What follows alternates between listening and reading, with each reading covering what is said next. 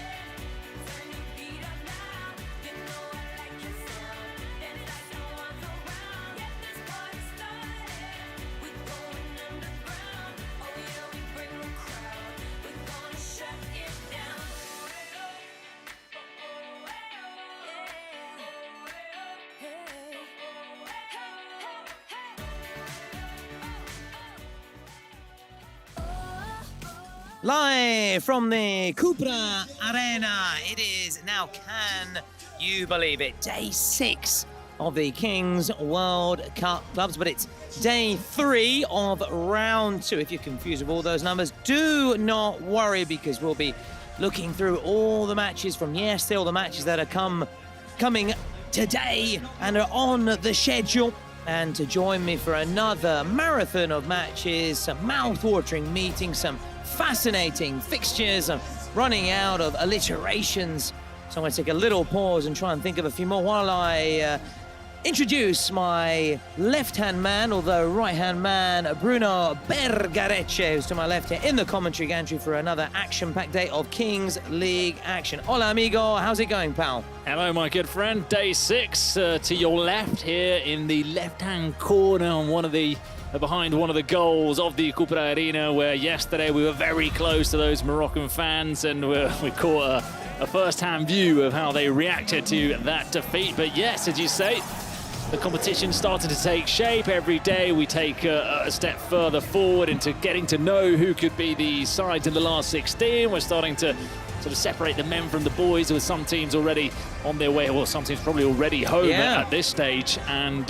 another day of exciting football at the Kings World Cup. The most important thing, Tom, as well, is what we said yesterday. It's good to see sides from different leagues, from different countries, picking up wins and progressing. So it's not the same bunch that we had last year, or that we were maybe expecting to go far this year. Yeah, and on that point, we saw Boomers yesterday, the Italian side, which is the Kings League Italia is relatively new. It's as a concept, of course, it's expanding. It's always getting bigger and bigger across Italy, and Boomers flew the flag for Italy yesterday, knocking out Era Colonia, lost their first game to GDC. So Era Colonia, one of those sides you mentioned that have already got on the plane home, or will be getting on the plane home. Not sure if they want to extend their stay to see this beautiful city of Paris. What we do know is Boomers are going to be here for a little while longer. They lost their first game, won their second game, so they went through and go through to a last chance saloon.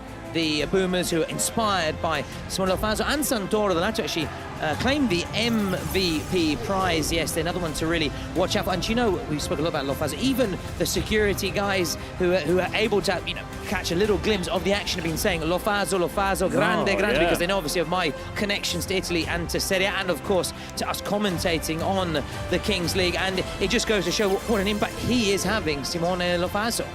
Yeah, and we said it yesterday that it's nice to see that one of the teams that are sort of at the bottom end of the pecking order have arguably the best player in the competition, because if he was at a better team, then maybe they'd be well on their way to the trophy in Oliveira-esque fashion, although of course he didn't end up winning the tournament. He lost in the final in Mexico last year. But Lofaso means that if you play against Boomers, you're probably the favourite, but there is always that but, because Lofaso can win a game on his own, can make things happen. And definitely out of all the players, look, we've seen hundreds of players already in these 6 days, and I'm yet to have someone that has excited me as much as Lofaso. Yeah, also because he's obviously, for the international stage at least, relatively new, isn't it? We spoke of players such as, say, Ortega, Espinoza, who fans of the Kings League saw in action last year. But in terms of sort of new, fresh faces, new teams, that's the beauty of this competition that's been expanded from principally, should we say, Kings League España and Kings League Americas. Now we've got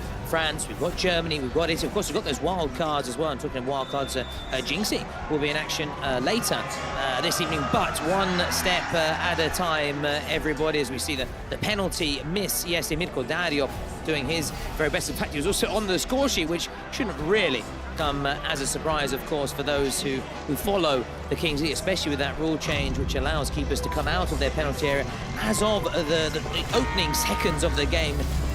Originally they had to wait at least the first minute here. Lofaso showing again some of his brilliance. That was actually just round the keeper there.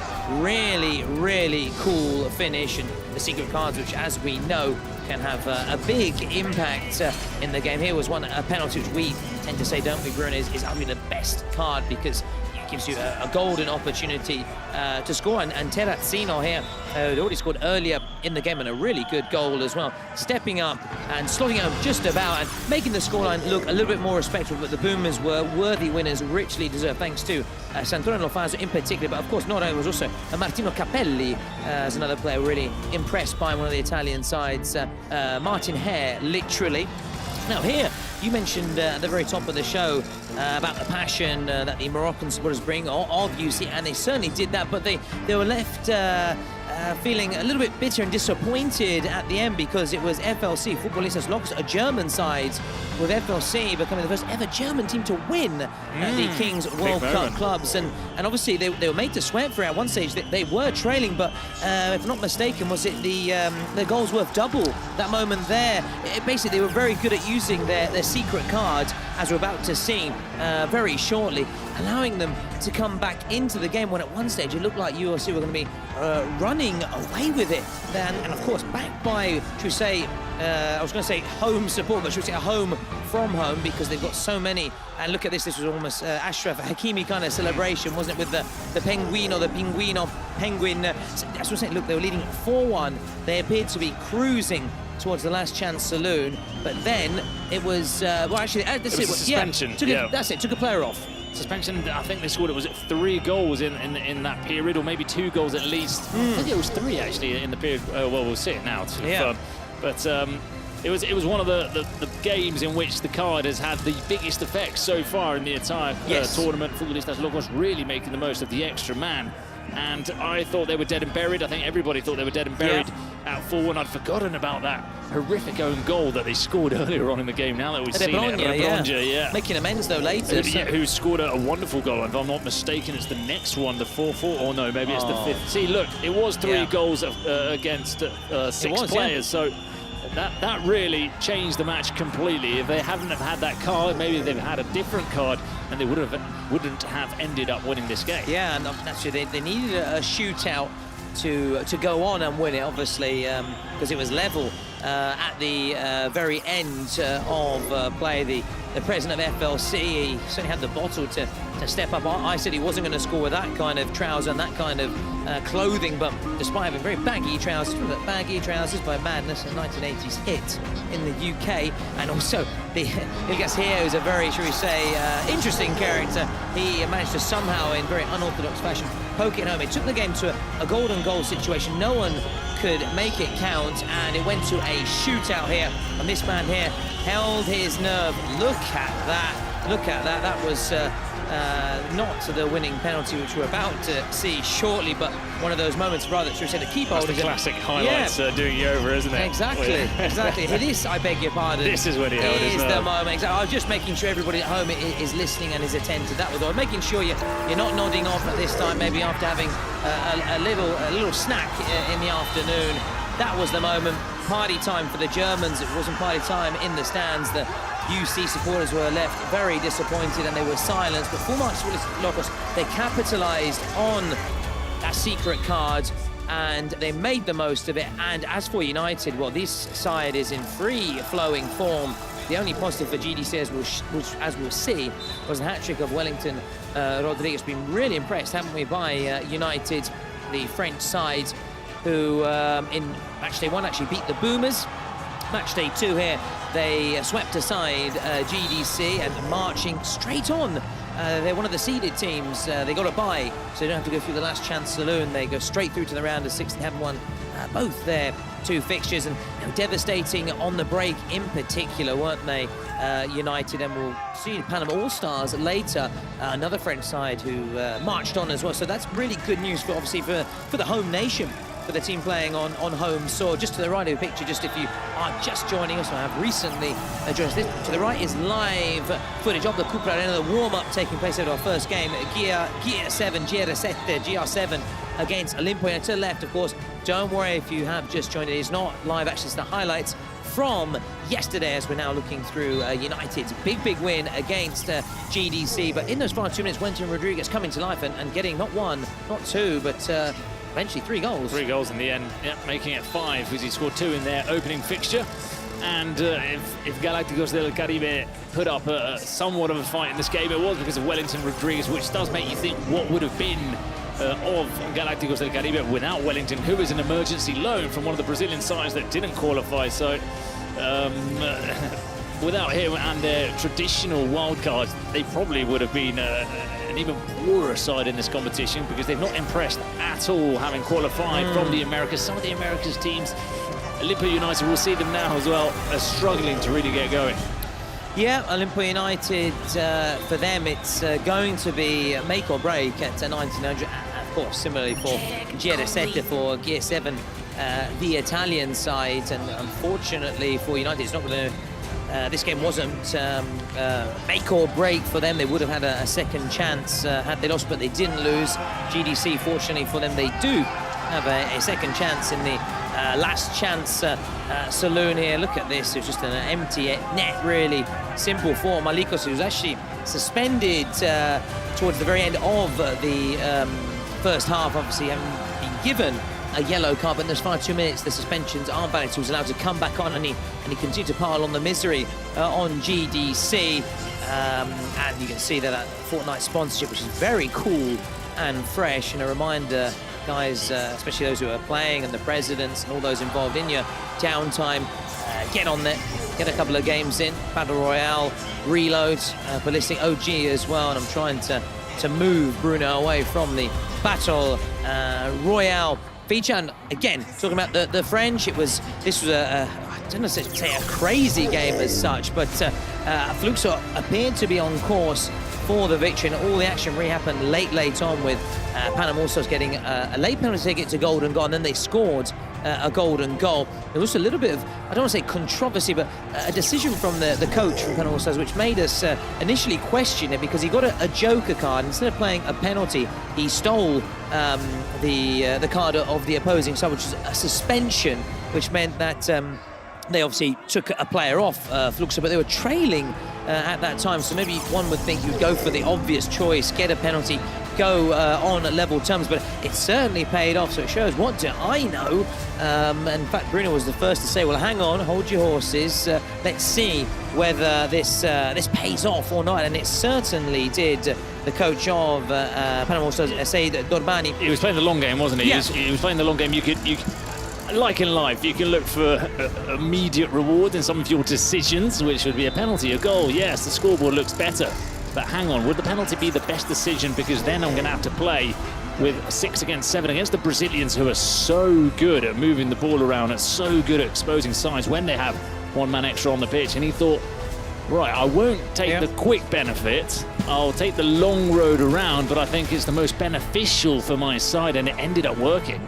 Yeah, it goes back to what we were saying about the strategy side of the Kings League. Of course, there's the purist side when it's 7v7, when you obviously need very good technique, you need quick passing to try and break down opposition defenses. There's those sort of crazy opening minutes, crazy final minutes and such, but there's also that strategy side, knowing when to play your cards right, use it in the right manner, which they certainly did. And it was one of the big moments, I'd say, of this tournament so far, and it could be a big turning point for them. Certainly was key in getting them straight through as one of the seeded teams. They get a bye straight through to the round of 16. They don't have to worry about the last chance saloon. Fluxo, they do have to worry about the last chance saloon. They won their first game, lost their second, and we'll see them action in a few days' time. So just confirmation, Panama All-Stars marching on, getting the better of Fluxo.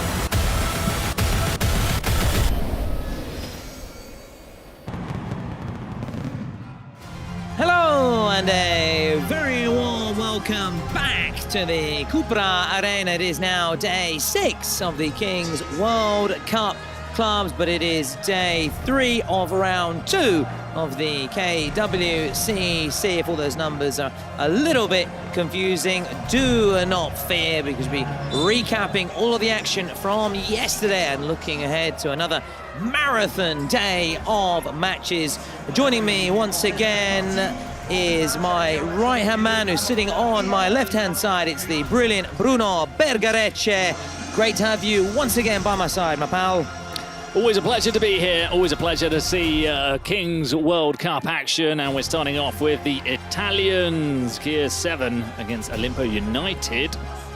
Absolutely, that's correct. With Gear 7 looking to bounce back, but as I always say, for those who maybe just joined, missed any of the action, don't worry, because as you can see, we're recapping what happened yesterday with Boomers winning 6-5, Eta Colonia going home. You see also going home, losing a shootout to FLC United, and Panama also 2 French sides. Marchand marching on to the round of 16, whereas the likes of FLC will have a last chance, a second opportunity in that last chance saloon, that shootout for them again, which of course those sides must win or they will be going home and joining the likes of Eta Colonia, G2, Zeta and UC, whereas in the round of 16 we already know we have 4 teams, 2 French sides we already mentioned, Persas of Peru and Porcinos of Spain. So as we were saying, also a nice mix of teams. It really is turning out to be a real fascinating competition, really exciting, and talking of really exciting, that's exactly what we had on the agenda, on the menu yesterday. It was full of excitement, also because we had our first ever victory from a side that hails from Germany in the Kings World Cup clubs.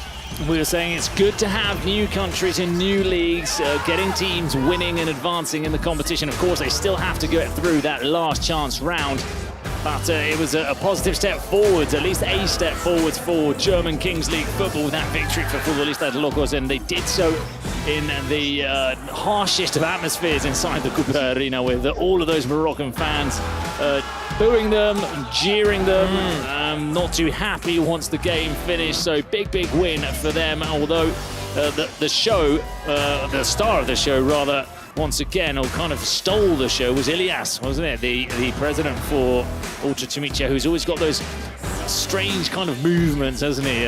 Sort of very loose arms and shoulders, yes, and a very unorthodox style of striking the ball, which somehow worked for him here. I mean, it was a complete slice, but into the bottom corner. Yeah, but you sense that with those moves, be very good on the dance floor, in my opinion, even though, as you said, in terms of his striking ability, it's very unorthodox, but he netted 2 from 2, but unfortunately it's the last we'll see of him, and the supporters who brought, again, their non-stop passion, the noise, the colour, those drums that just kept beating. They packed the stands, but despite having, you could say, almost home advantage with all their fans behind them, you see losing to Futbolistas Locos in a shootout. So you see going home and FLC going through to a last chance shootout for them, where they'll be joined by Boomers, who will then face the losers of Los Troncos and the XBuyer team, the Italian team, the Boomers, Lofaso, Santoro, inspiring the Italians to a victory. And Eta Colonia going home, joining G2, so that's 2 German sides on the plane home, or maybe they've already got the plane home, so if that is the case, well, hope they had a happy and safe flight back to Deutschland, and you can see the unbridled joy of the Boomers post-match, and these are lovely scenes to see. And there was the first ever golden goal, wasn't there, in Fluo against Panama All-Stars?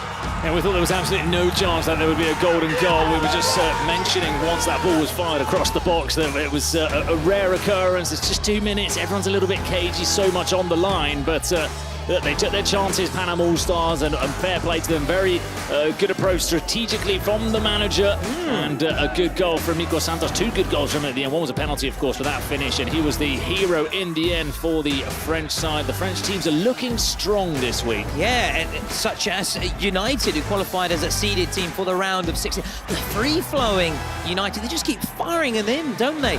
Goal after goal after goal, and they were just too much and too hot to handle for GDC. The only sort of bright note for GDC was Wellington Rodriguez, who did bag a hat-trick, something for them to build on, but they know they have to do more if they want to stay in this competition. And as we were saying, he scored a hat-trick. He's now actually the highest scorer in the competition, 5 and counting, 2 in his first game.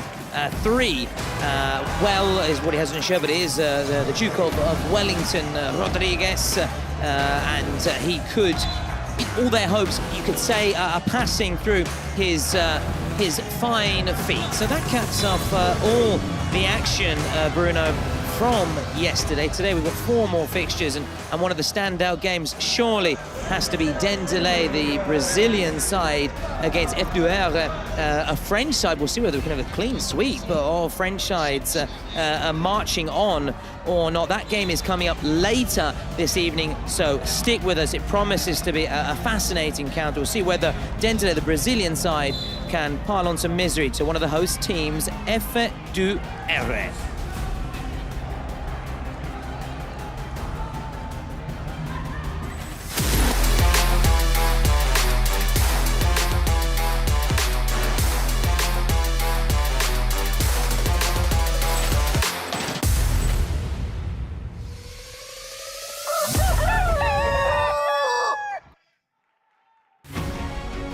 Wow, the Toro Loco, the crazy ball, and hoping to be the happy ball, isn't it?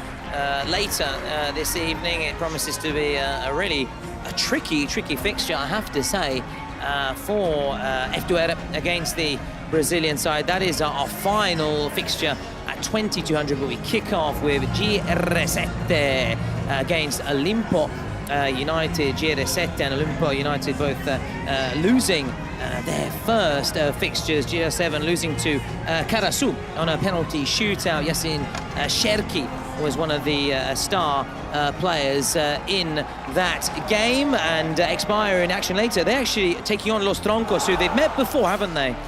Oh, they've met them on plenty of occasions in the Kings League Spain.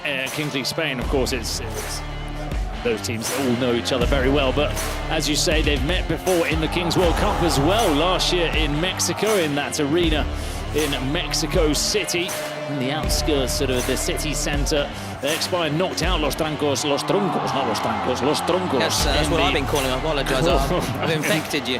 The Tree Trunks in the quarterfinals, as they were then eliminated in the semi-finals at XBuyer team, but they made it to Monterrey, and this is what we saw from them the other day. The rock, paper, scissors between both brothers, the younger of the two winning on that occasion and taking the penalty in a game in which they didn't really need the penalty, which they absolutely destroyed Los Chamos. Yeah. But we'll see who wins the rock, paper, scissors today between the two of them. Yeah, really well struck penalty, and we'll see whether they do that again, or whether, seeing as we've discussed time and time again, the younger of the two is, well, actually, without the arguably, he is the better of the two with the penalty, whether he will take it or not. But now, let's start building up together, Bruno, to our first game. GR7 against Olimpo United. Alessandro Gelsi is the Mr. Assist, one could say, in Kings League Italy. 8 goals that he set, and also 14 goals, so also has an eye for a goal. As we were saying, they lost to Karasu,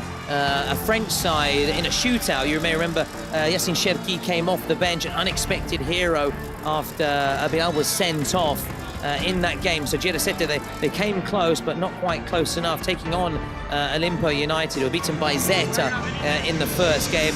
Another Italian side, and of course, as you know, a little soft spot for the Italian sides, but as you know, also I'm always very objective. So should Olimpo United come through, which they have every chance of doing so, see the experience they have, and also thanks to this man here, Marco Bueno, top scorer in the last split in Kings with 11 goals. That's a good number for the league as a whole, and in particular for Marco Bueno, who could be their go-to guy today in this fixture, which is coming up very shortly. It is GR7 Italy against Olimpo United here at the Cupra Arena.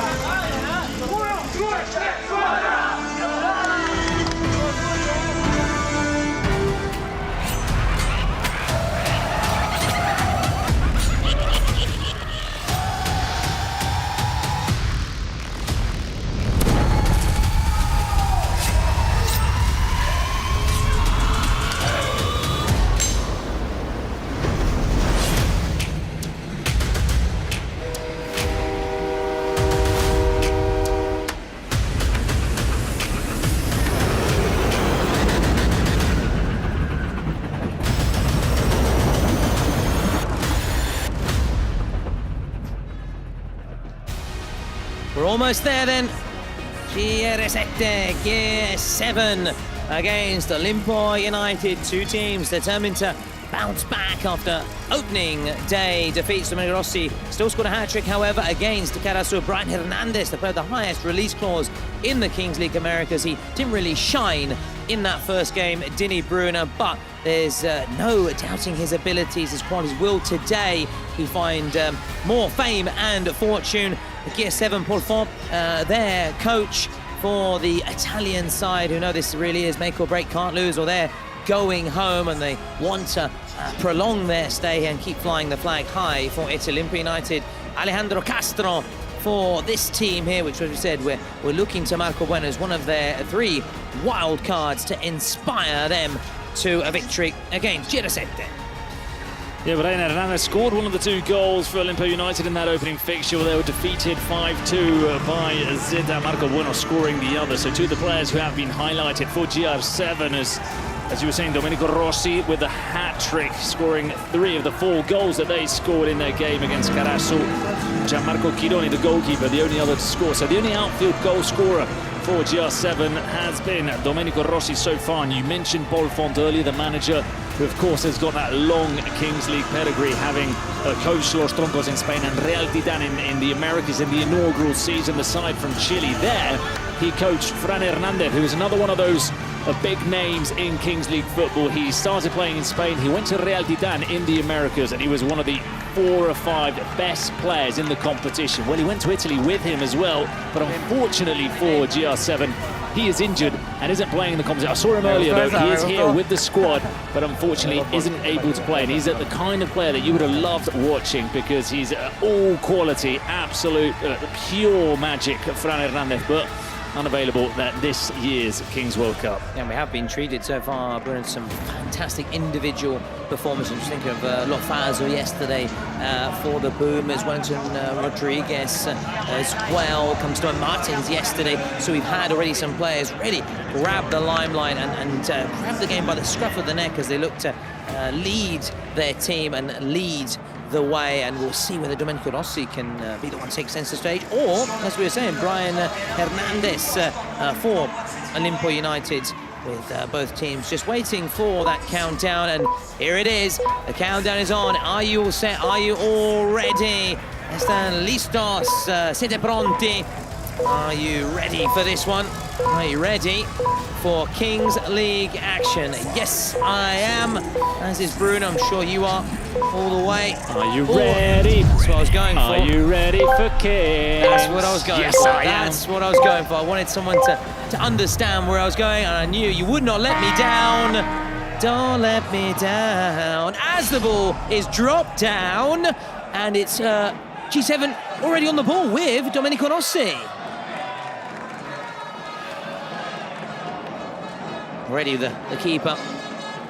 Here is Chironi. Early goal! 13 seconds. Andiamo. Let's go. GR7 lead. And they've also got the Stallions president Blur in the venue to support the Italian team, hoping that the Italian presence can make the difference. Now the keeper, maybe just caught in two minds there. Fluo, of course, one of the originals of Kings League Italy. Yeah. He went with Stallions to Mexico last year as the first participants of Italy in the competition. Unfortunately, he hasn't qualified at this season, but he's here, and Guidone scoring again. He's done it in both games. He might get a second! He does get a second. 2 goals in the space of a minute. It is their fantastic keeper, the clinical Chironi. 2-0 to GR7.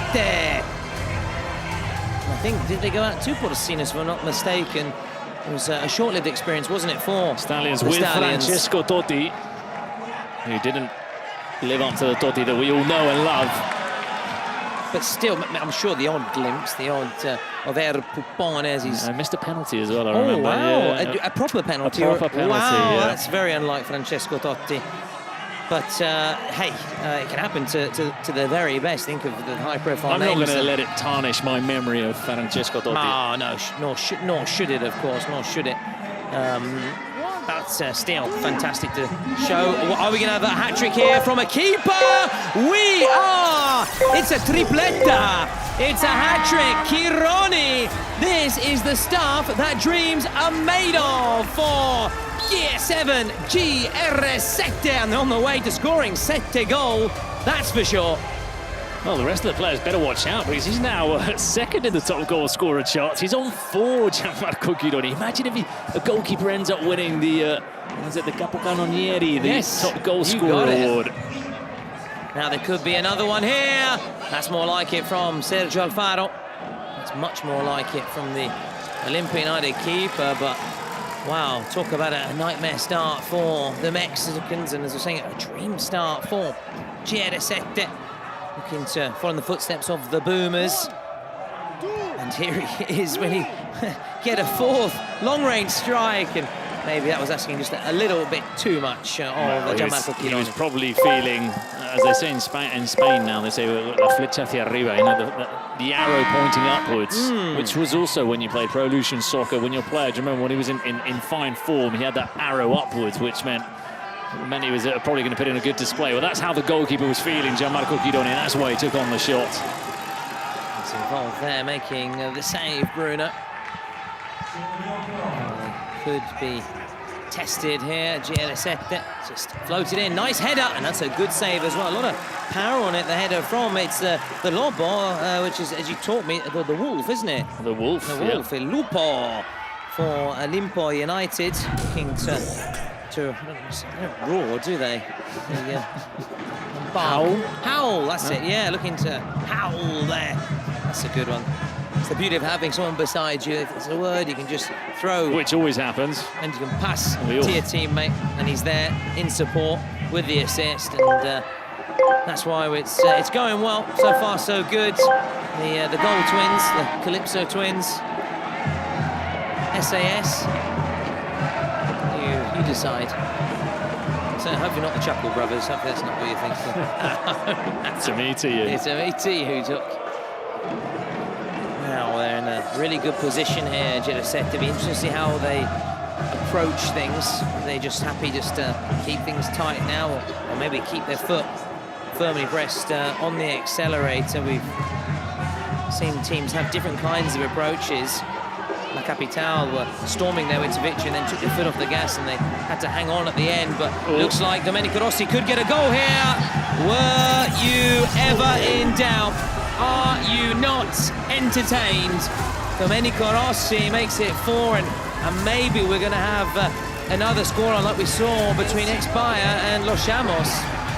Well, it's the 2-man show for GR7. Just 2 players for them have scored in the entire competition. 4 goals Chironi, 4 goals Rossi, 8 goals scored by the team. And just the goalie and the midfielder, the 2 players that have scored the goals.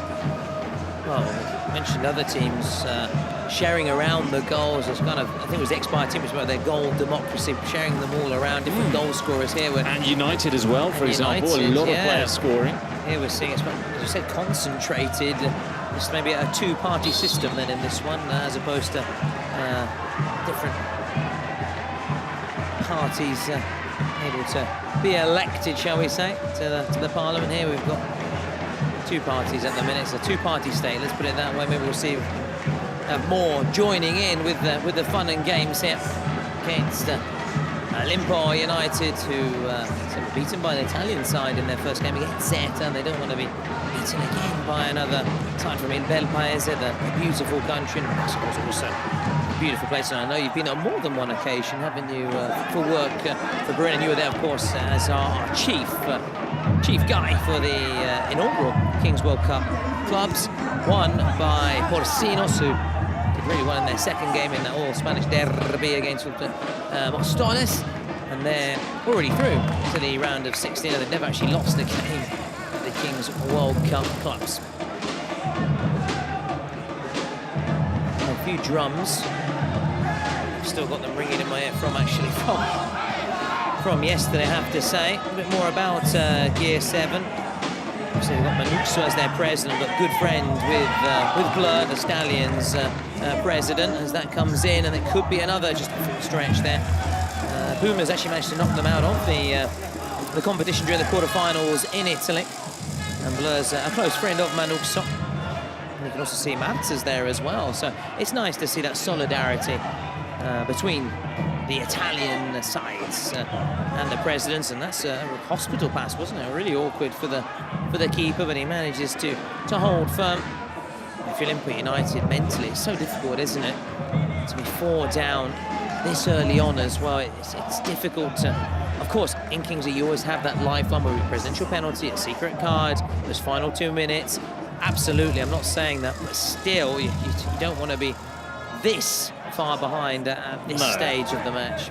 And we always say that there are 2 minutes which sort of swing where the game is heading towards, and it is those initial 3-4 minutes where it's 3 against 3 or 2 against 2, 4 against 4, and then it's the last 2 minutes of the first half when you get the dice, and that is also a chance for things to shake up, for goals to be scored. Other than that, 90% of the game, it's very rarely do you see a difference between both teams that warrants a 4-goal difference on the field of play. So they're going to need to make the most of that dice in the last minutes of the first half, and then make sure the cards go their way. Look, there is Fran Hernandez, the player I was telling you about before earlier, who is unavailable to GR7 through injury. Yeah, exactly. Phenomenal footballer. Yeah. Played in the Kings League Spain, as you're saying, because he's Americas, and he's here to encourage GR7. Fran Hernandez, exactly as you were saying, and they clearly heard you. Bruno, he heard you as well, naturally singing his praises. David Mayer, Hugo Rama, 2 youngest, are with Lauren in the Olimpo United booth. Players from Deportivo La Colonia, if I'm not mistaken. Yeah, Lauren, who is an agent and has always been agent to Chicharito Hernandez, so that's why we've seen him in the booth. We used to see him in the Kings League Americas most weeks in the booth in representation of Chicharito, who of course was at the World Cup. But Lauren has been very active and participated in the Kings League. And well, the good thing for Olimpo United is that he steps down to take penalties, and he's somebody who has played football in the 3rd tier of Spanish football. There you can see him in the middle, 3rd tier of Spanish football. So he's played football at a very, very good standard. Exactly, it's at a professional level. And also with the fact that there's lots of sort of fallen giants, isn't there, Bruno, across Europe, but that find themselves maybe in the 1st and 2nd tiers. Well, you just said Deportivo La Coruña, you said the 2 players here. David Milla is a brilliant player with the bleached white hair. They've also got a mercurial talent in Jeremiah, who will probably be leaving the club this summer. But Deportivo La Coruña, league winners in this century, Champions League side on many occasions, reached the semis of the Champions League one year when they were knocked out by Porto, that famous Mourinho Porto side.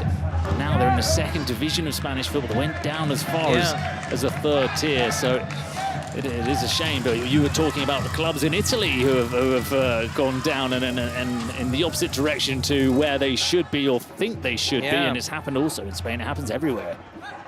It does. Can you remind me of some of those star players in the zone for Deportivo La Coruña? And of course, Baledon, he was incredible, one of the best Spanish football players I've ever seen.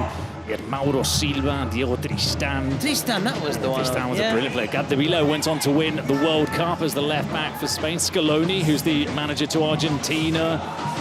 There was a lot of class. Xiaominia, the Brazilian. Bandiani, the centre forward. It was a great team. No, Tristan was the one that I needed that little reminder. Oh, Tristan was of pure natural class. resident. Baledon was the best player in that team.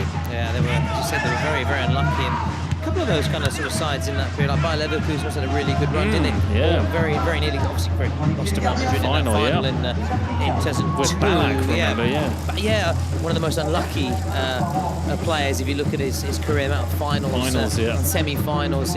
He lost, but still fantastic career, and obviously one of the best players of his generation to come from Germany, but also, dare I say, also across Europe, to be fair, for everything that he could bring to the game at both ends of the pitch.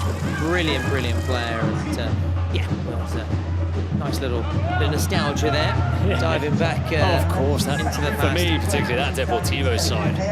Just growing up and watching them play, it was just a joy to watch. I can see there's a little spark in your eye when I've mentioned that side and that kit. Didn't they also knock out Milan one year? No, they knocked out Milan with an incredible comeback. They lost the first leg 4-1 and they won the second leg 4-0. Luque scored as well. Luque was a Spanish international. Roy Mackay. That was a very, very, very good team. Yeah, that was a remarkable comeback from them.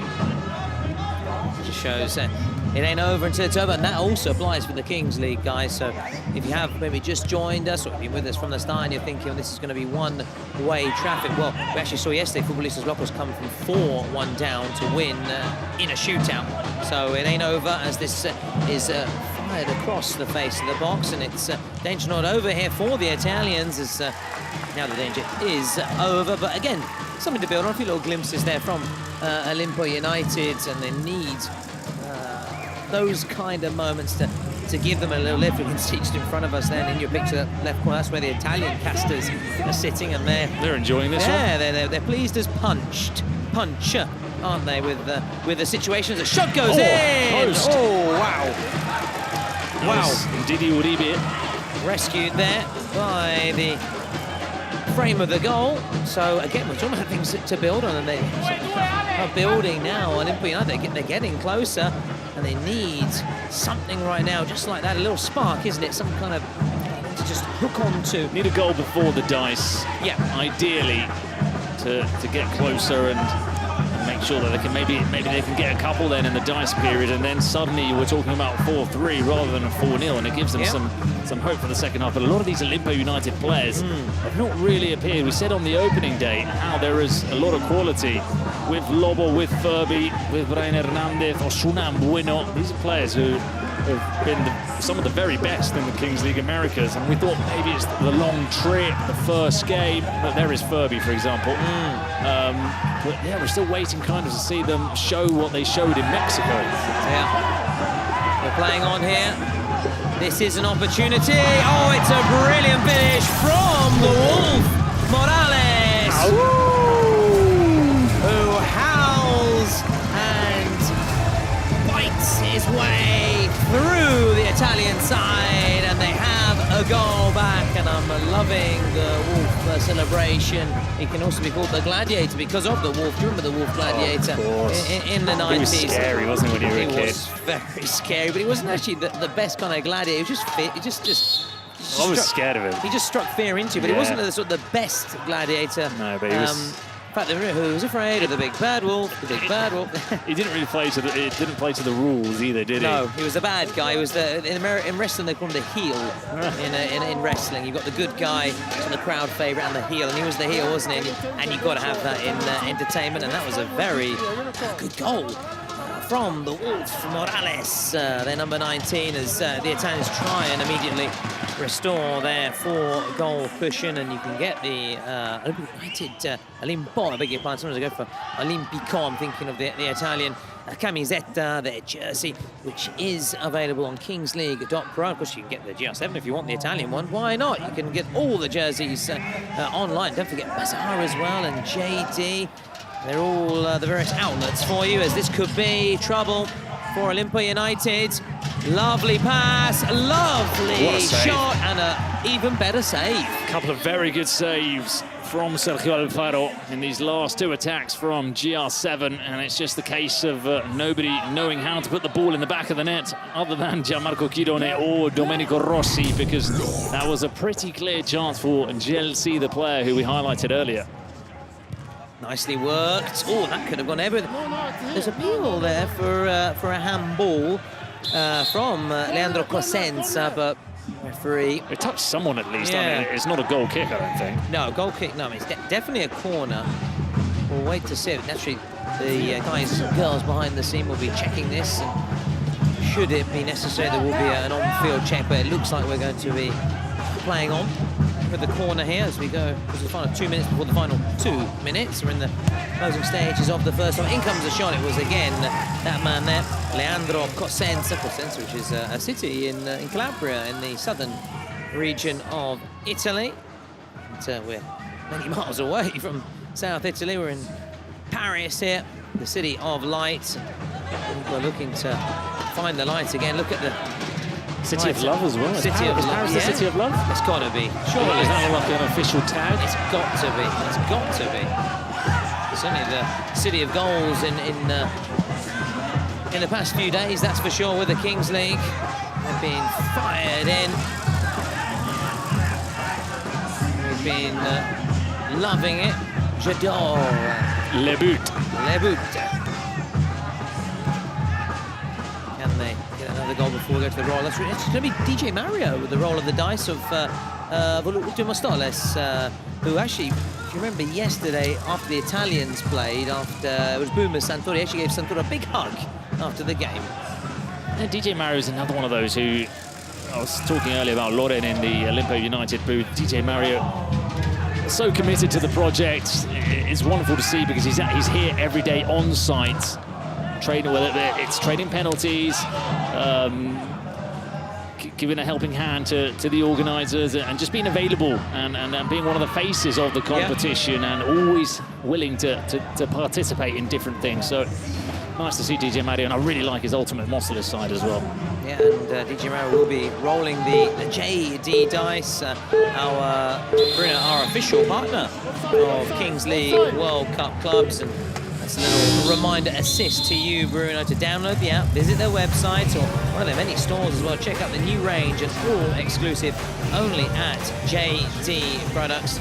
Don't forget you can also follow them on the Instagram channel as well, so you don't miss out on any exclusive Kings League content. Already done it, mate. Already done it. I know. But just a little nudge in case. It's Fran that's throwing the dice. It's Fran in the end. That is Fran. So we have a 2v2. So that is basically obviously two outfield players. So it would be obviously one outfield and the keeper to start with. We'll see if, or rather, we can try and hear anything that's being maybe said by the respective coaches.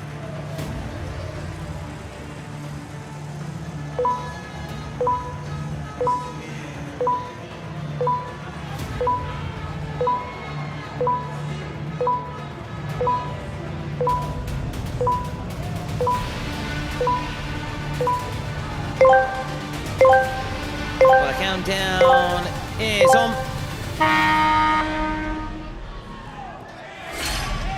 So thank you to Fran Hernandez. As that could be a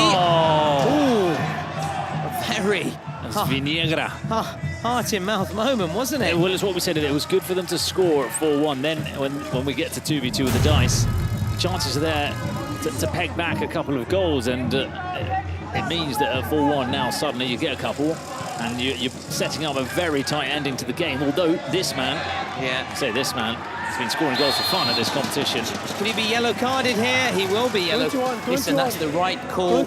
It's the right decision. It's very petulant. It's very churlish. I understand in the dying seconds of a game, but he's now gonna be off the pitch for 2 minutes when we resume. Exactly. At the second half. So here he is, the Wolfman, Morales, setting up his teammate. He stays free. Fran Hernandez couldn't quite find him.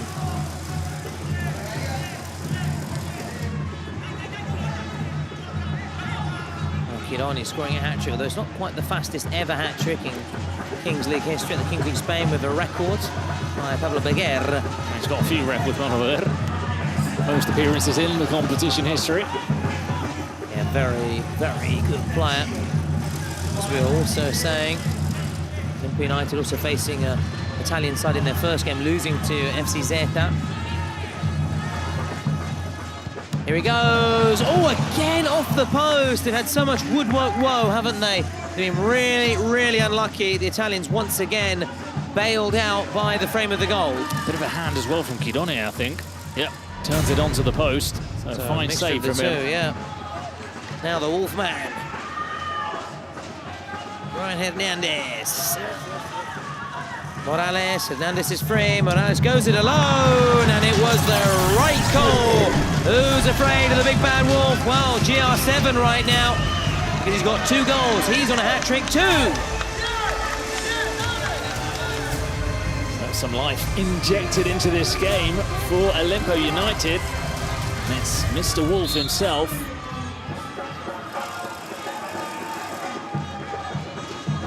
So it's final 30 seconds. Bruno Domenico Rossi just going out wide. He stays there in support. Can they get it to Rossi? Yes, they can! And that's a good save, I think. They're sticking out the glove there, the Olimpo United keeper, Sergio Alfaro. Wasn't a clean finish from Rossi, was it? That allowed Alfaro to get across. So you would have thought that Rossi, with his goal-scoring form, would have buried that shot. Yes. Okay. Could be involved again. Here he is, this time.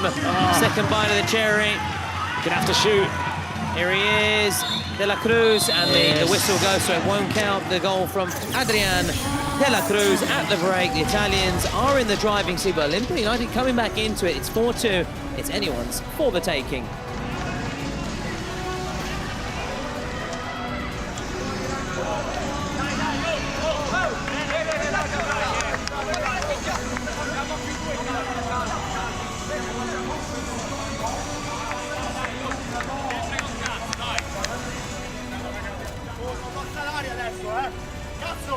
Brava! Yeah, tutti. Abbiamo iniziato bene, sì, iniziamo così, tutti firmiamo andare 4-2 ora, ok? Stiamo bene, ma abbiamo perdonato 2 molto chiara, qualcuna che dobbiamo stare più con il portiere, più con il... Ehi, chiama! Vinciamo 4-0, palla il portiere e non si gioca! Quando mi esce il libero io attacco e si conclude l'azione. Que salga a apretar al portero. No vayan de frente. Vamos a apretarlo por un costado. Ahorita tenemos 2 minutos de un jugador más. Necesitamos aprovechar. Tenemos gol doble, cabrón. Dale, cabrón. Está en nosotros, muchachos.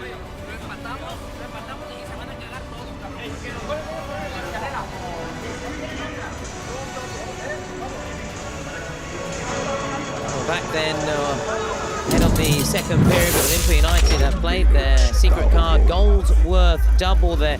They sensed they closed out that first half on the front foot, and I think they want to then continue that trend into the second. They've got a bit of momentum. They're building up a bit of steam, so in something that could actually be very sensible. Also, lest we forget, let's remind ourselves, GR7 will start the second period.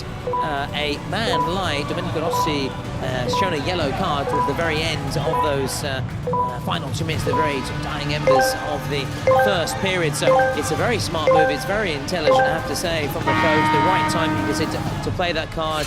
And they've got 2 minutes then to make the most of it, and they've got 4 minutes overall to score as many goals as possible. And they could find themselves level, or who knows, maybe even ahead as they look to take GR7 to task here. It was a Paul Font decision as usual. We all know how involved he is in decision-making for Olimpo United.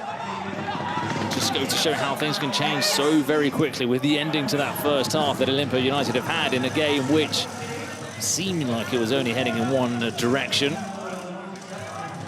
Nice bit of one direction for our younger That's fans. younger, yeah. For that's our not younger. quite, No, but for the younger, we've got to get them involved because there have been a little bit of criticism saying 1990s, early 2000s, as that's quite simple then for Kino. So I'm going to try and get a few more stuff from the teenies and the 20s and onwards, so a bit of One Direction there. Remember one song, I think.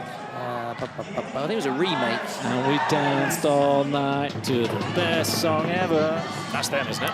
I'm not sure, but I hope it is. But it was. I love the dulcet tones. They did a remake of a very famous song. I'm pretty sure about that. But anyway, that's kept in play. Is it? Oof. Did his very best, didn't he? On that far side. That was Didi Uribe, one of their 3 wild cards that have been. That was Didi Uribe, one of their 3 wild cards that have been Viniegra, and the Wolf is turning out to be quite the wild card, the star card, more than wild card. Now, plenty of space here. Plenty of space. Brian Hernandez. And then just beats away here, just in front of us. You can see this corner where you see the word casters. That's where we are, alongside our German colleagues. And, Justin just tucking away on a little snack from the looks of things, and a little swig of his coffee. But let's focus back to the action here. More laid back day for them today. Yeah, with very high octane for the Germans yesterday with that historic win, but today well, he'll be leaning back in that chair. He's got a very comfy chair, and you know what they say about the Germans jealous. Getting first to the sunbeds. Well, it was very much a case of that here, wasn't it? Here is Adrian, it's straight at the keeper, absolutely straight in there early, sort of making sure he's got the prime position, and of course, but full marks. He was the one who got here first and ahead of schedule, and that's why they have the best sunbeds, because they get there up early. What are you complaining about? So it's we've got to take a leaf out of Joachim's book.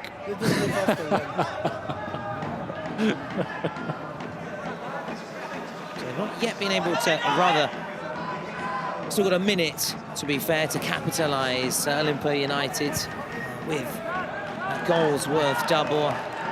It's not quite working out that move, and GR7 have now got everybody back on the pitch. It's 7v7 again. The Simbin called Domenico Rossi. It's over after that yellow card, Bruno. Of course, should he get another yellow, it would be sent off, so it's got to be naturally attentive to disciplinary matters. And naturally, they didn't score without Rossi. We're still waiting to hear from anybody else in that front for GR7. It would be pretty striking if they were to be knocked out of this tournament with just 2 players scoring. Yeah. One of them being the goalkeeper. Yeah, with 4, as you're saying. 4 each. Yes, yeah, so across the competition from the first 2 games, and if he scores, I think you said it at the very top, it would be pretty remarkable that we'd have a keeper up there as a top. Yeah, well, he's second now. The golden boot, the golden gloves and the golden boot, maybe that'd be an intro. But that is, of course, the beauty of the Kings League, that anyone can be a goleador, the top marksman. Mentioned that Deportivo La Coruña. So how about that Valencia side as well, the late 90s, early 2000s? It's Hector Cooper, wasn't it, if I'm not mistaken? Cooper, and then Benitez a little bit later. Yeah. But Benitez won the league. yeah, and the UEFA Cup, I think. UEFA Cup as well, against Marseille. Nice.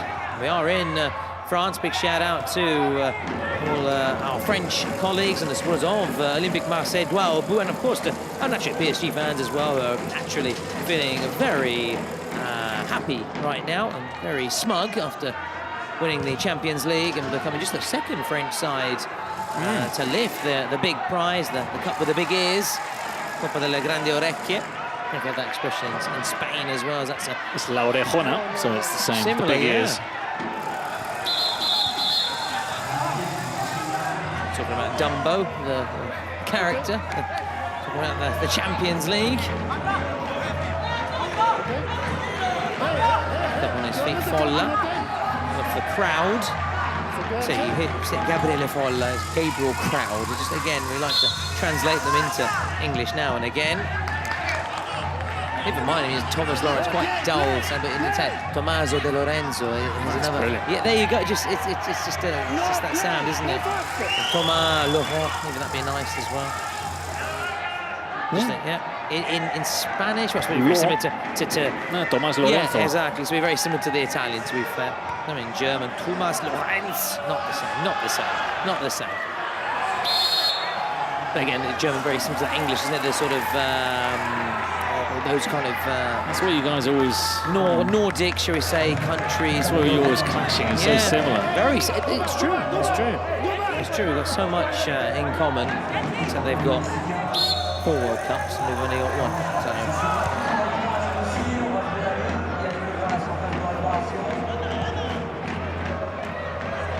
United have seen lots of the ball since the restart. They still got that presidential penalty. So GS haven't yet to call or use any of their cards. The cards close to their chest. Just losing out there, Brian Headman. It's not quite happening for him, is it? After all the hype in the build-up to this competition. And again, a reminder, get on Kings League. Top Pro, be the king. Be le roi, be re. Get all the gear, hats, jerseys, t-shirts, get the lot. I'm sure maybe, I don't know, a keychain? People still buy keychains. People should go on holiday and bring back a little keychain for your keys. Which is, I always appreciate as well. I always appreciate it. Little lockers with your keys. Brian Hernandez. Good though. Lockers, yeah, school lockers, that's true. Maybe we used to have lockers with a little key. Yeah. You used to go around with your little keychain thing, keychain thingy that was like, some of them have those really like long ones. Yeah, the fashion, wasn't it? So I think of those lockers, it makes it, American high schools, doesn't it? All the various films and sitcoms and they're leaning there. Why keep the geometry? Yeah, absolutely. You can work with the geometry. Good sliding challenge there. From Leandro Cosenza. Good game. Certainly putting in a real shift. Good work rate from him. Nice throw as he's headed away. And away from us as well. Attacking our end of the ground, which is in the corner there. No penalty. It's the second penalty appeal waved away for GR7. Now coming forward again. Looking menacing. Oh, wow. You see what he was preparing there. Leandro Cosenza. That would have been some finish. Look at this. It was, wow, was going for the acrobatic brilliance, wasn't it? Still maybe a chance here for Rossi. Shielding it nicely. Now the winner of this match will face the winner of Gigantes against Furia in the last chance. The teams that have each one split in the Kings League. That's a tough losers game. It is. Gigantes against Furia. Well, Victor Vidal, if you remember, Gigantes against SXB. Oh, right, no, the loser of that game. Yeah, the loser, yeah. That's right, yeah. I was thinking that's a bit of a tough game. But the loser of. But the loser of that game, But it could be, say, Gigantes with Victor Vidal, one of the moments of the tournament. Well, obviously, yesterday I'd say also the golden goal in the penalty. One of the moments of the tournament for Panama. Also, there has been a few already. Looking to come steaming forwards. Furia have had a couple of days off, haven't they? They played on the opening day. Yeah. Lepau, Leletti. Yeah, it feels like a very long time ago that we saw those two playing out here. It's Furby. Oof. Still there. Morales. Oh, he's been there. Go-to guy. Morales and Furby involved in the build-up with that initial strike. He's got the sort of warrior face paint on, hasn't he? He always does, yeah. Is that a... Always does it. Like it. You see, like in NFL, don't you? They put that sort of... Yeah, I've never known what the reasoning behind it. There must be something more, just aesthetics, or... It's got to be. There's got to be something behind it. It has to be, and... some have sort of some kind of verse from the Bible as well. There's 3:16, and so I think it's like a personal thing, isn't it, to rally you, or maybe a verse from the Quran or whatever. 3:16 was Steve Austin as well. It was, yeah. That's the bottom line. I know you're a bit of a wrestling fan from what you said earlier. Yes, a big fan of the Attitude Era. I must say that's where I sort of got hooked. I was never re-available. Because initially WCW was a lot bigger, but I was still a little bit young for that, so I came into the Attitude Era with likes of Stone Cold, Triple H, DX, and then later The Rock would come in. But yeah, that's the bottom line. Stone Cold says so. So yeah, that's right, 3:16. So nice throwback there. All Furbs, bit of pace. Clear shove. Yeah, and he's got the foul. It's Adri de la Cruz. Remember when the Arsenal players, they put all that sort of on their sort of jerseys? Yeah, the like vapor rub. Vapor rub, that was it, Patrick Vieira would do it, yeah. To sort of just give that little edge, wasn't it, in terms of make sure that they could, in terms of their breathing. Yeah, all these things go in and out of fashion. It's like the nose straps were really in the 90s, like Robbie Fowler, completely disappeared, and now they're coming back again. Come here. Daniel, tell them, okay, to calm down, okay? So opportunity then from a set-piece situation. Van Ranking, it's some name that is. Jose Carlos Van Ranking. This is the last time I will warn you, Van Halen. okay? Yeah, Van Wilder. Hear me. Van Last time I warn you. Wilder. If anyone asks for their card, it's a very card for you. Okay? Amonéstalo, por favor. Haz tu trabajo. Alejandro Castro telling the referee he needs to show a yellow card.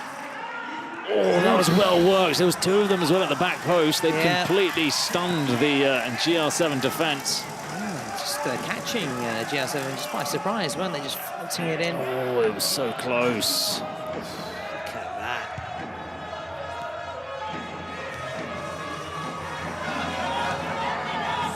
Here they come on the break. Olimpo United, they've got options to that left side. Unless he goes to Colonia, so unselfish. This will be a wonderful team goal. But the arm goes up. It was almost a perfect goal. Had it not been for the offside position and the arm going up. Yeah, I think Lobo took a little bit too long in making his mind up. Furby straight offside. When he played it to him, it was too late. Real chance goes begging there for Olimpo United. Just a little bit quicker, and we know obviously Italians very good in their defensive work, playing the offside trap. Traditionally, that's the cornerstone, isn't it, of Italian football? That Italian school, that Italian philosophy. Like Inter in the final. Yeah, see how well that worked. In comes the shot, and it's well wide in the end.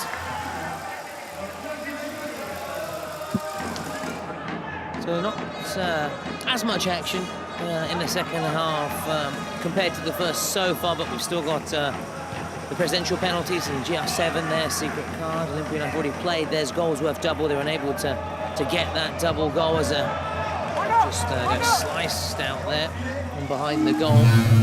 And well, we just mentioned it, and now it's GR7 playing their Fortnite secret card. Maybe goals. Well, it can't be a star player, obviously. Yeah, sometimes when it's close to 4 minutes, you think it can be a 4-minute card, like a ×2 goal. Suspension, maybe. Suspension as well, yeah. True. We'll find out very, very soon. Unless it might be something like a penalty. They just want to, seeing as they haven't really kicked on in the second half, get another goal. That's fine. Over the bar. Anyway, enough speculation. Let's find out now. We do love to speculate, don't we? This is an impossible game to guess. I mean, you can sort of water it down to a couple of options. Oh, there you go, ×2 goal. That's what we did speculate about, but of course we're the only ones that would have known it, of course, are the coaching staff for Olimpo United and GR7 in terms of knowing exactly what the cards are, so there you have it. And it's not really the best maybe card they could have wished for, seeing the way things have gone in this second period. It's a shame they couldn't play it in the first one, which of course they can't do because the rules state you can only play it in the second one. But when they were in that free-flowing mood, that would have been the time to have that card available. But they might kick on here as they go towards the byline. Challenge there. United very much still in this. Just trailing by 2. GR7 want to keep them at arm's length. Is there a little injury there? We see that right thigh heavily bandaged up for the GR7 player there. They're pressed with the sort of the pirate skull, although the Pirates really are United, aren't they? They've got the Joe Le Pirate, Joe the Pirate. They've got the mascot, haven't they? Yeah, Skida there. Their player is injured, is being the mascot as the shot comes in, and it's saved in the end. But danger not over. Oh, it takes a big deflection on the volley, and again that volley that could have been the double goal for Folla.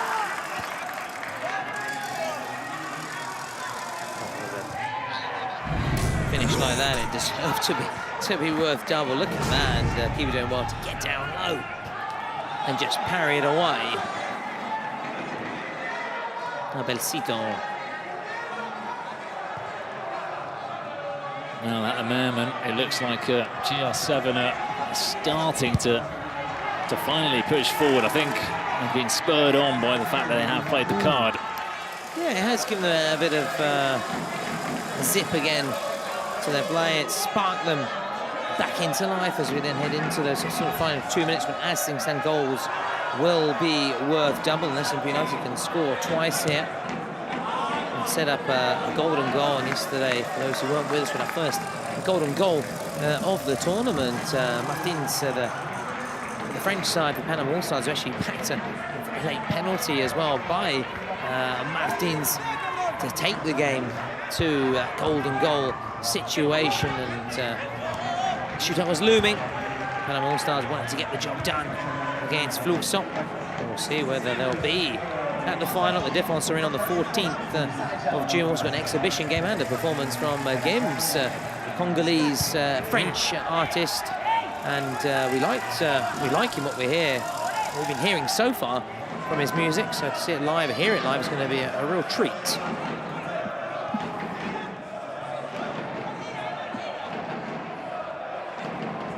Drop of the shoulder towards the byline, across the face of the goal. Well settled, Olimpo United for a corner here. Are they going to play presidential penalties? Well, that's a good point, There's actually. 1 minute left. Yeah, you're right. And neither side having played it.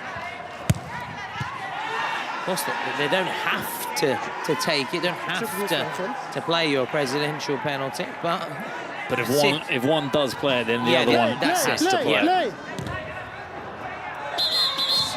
Spiraling up in the air. So the referee is going to be called back here as the VR spotted something. Let's try and listen in.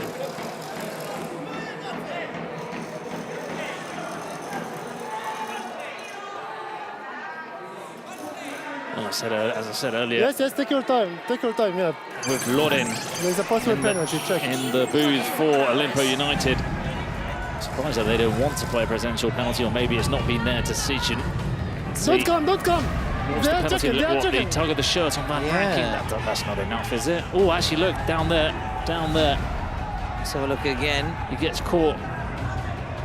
Take your It's time. Chelsea who comes across. That's the one, isn't it? And he trips him up. Yeah, I don't think it's Chicheri, is it? No, it's Chelsea. Chelsea, who's the potentially guilty party. And that's the Royal Borough of Chelsea, who looks like he's given away the penalty.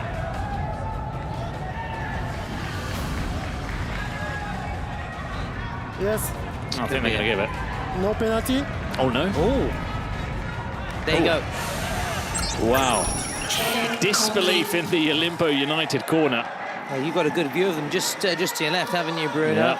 They do not look happy bunnies. I'm surprised that's not been deemed a penalty. Now chance on the break. This would be a real blow to Olimpo United. Tans would say a real beffa. One back. Got a corner at go. That's good work, easing the pressure. GR7 and on their defence, springing forward.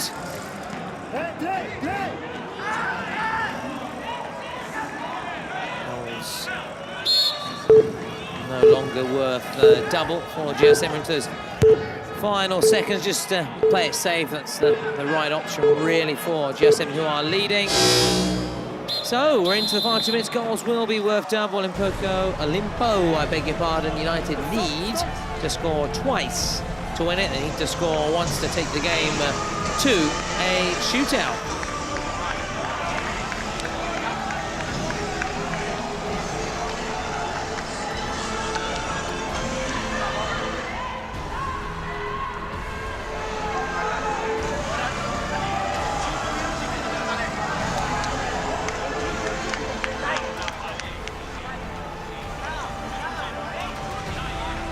Dos o 3 minutos, cabrón.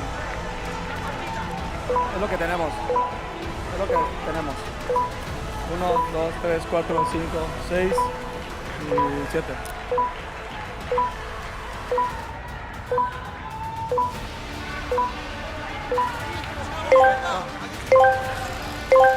Well, the countdown is on.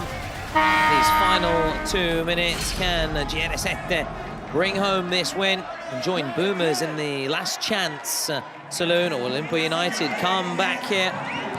In comes the shot. Oh, that wasn't far wide, you know, and Lobom Pato amongst the candidates for MVP. The wolf and the duck. Nice. Is it Pato? Pato's duck, yeah. Wow.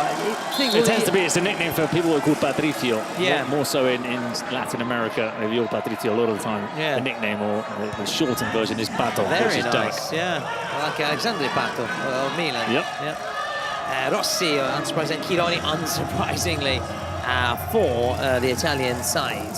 So get voting via Twitch, via YouTube. My vote is for Chironi. Here is Chironi as we speak. Just playing up to their cameras and also taking his time here, just looking to run down the clock just slightly, a few precious seconds ticking by.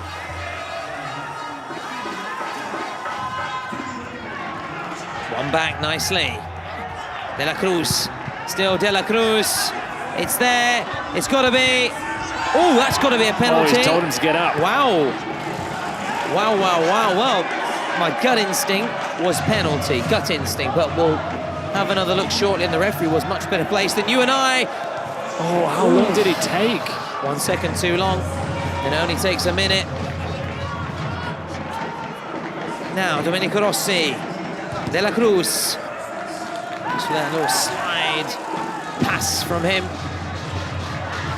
40 minutes almost up, about to find out how much added time here.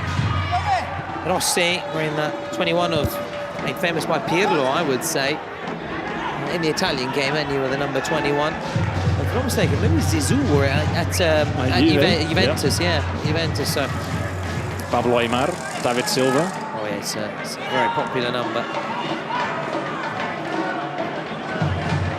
Towards the byline, just chipped in there. We've got that last touch. This is a big moment. Looks like Italy have got the goal kick. GR7, have they got the goal kick? They're appealing for it, but it may have come off Chironi last. I think they've given it to him, though. Yeah. And Chironi, head and shoulders above the rest. Oh, he's won this game. That's Chironi. Yeah. It's those early minutes. Sometimes you think, oh, there's still a whole game to go. There's time to turn it around, but sometimes that's where you win the match. Yeah. And some standout saves as well, and he'll be on course to chat shortly to one of our hosts for the MVP Bazaar interview.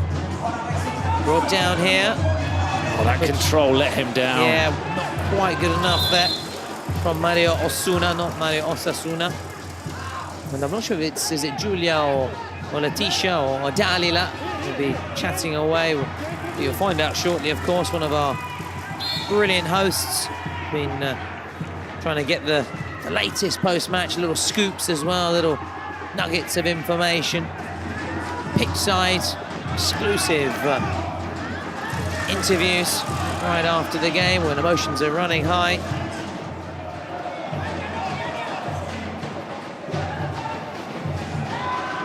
Here comes the shot, it's blocked and swept away. That will surely be it, and very nearly went all the way in.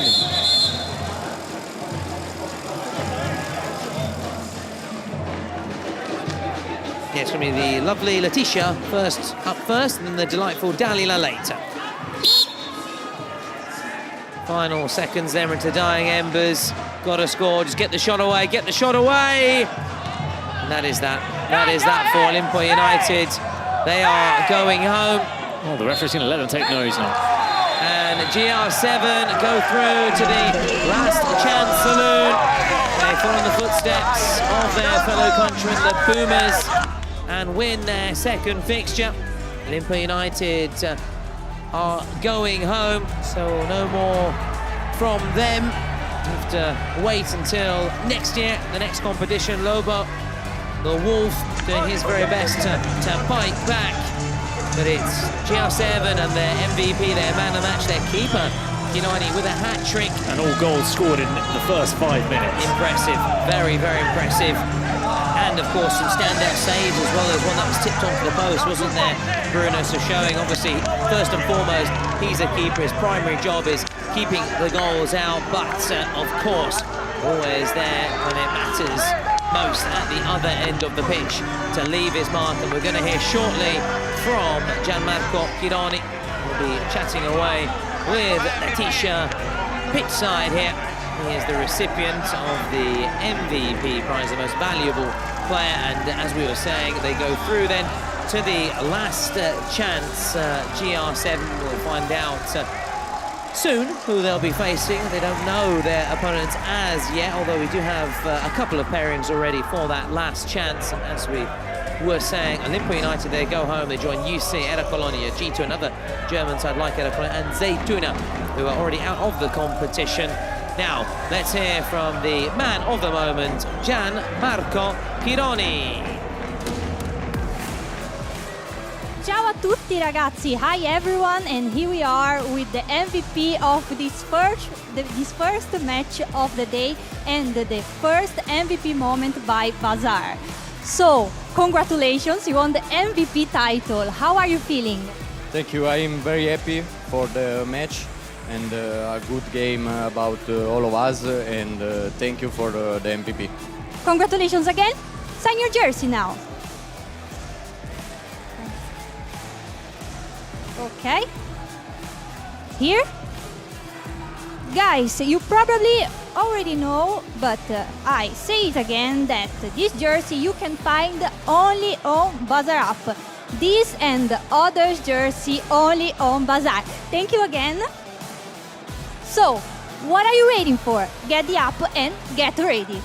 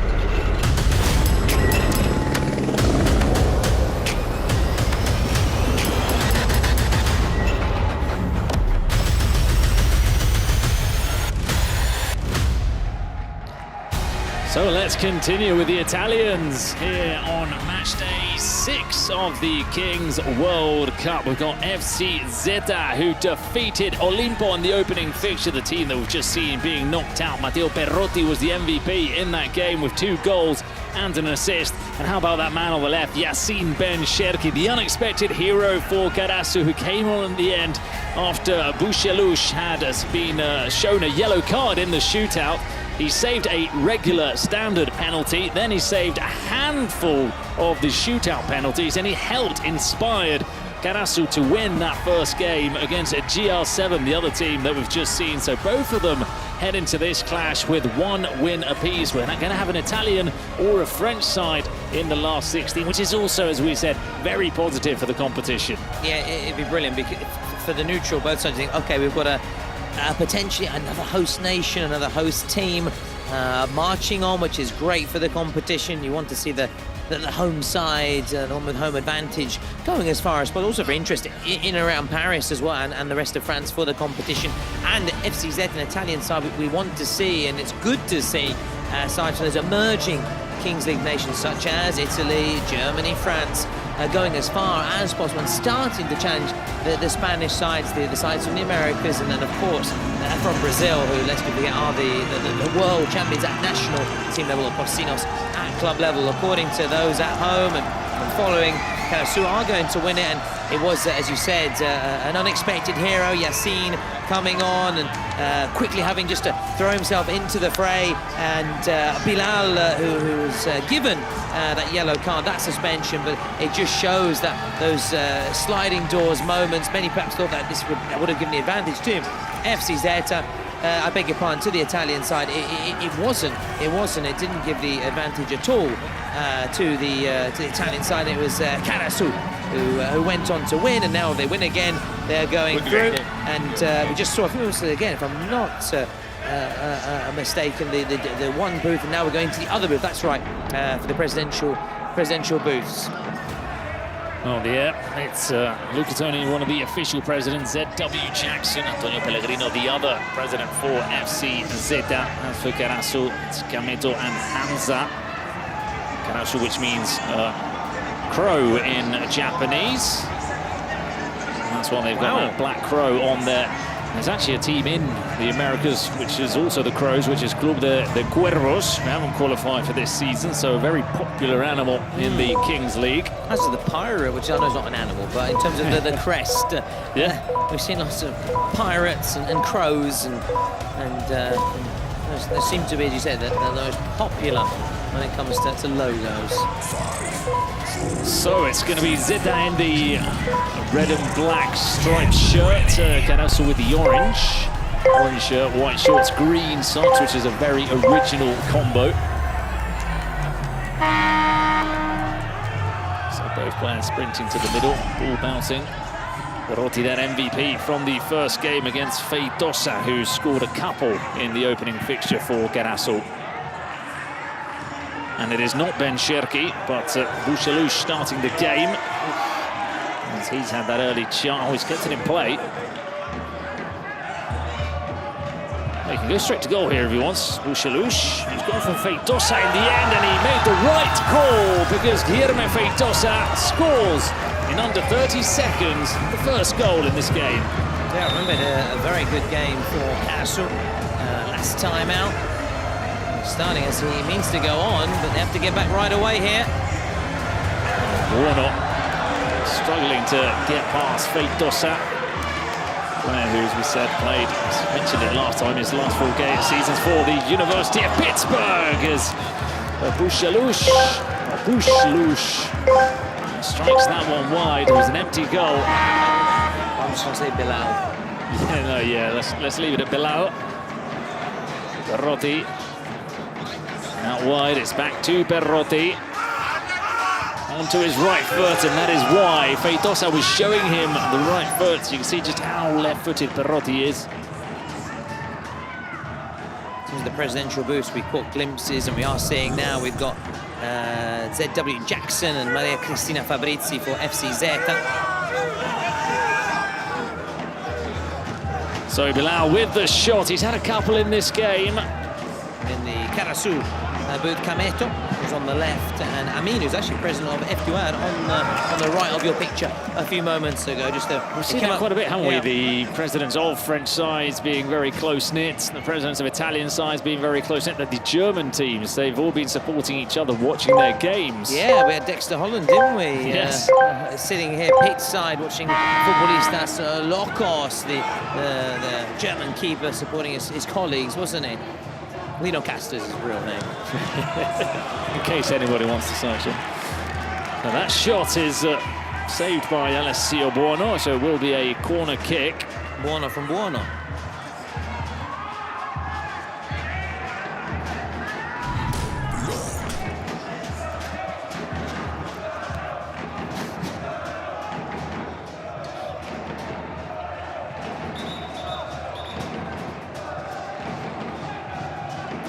Take this throw in again. Feitosa, the only goal scorer in the game so far. A bit of running back to do there. Yeah. For Johan Molo. Of course, the cousin of Gignac. We'll be using that stat quite a few times, I feel, this week. Oh, but you've got to remember those maybe tuning in for the first ever time. You may not have heard us the first time. He mentioned it, Bruno, so it's right to go. Recycle, it's a go-to stat. It's a go-to stat. One never tires of hearing it. Of being Gignac cousin. Well, he's also got a pretty good career himself, actually. Monaco, Saint-Etienne, Zenit St. Petersburg, and Panathinaikos. The number 4 in the orange shirt, that is Johan Molo. Cousin of Gignac. There you go. Don't know where Gignac is playing now. I know he was in Mexico towards the latter end of his career. And that is, Samir Nasri, who's with F2R. Yeah, what a career he had. What a career. As the German casters have just been brought a couple of coffees. Our colleague Julian struggling a little bit. He's sitting down, needs a little bit of a perk up. Piece of bread as well, yeah, with nothing else, just straight up bread as a meal. Bread and coffee, well, it's, never had that as a combo. Maybe a brioche or a croissant, but anyway. It's a very kind of a post-war or during the war meal, isn't it? Yeah, just a hunk of bread. And anything one can get one's hand on. But hey, whatever works, and each their own. And I wouldn't mind actually a bit of bread and a coffee. So who's having the last laugh? Who's laughing? Yeah, who's laughing? This is pure jealousy. Yeah, really. exactly. It's just an envious tone from us here. So Mehdi Gassam was looking to bring down the ball. Kiriko. I don't know if it's Kiriko or Kiroko. The official team list says Kiriko, but I think on the shirt it says Kiroko. Don't know if any of those sound more natural to you for an Italian. Just try and fire off a quick message to Cosimo, Kiriko, to one of the Italian casters, and just see what they say about it. So now Karasu looking for a second. It's well blocked. I think he was offside still. That was a remarkable save by Alessio Buono. It was offside, yeah, but confirmation. take nothing away from that effort. Brilliant hit. Brilliant hit. And FC Zeta have been rescued there as well. Keeper playing his part, but above all by the fact that it was offside. Just confirmation. Kiroko, I've been told. Cosimo Kiroko. Kiroko. Yeah. It's nice Kiriko, sorry, I beg your pardon. Kiriko, okay. Kiriko, sorry, I beg your pardon. Oh, there we go. Again, I'm trying to... As it was, I'm trying to listen to it with the headset and with the noise here. And so, yeah, listen again, hang on. Kiriko. Yeah. Or do you not do the accents in Italian? Kiriko. Okay. So it's not the Kiriko, it's Kiriko. Oh, there you go. okay. So I apologise. It's my very poor hearing, poor sight, poor hearing. All I need is a walking stick. And very good of you to go straight to the source. Yeah, it's good journalism. That's good journalism. So what's the angle on this one now? Here comes Molo. Molo's shot is found the angle. Deflected. He did indeed. It will be a corner kick. Finds the angle. Opens up the angle there. And, found an FC Zeta jersey. You can see just a screen there. The presidential booth for FC Zeta. FC Zeta colours behind the goal. Well worked. That could be a penalty. Look at that. There was the pleading of innocence from the Italian defender as Buono follows up with a save. Will be checked. It's being checked as we speak, as we play on. Meanwhile, it's the counter-attack. At the near post, he'd made such an intelligent run, Tommaso Bernardi. But he couldn't finish off the move. I'm not sure if they're going to stop. No, the referee, I think, is saying that's okay. Yeah, the referee, with his gesture, you could have caught a glimpse there. Another nice jersey there. Oh, Madrid jersey in the stands. Bilal.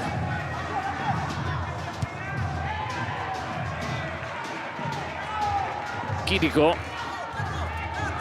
Yeah, there's a bit more confidence in that Kiriko from me. now that I know it's 100% officially his name. Cosimo. That's a good name, Cosimo. Very nice name. Very, very nice name.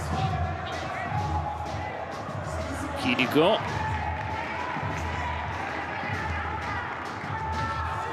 No way through. Drops to Perotti. Perotti's cross is also blocked, this time by Mohamed Berraba. So corner kick taken quickly. Some players had their backs to the ball, a la Trent Alexander-Arnold against Barcelona. Very nice. That'll be painful for some of the Barca fans listening to this in the Oh, but we've got painful memories for all the clubs, haven't we? For all the fans, so it's not as we pick on one club, far from it. We've got unhappy memories and good memories for all the clubs. Just know that some of them that are in that sound booth listening to this stream are Barca fans. So it's true. A lot of our colleagues, and especially those hail from Spain and Catalonia, of course. Oh, onto the crossbar. Drops here. It's a good challenge by Bernardi. So Karasu coming close to scoring a second. Pass down the other end. Bilal pulls off the save. Just going back, Bruno, to Cosimo Chirico. It was actually a wild card that secured a victory in the semi-finals against the Bunas with a double goal in stoppage time at the 40th minute, just right before the final whistle. So he comes into this competition, having a real confidence booster and grabbing the limelight again. Thank you to our Italian colleagues who are able to just give some extra information at all times. Molo to the edge of the box. It's not clean contact from Alex Fakir. What about that FC Zeta jersey? I'm a big fan. It reminds me a little bit of the Milan kit, or Foggia for those real Italian aficionados. And if you want to take home a piece of the Kings League, whether it be a signed jersey, a ball, much more is all available on Bazaar. So make sure you download the app and follow your favourite content creators live after the matches. They'll show you unique Kings League items you get directly through the app. As I always say, an opportunity you do not want to miss. Indeed. There's plenty to get your hands on from the Kings League in one way or another. Yeah. Plenty of apps to download.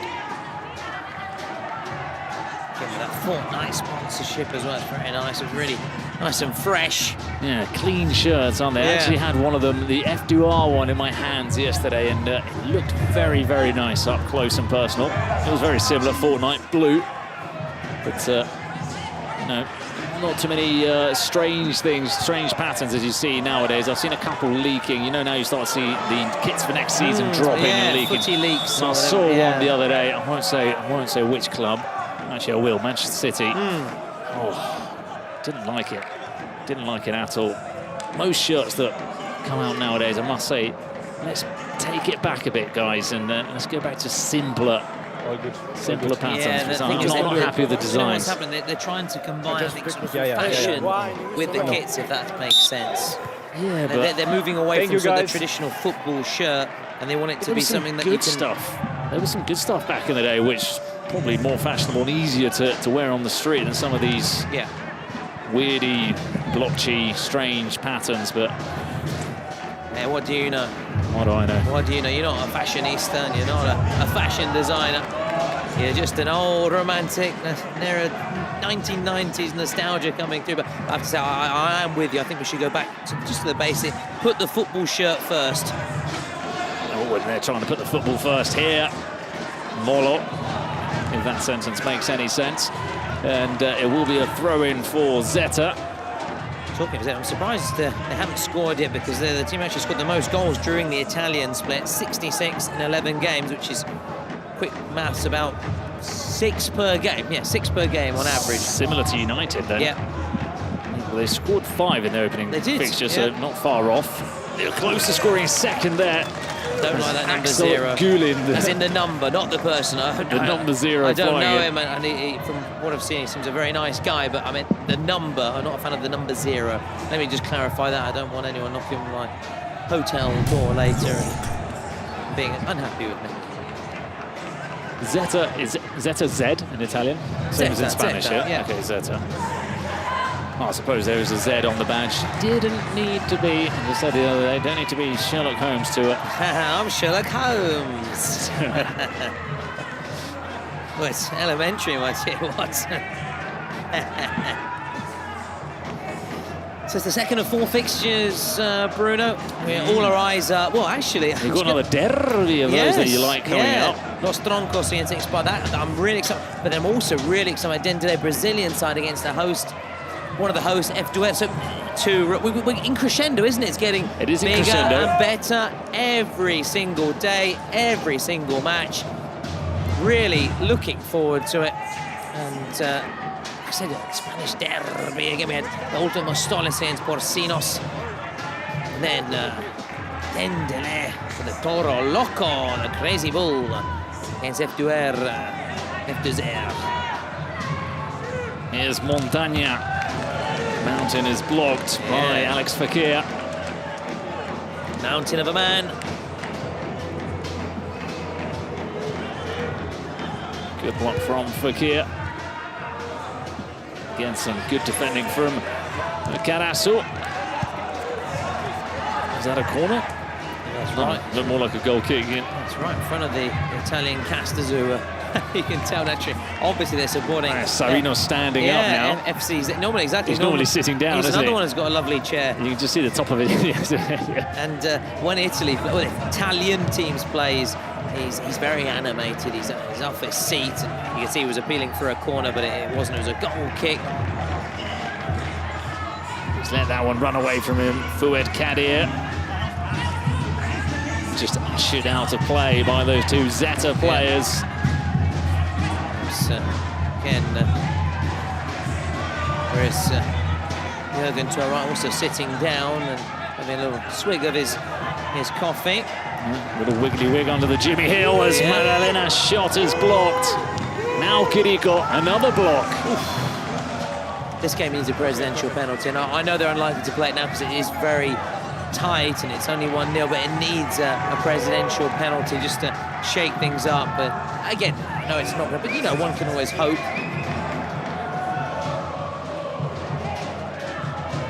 Manzoni back to Buono. It's very tight, very cagey, very even. Wonderful bunch of euphemisms being used there to describe the game, which has been Delicately poised.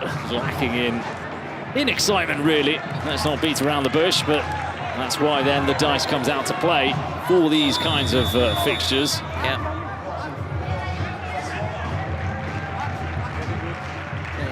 We've seen a bit of everything really so far in that first game. We had all those very early goals, and then you have games like this where, as you say, it's the roll of the dice to shake things up. And the secret cards, presidential penalties, which again, that's the reasoning behind it, wasn't it? We go back to this when Joe Piqué, the creator behind it, obviously, with obviously his various collaborators and colleagues, of course, but just saying, well, games sometimes can be 0-0, 1-0.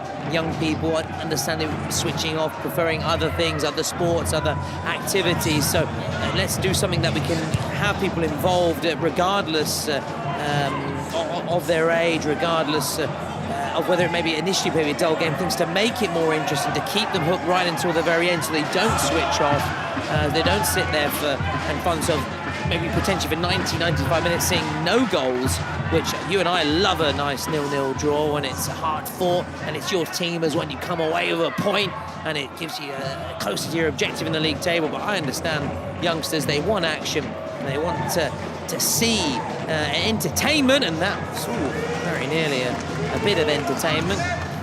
So I can understand that, and things move on, things change, and with the Kingsley you always have those moments where it is exciting, and this could be exciting as well. I spoke a little bit too soon. As we go into that final minute, we have the roll of the dice at the 18th minute. And we'll see what we have. We haven't had a JD today, have we? No, I think we've used them all up. Yeah. So we'll see what's in store. It's going to be Pexita de los Troncos, Presidente. Oh, that one's just overplayed. Should have been Aisha Buono's ball. They'll try and come out, 30 seconds. Time maybe for a shot. Ran into traffic. They have to take this throw in quickly. They do want to finish off with an attempt. Running into that Parisian traffic, which we've encountered on a couple of occasions, haven't we? Regardless of the time. Regardless of the time, yeah, it is a big city, we're a capital city. What does one expect? Which is why it's good to also get around from time to, as we do, on the metro. And Make sure you don't miss your metro stop, guys, because it does go so quick sometimes, isn't it? Quick, it's quick on and off, isn't it? There he is, there he is. Perchita, beg your pardon, Perchita, which was unacceptable. What's he giving us, JD? Oh, yay! Sometimes this feels like it's scripted. It's one of those. Yeah, it's one of those match of the day moments. And he picked up a yellow card in the 30th minute. Oh, he's been sent off then, isn't he?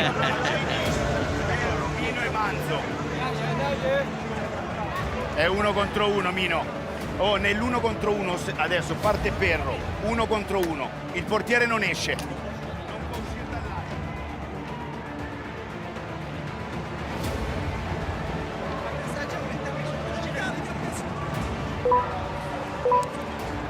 Elles sont pas ta surface, pas ta surface.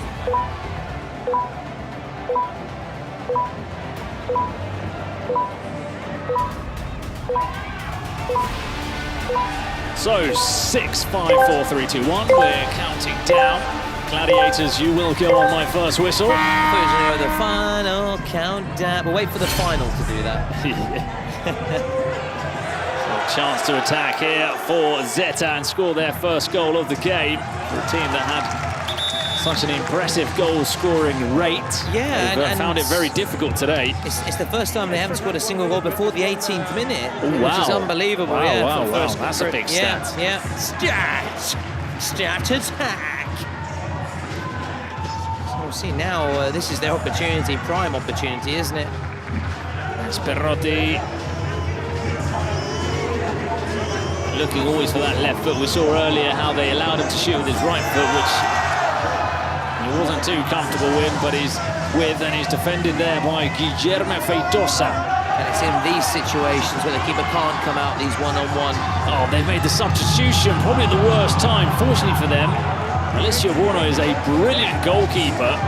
That was a mistake by Zeta. It was, and they survived that scare, and they come up the other end. Gigog, and he scored the first of the game for Zeta. That just brushed the top of the crossbar. Oof, see the reaction as well. Yeah, how close it was. Just needed just to be a little bit lower.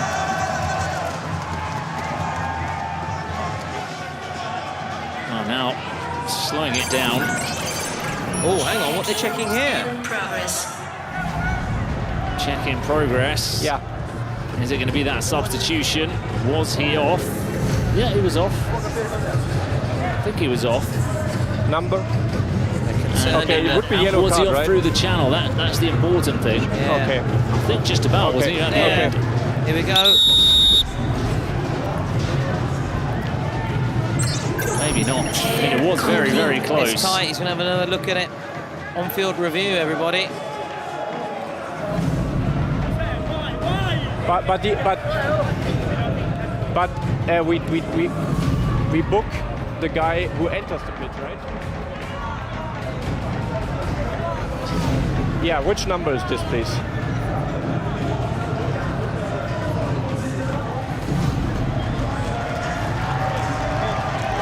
Yeah, okay.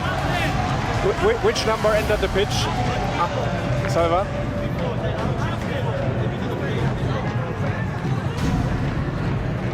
Okay. So it looks like the player Number 23 that came on is going to get booked. The problem is the bib So he came on before the other player had come off, basically. That's why it's a bad substitution. The substitution is only correct if you go out with the bib. But he didn't catch it, it's not me. Yeah, but you entered you entered too early. You entered too early. So it's a yellow card for you, and it's a penalty shootout. Oh, wow, it's a shootout as well. That feels very harsh. It was an issue with the bib. You need to have the bib on when you come off. You need to take it off. You need to have it on before you come on, and then take it off. And he jumped the gun because they were desperate to get back. It's just one of those costly mistakes again, which are the minor nuances, the minor caveats of the Kings League that you need to understand and make sure you don't get them wrong. Very, very harsh, though, I feel. That it ends up in a shootout, but Alessio Buono, of course, is on hand to deny Molo. Now for that suspension. It'll be at the start of the second period, not during this title. So FC Zeta will start the game as things stand at a goal down and a man down, unless they can draw level here.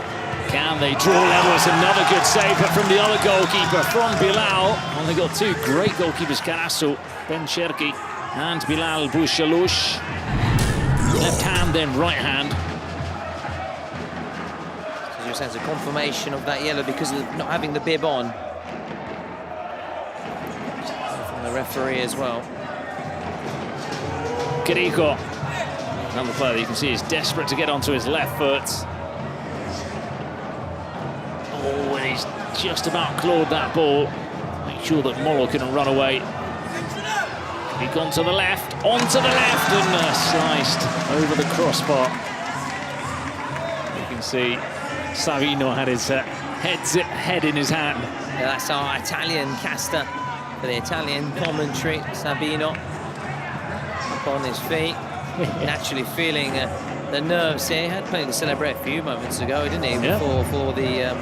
For the first it's Italian not as much pressure for him as it was for Joachim alongside us, with the Germans potentially going home. Yeah, so saw GR7 win and Boomers yesterday as it's another good chance. It is from Guilherme Feitosa, a fourth goal for him in the tournament. I saw the shirt, FC Silmi, I think it said.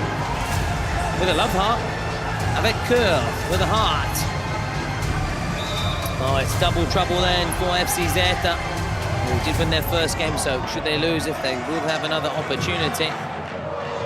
Now, this can be a goal! Well played and well done by Matteo Perrotti. Huge goal for Zeta just before the half-time interval, making sure that Karasu weren't stretching their lead too much. And that is it, the final kick of the first half. So that gives a bit of life to FC Zeta as we head over to both benches. Sabri Bezahav, the Karasu manager, and Christian Brocchi for Zeta. Let's see if we can hear from them.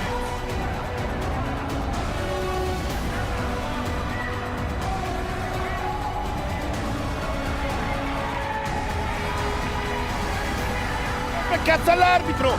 Calmi! Figa, 2-1, siete forti! Calmi, cazzo! Entra lui nell'1 contro 1 con queste scarpe di merda che scivola! Calmi! Dai, cazzo! Cani! Cani! Ouais, surtout à gauche là, il est pris à deux. Allez-y, un qui ferme ici et un qui vient aider. Ok les gars? C'est bon? Johan, c'est bon? Ça va? Ouais. Non, juste les prises à deux sur le côté. Ok? C'est bon? Guillaume, repose-toi un peu. Au milieu, Johan et Fouette. Et Alex à droite. Ok? Ils sont, les gars, ils sont à moins 1 de joueurs. Ouais. Well, there are those messages of encouragement. Ale from Sabri Bezahav. Karasu, we saw the shirt from Guilherme Feitosa. You spotted. Yeah. But it was... his team from the French player. From the regular French Kings League France, which is where he was playing. How a lot of players, as we've been saying over the course of the tournament, haven't qualified with their teams for the Kings World Cup, but they've been available as wildcard picks. Every team has 3 wildcard picks. And that's why we've seen so many Brazilians like Beef Wellington, for example. As for all good. Hey, we have to speak. We have to speak. Hey, look at me. It's head on head. But you go. I whistle. You go up and complaining. Stop this. No. All good. Message clear then from the referee. The message was clear from Brocchi as well, though we can't translate everything because it was very animated, and we'll leave a lot to the imagination of what he was saying. But the things that we can broadcast and translate for you were basically keep calm. Oh, he was a little bit too calm there, I think, Alessio Buono. Was that a little shirt bit from calm. Molo? Keep calm because you're top players, you're top players, and you can go on and win this. And he did also reprimand his players as well for their complaints towards the referee, and just again, just be smart, play to the rules, and just focus on your own game as opposed to directing any frustration towards the referee. Christian Brocchi, of course, former Milan man, Champions League winner with the Rossoneri, Christian Brocchi, so very experienced head who's now working as a pundit in the Italian media. He did have a brief spell in charge of Milan as well, actually in charge of him in a cup final, I remember, against Juventus in 2016, and also a brief spell with Monza, but now working more as a pundit. Christian Brocchi. It's good to have a former player, isn't it, in the dugout, on the bench. And you want to impress him, but also those pearls of wisdom. Yeah, it does give you, gives you that little bit extra. We saw F2R with Samir Nasri, who was very, very involved in speaking to his players. So Karasu have regained possession. Molo. Fekir back to Molo. Attack is short-lived. Zeta come down the other end, but it's not the best cross in the world from Tommaso Bernardi. Can Karasu continue the positive vibe, shall we say, for the French sides? The United and Panama All-Stars. That could be a foul. It's very late from Bernardi.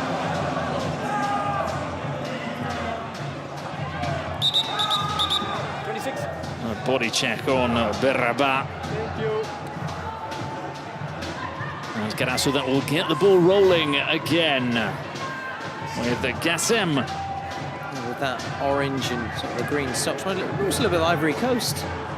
Yes. A little bit as well. Yes. Reference of like Blackpool and Holland obviously spring to mind. Well, Blackpool because of being with the English. green socks, Ivory Coast, you're right. There's 3 colours of their flag. Yeah, Ivory Coast. Proud football nation as well. It's flicked up onto his arm. For the kind of players that emerged from there. Just 20, 30 years that left their mark in Europe, those top 5 European leagues.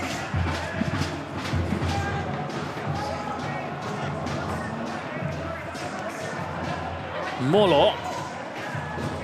Oh, there's a ball on there. Just as he was looking to turn, he went 50-50, Bruno. Under the challenge from Montagna. Naturally, it's going to be checked. It always is. And again, Brocchi, again, that message, calma, calma. Just stay calm, keep cool heads. You're only trailing 2-1. No concerns in that presidential booth. Nothing. Referee saying there was nothing in it. Play continues. I didn't see anything either.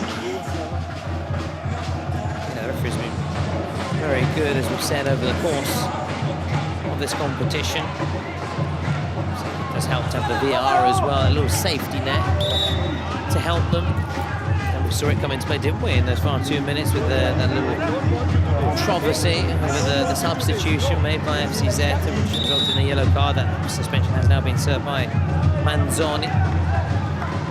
So it's now 7v7 again.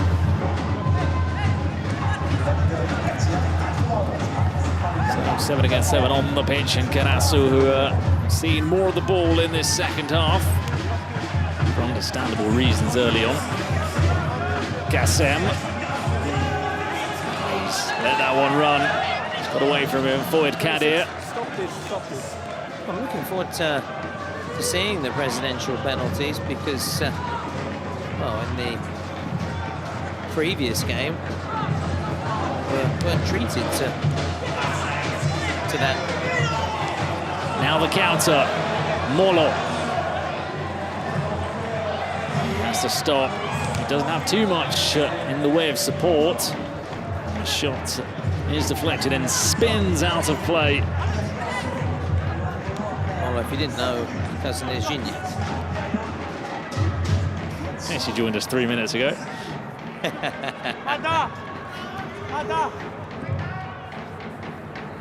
Gassem. Molo.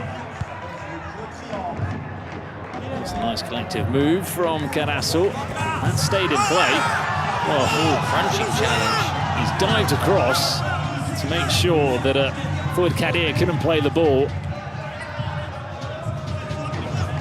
Very wise and intelligent defending there from the Italian. Look at the way he uses his body. It was Maddalena.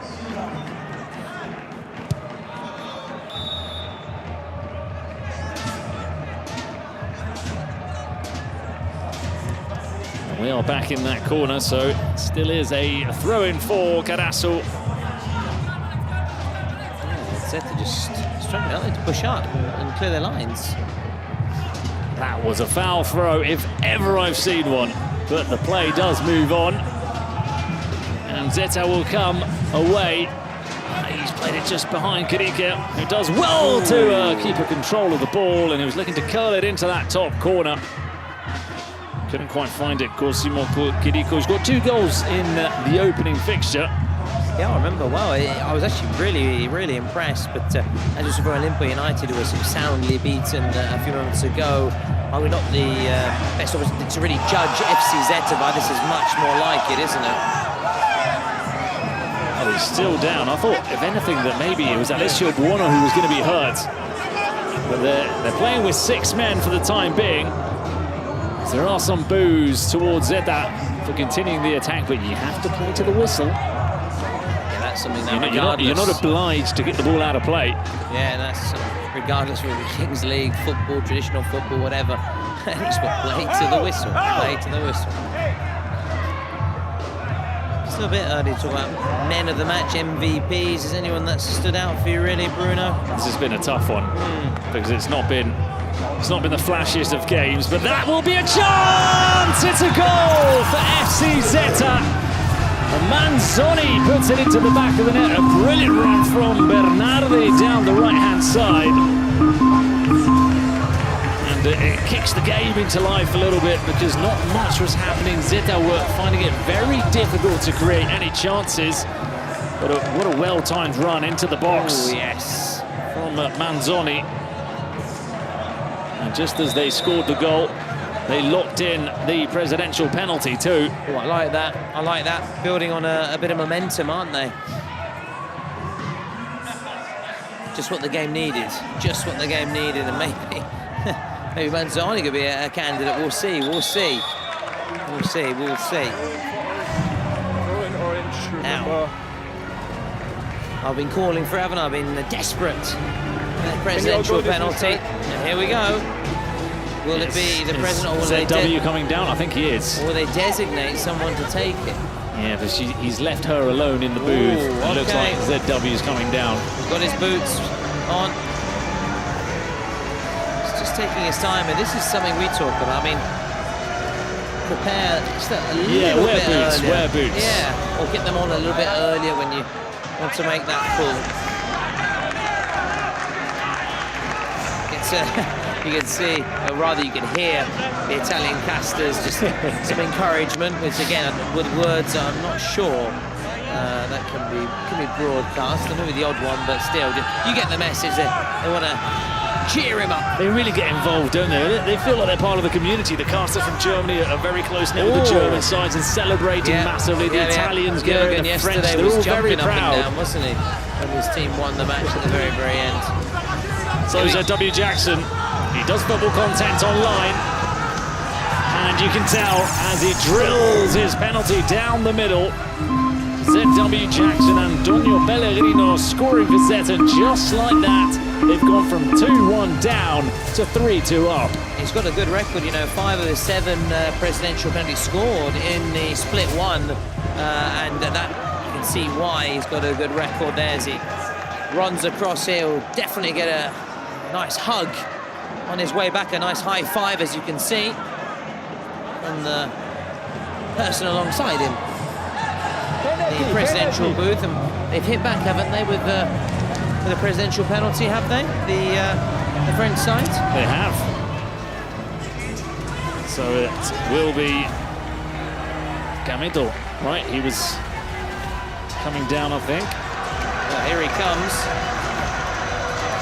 He's never actually scored a penalty. Never scored a penalty. Well, very contrasting stats from both presidents. Yeah. He's got a mean spurring him Hey, on but in there's the booth. there's a first time for everything, Bruno. There is indeed.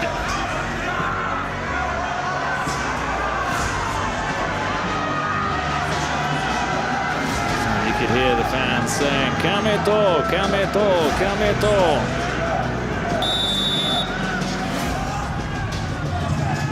And there is a first time for everything. And it's a brilliant penalty because it's gone into the roof of the net. Yes, it perhaps didn't have the power, but it had the placement. Kameto scoring a first penalty as the president of Karasu, and now it's 3-3. Well, you know, behind the scenes, backstage, there's a little area, Bruno, that's been set up for players to warm up and practice. And actually, he was, upon arrival, doing a little bit of shooting practice ahead of this moment. And you can see, well, practice makes perfect, practice pays off, and it's now 3-3. What a game it's now turning out to be after, for long stretches, just being very tight and cagey. And that's what the game needed. Needed some life. It's been given by these Zeta players, but also by the two presidents. Life, oh life. Which one are you going for there? Oh life. Okay, yeah, that one. Oh life. And that is a goal kick as Perotti was looking to run forward. That is a nice tune from. It is a nice tune. Thomas. It is. It is a lovely tune. Who sings that? I know. Tracy Chapman? No. No. I'm making that up, aren't I? No, that's Baby Can I Hold You Tonight. That's Tracy Chapman. Yeah, no, I won't go for any more guesses. Is it Desiree? Desiree! Let me just it is check Desiree, now. is it? Or is it not Desiree? No, it sounded very Desiree. Yes, Desiree. Maybe in some of those sort of, those 90s chick flicks, such as Bridget Jones, that kind of, may have been those kind of films. Why are you watching chick flicks, Thomas? Well, it was the 90s, not much on terrestrial TV. Back then, you have to make do with what's on. And when you have a big family, of course, you can't hog the TV, can you? And you enjoyed it. Come on. I didn't mind the first Bridget Jones. I'm not going to deny that. You've not watched the recent one, then? No. So here are Karasu looking for a fourth goal, looking to take the lead again. What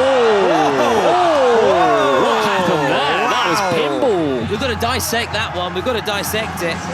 That was pinball, and that's the only way you can knock down a mountain. Andrea Montagna. Water, just water. The force with which that ball hit him in the face. And stop the time, please. Oh. Yeah, stop time. Look at that. What a reflex as well.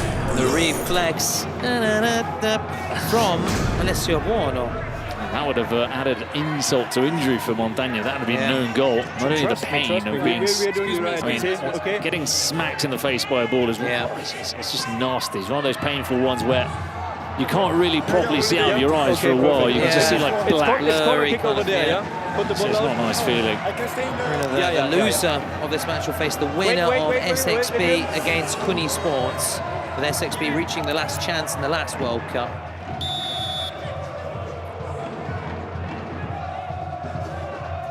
So the corner to the edge of the box. He didn't go for the Scholes volley at the first time of asking. Went for the control instead. Bradford City or Villa? Which one are you thinking of? Bradford City, I believe. Yeah. Played into the channel. There's Axel Gulin. Now Molo. Oh, and he was looking to curl it into the top corner for Ed Kadir.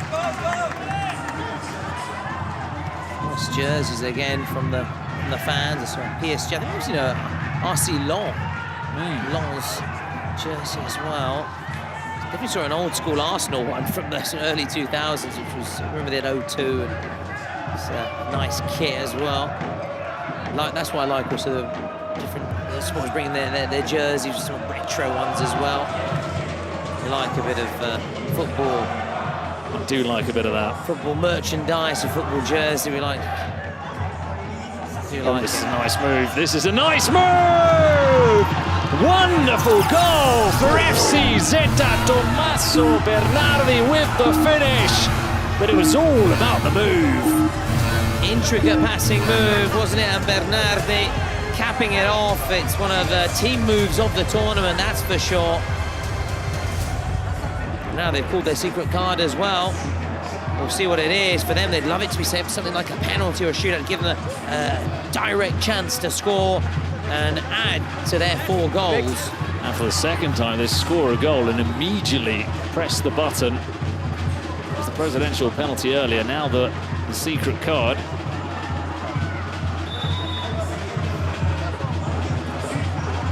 Again, I know we continue to speculate, but it's just because we're thinking what could be sort of the ideal situation for the team.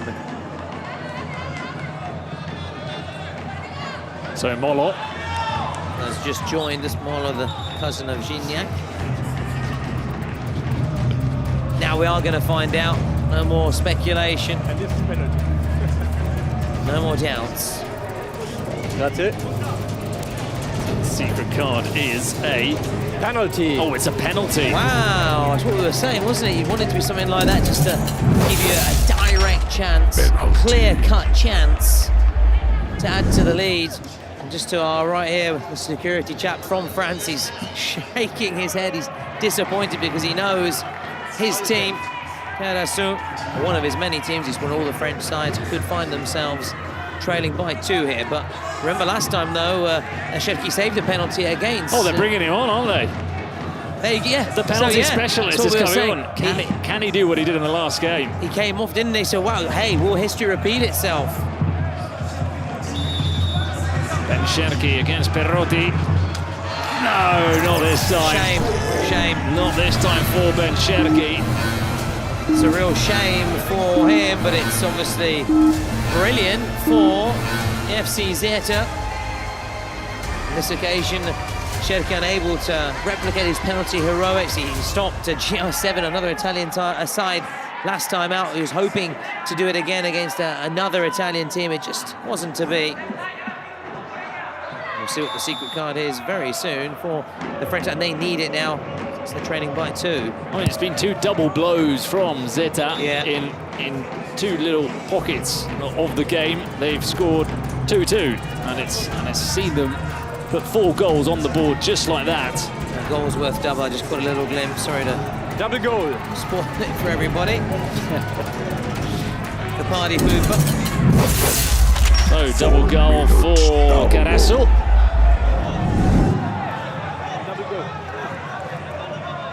5-3, that would get them to 5-5. That would force the game into a golden goal, which we saw yesterday. Yeah, French side, Panama All-Stars. Martin's the hero. Flick over the top. Flick over! Ooh. And Bilal, who's back in goal. Ben Cherki had his moment.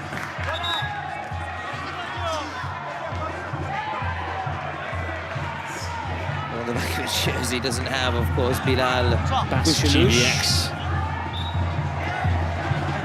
There's a player down here.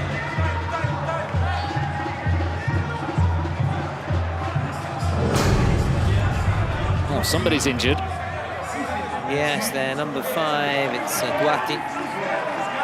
Well, that's the exact same part of the pitch that yesterday we had that terrible knee injury for Malakinia. Yeah, for Fluo, the Fluo player. And again, we really hope it's nothing serious, and if it is, sadly, we wish him a very speedy recovery. Now, I saw the wheelchair earlier, up close and personal. I got to see it.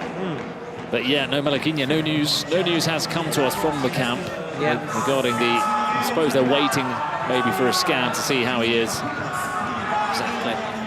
Maybe also to wait a few days, but just allow that swelling to maybe go down. In the meantime, is this going to be another nasty one for it could be Abdelhamid Duarte, who has Abdel on the back of his shirt? Let's see what he touches, if it's knee or ankle, because when he goes down, it's not the best landing.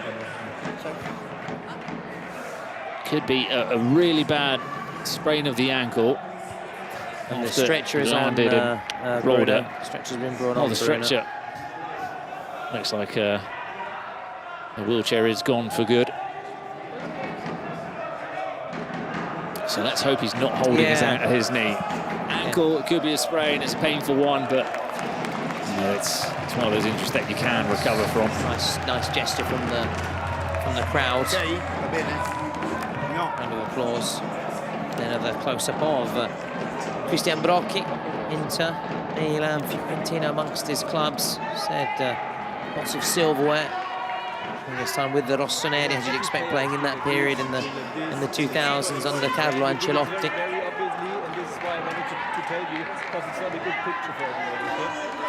Well, off he goes. Doesn't look good. Doesn't look good from the players' reaction. And again, first of all, we hope it is nothing serious. And should it be a nasty one, and we hope it's a very speedy recovery and a positive recovery. Don't want to see that.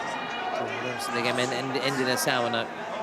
So Abdel Touati off the field of play. And, that corner is drilled in by FC Zeta. Now they've got the throw in.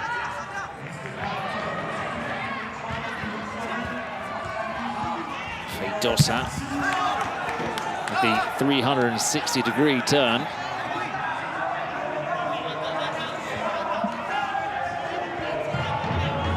Throws it to the keeper. There are any Italy fans searching. We'll try and give you updates of the game with Norway as well in that World Cup qualifier. Yesterday we tried to bring it with the Nations League, didn't we? Spain. What a game that was. I mean, Yamal, so good. Coach yesterday was De La Fuente, isn't it? Saying as long as he wins, it doesn't matter if he suffers. He wants to win regardless. And he has to win 5-4 every game. He'll take that. I'm not sure the Spanish fans would like that. It's not good for the old heart, those up and down games, but did come out on top, which is the key thing. Feidosa get another chance. 1-2, Sofiane Saya. It said the shot is, it looked like he was trying to punch it away. Yeah, two goes at it, didn't he? He thought I might as well grab it. He did 2 goes at it. It's a strange save from Bono. Now he goes no one there, just tap in the rebound. Feidosa. Saya. This is Kadir. Over the top. It was a lovely move, but Molo couldn't control the cousin of Gignac. Is he?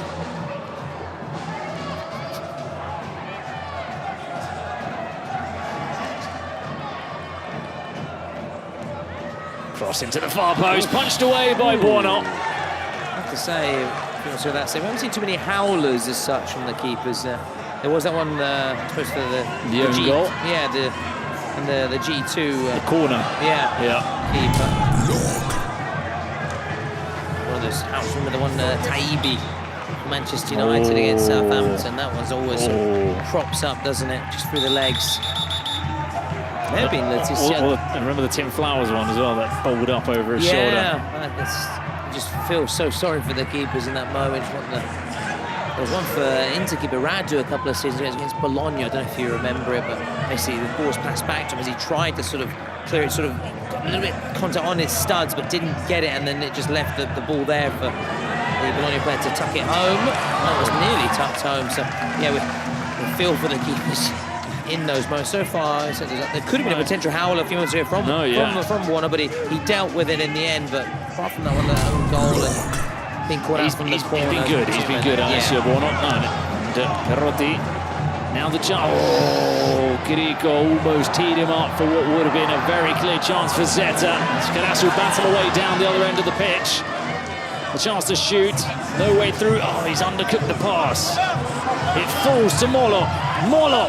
Oh, agonising. 2 players lining up. Feidosa with the cross. And the header goes wide. Well, there were 7 seconds left to get the double goal, and I think that was it. You won't get anything. Oh, wow, how close. As clear as that for Alex Fekir. Oh, my. Oh, a whisker wide of the post, and as you said, that would have taken them level and would have forced the game to a golden goal situation. Now, Zeta are back in the driving seat. They could afford to concede. They don't want to concede, of course, but they could afford to concede and they would still be in the lead. Oh, Montagna, they're claiming there's a penalty. Then they're saying there's a handball. All kinds of arguments from the French players. We play on, though. We play on. Multiple appeals, nothing given by the referee. The cross is now shouldered away by Matteo Manzoni. So he gets 38. Probably been too many complaints in the dugout. Yeah. Yellow card for Sabri Bezaf. It's been boos by the entire Cupra arena. But listen, they're going to go back and check it. There's no point in protesting. Yeah, of course. Go! Yeah, that's your problem. No, that's your problem.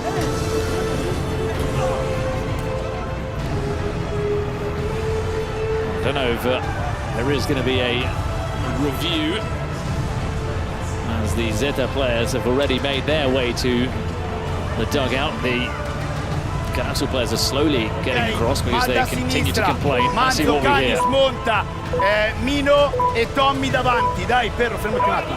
Vai. Little tweaks there in terms of the positional play. Directing his players who will be starting up top, will be staying a bit further back. So, Molo asking for some encouragement from the fans. We make some noise to try and give them some much-needed energy in these final 2 minutes. We'll find out who is going to be at least the candidates for MVP very shortly as well, Bruno. We spoke earlier. It's going to be Perotti, surely. Yeah, the way that the game is heading towards its climax, it must be him. We'll find out shortly. We said it was going to be difficult. Felt it would have been difficult. There's another player who's on 4 for the competition now, Matteo Perotti, the 26-year-old, plying his trade in Serie D. Feitosa.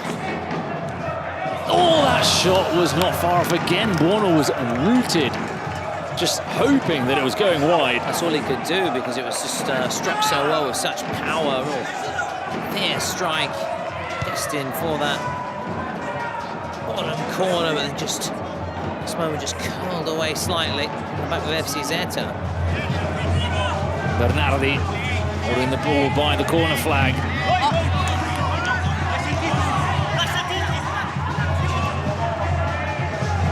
Goal kick for Karasu. Time to get the ball down the other end. Molo. Saya.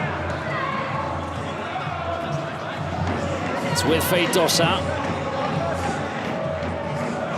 Almost slid it through. Kiriko brings it out. Well done by Kiriko. Got Bernardi in support. Oh, that is brilliant from Kiriko. May have hit Bernardi. They may not have scored a goal, but it's meant that the clock has got closer and closer to 40 minutes without there being any threat from Karasu. Montagna needs to try and force the corner at least. Oh, goal kick. Well, he's not happy about it, I think it came off the French player. Yeah. It was either a foul or a corner. Not sure that Got 3 minutes there's a of goal added kick. time. 3 minutes. So there is still a chance here for Karasu. Gassem lines up the shot. It was a very long way far from goal, Gassem. One of the candidates for MVP, but as you said, it must be Perotti who's now leading the way. More than 60% of the votes, and especially should it finish this way, it would be a deserved prize for him. I know he's going to be speaking to one of our hosts on side. Kiriko, the 1-2. Oh, saved by Bilal. Put together some real nice moves, have Zeta. Yeah, either one of the goals of the team goals of the tournament, that's for sure. Molo.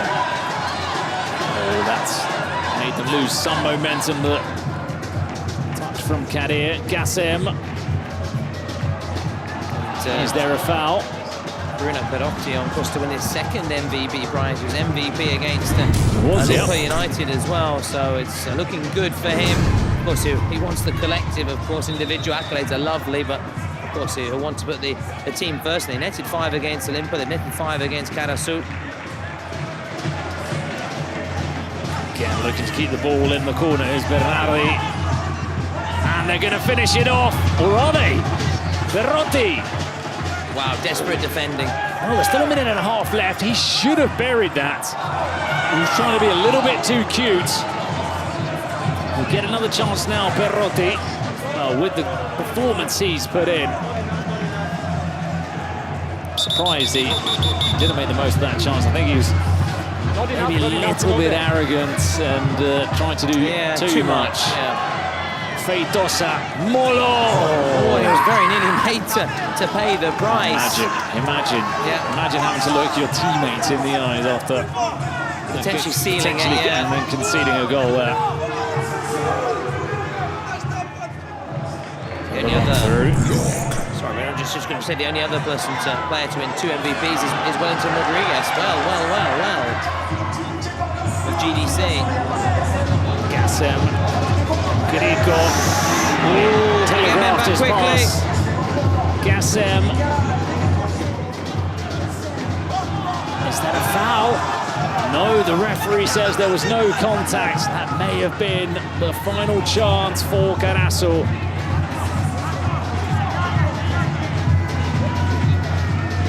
Long throw. Gassem going for the Igida scorpion kick. Wembley. 3 minutes on the clock, and it is game over. Karasu lose to FC Zeta, who win their 2 first fixtures in the competition. They sail through to the last 16. Karasu, though, will have to play in that purgatory. That is the last chance after they let the lead slip away in this game. A good team performance from Zeta. Deserving winners in the end in the second half. Played their cards very intelligently with 2 consecutive double blows, which saw them score those 4 goals that turned the game around. So they beat Olimpo in the first game 5-2. Now they've beaten Zeta by 5-3. Consistent in their results. Matteo Berrotti consistent in his MVP winning, as Tom would say. He's only the second player to have won 2 MVPs so far in this competition, alongside Wellington of Galácticos del Caribe. And he will shortly be joining our pitchside reporter for that post-game interview. Well, he's celebrating with his teammates first. I can actually spot our reporter down here, who is yet to be joined by Berrotti.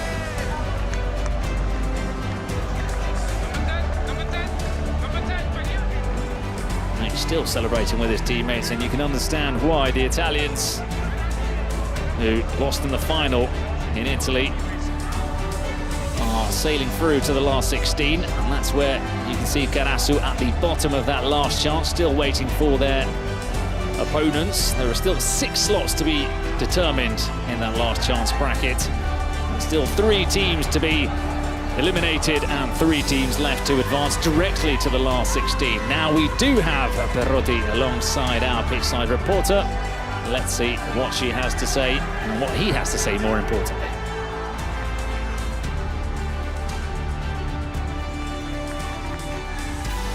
Bentornati ragazzi con una vittoria di nuovo italiana. Welcome back guys with another Italian win.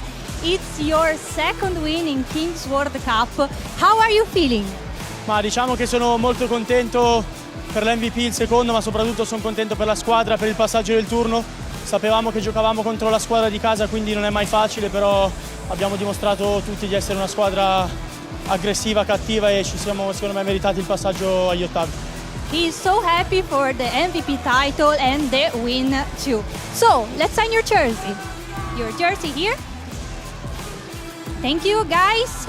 Remember, you can buy this jersey only on Bazaar app. Only on Bazaar app, these and others exclusive jerseys. So, what are you waiting for? Get out your phone, get the app and get ready.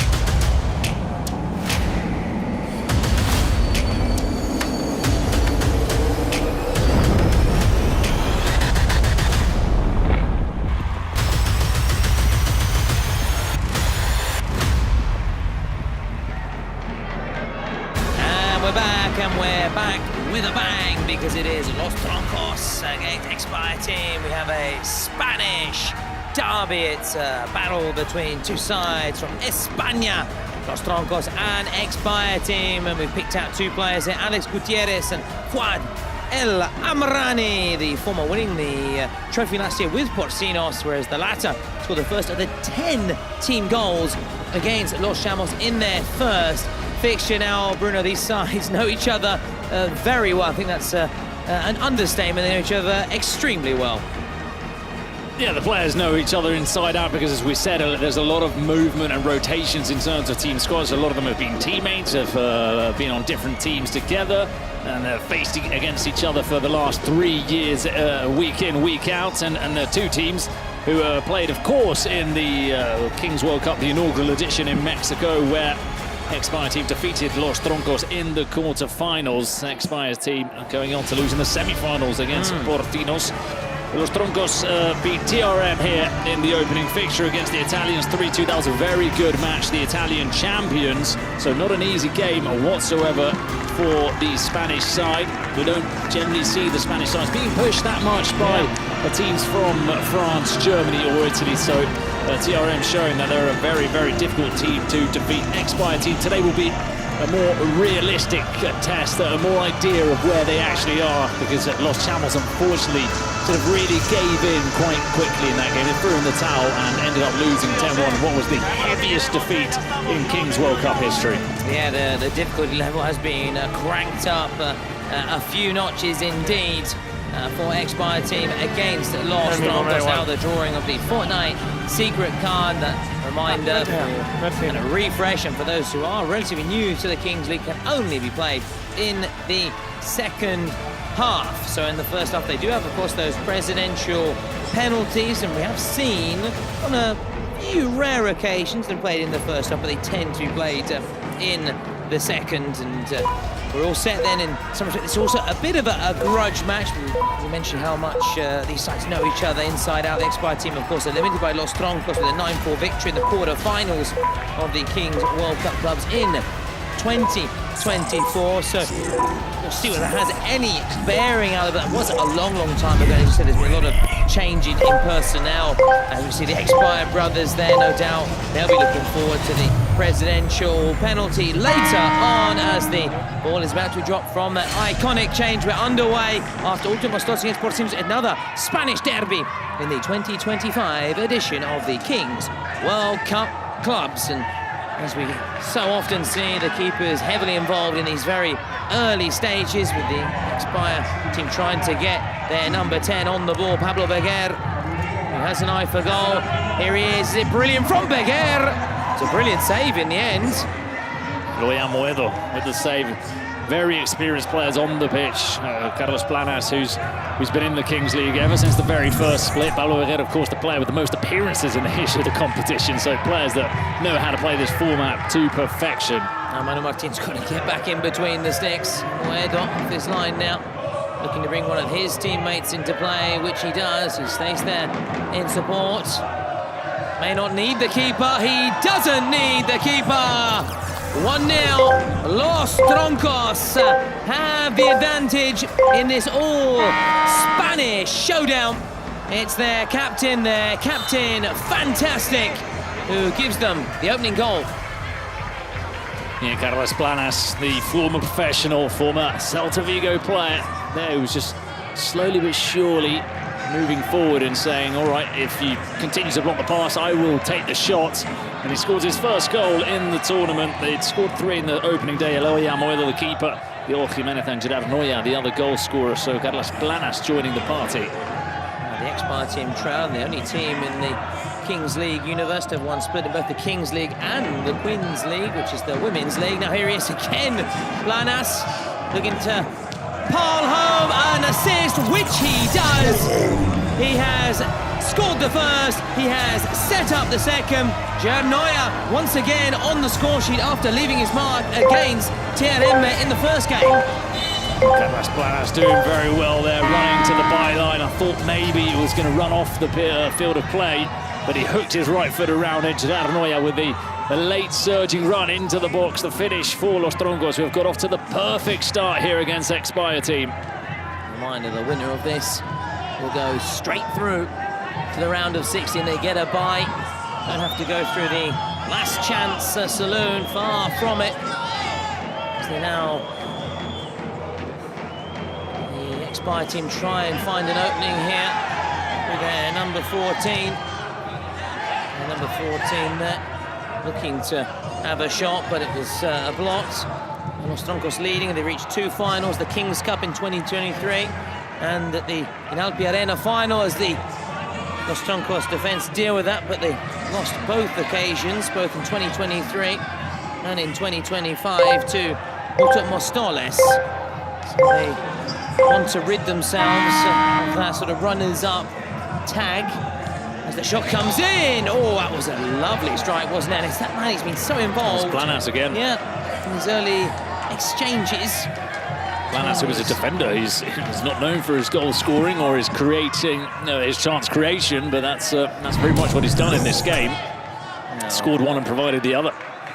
Really laying down a marker then to be an early candidate for MVP, but of course a long way to go. A long way to go. No, you're right. No, a long way to go, and also you can't read too much. I mean, the early stages, one side perhaps races ahead, but we see another side come roaring back into it. You can't read too much at times, and actually you want to give yourself a strong foothold in the contest. You want to set up an early lead and a bit of a cushion, which can actually help you. And what about that for a ball?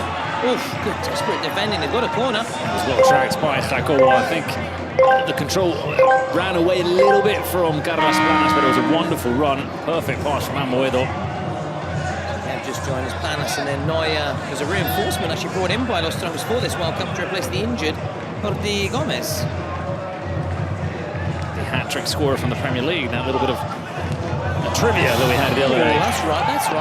For Wigan or against Wigan? For Wigan, For Wigan, yeah.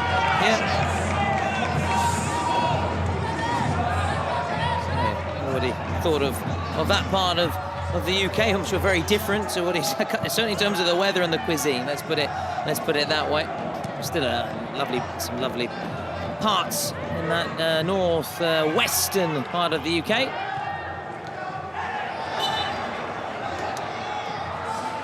Do I hear someone backtracking? I don't know.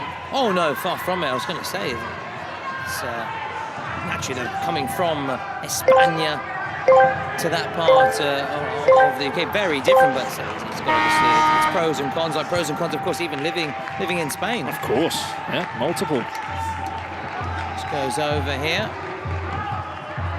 taken short by the XBuyer team, who were trying to find a way back into this match, as you said, Bruno. They were so convincing against Los Chamos, but this time though the level goes up and they're trying to look to one of their star men. It's Fouad just poked into that side netting, the Moroccan ace, who really impressed at the Kings World Cup Nations back in January, he and Nadir.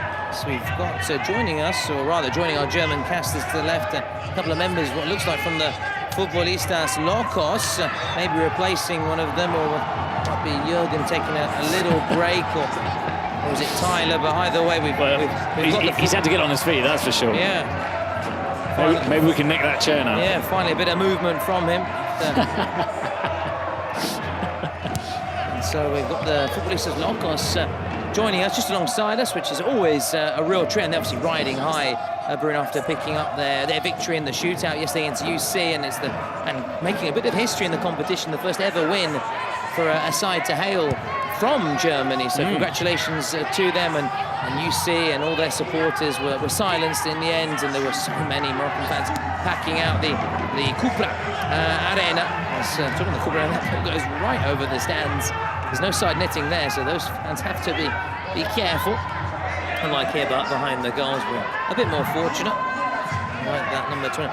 Chopper, we were explaining that, wasn't it? The different names related to trees. All trees forest, or plant, woods, yeah, some kind of horticulture references. Chopper's a kind of tree. Yeah, which is nice, and obviously Los Troncos transits to the tree trunks, hence the sort of green as well, and sort of Celtic. Very on brand with the current times. Yes, which is good. The environment is very, very important.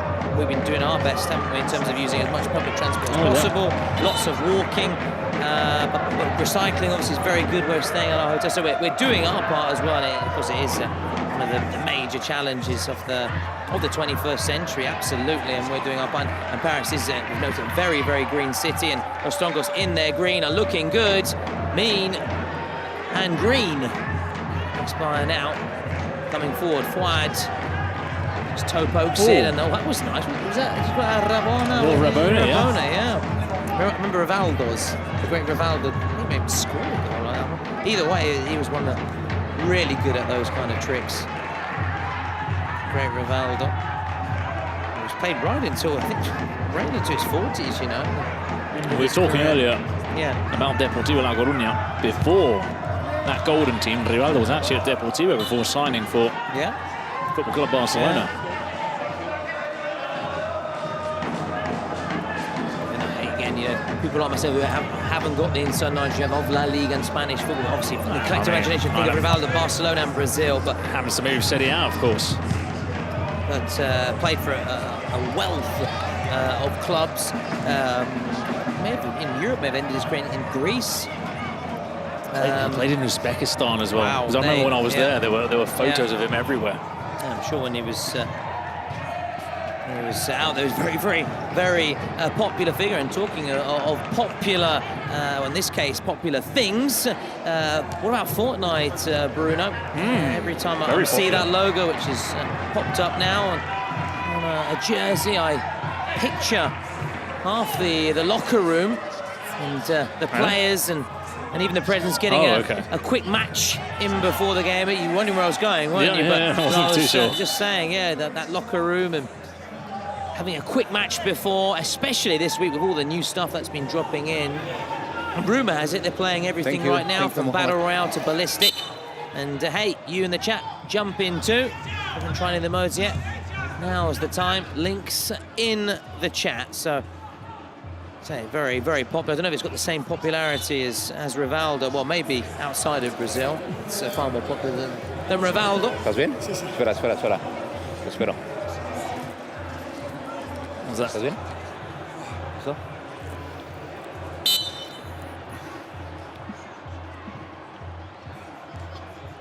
I think that was a finger to the eye, wasn't it, for Fuad? Yeah. He's okay. He's okay, yeah.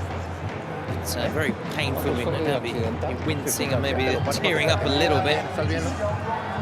It was a very explosive start, wasn't it? Quick fire double from Los Troncos. This game has settled, so it's now settled a little bit, and they're both sort of sizing each other up here, aren't they?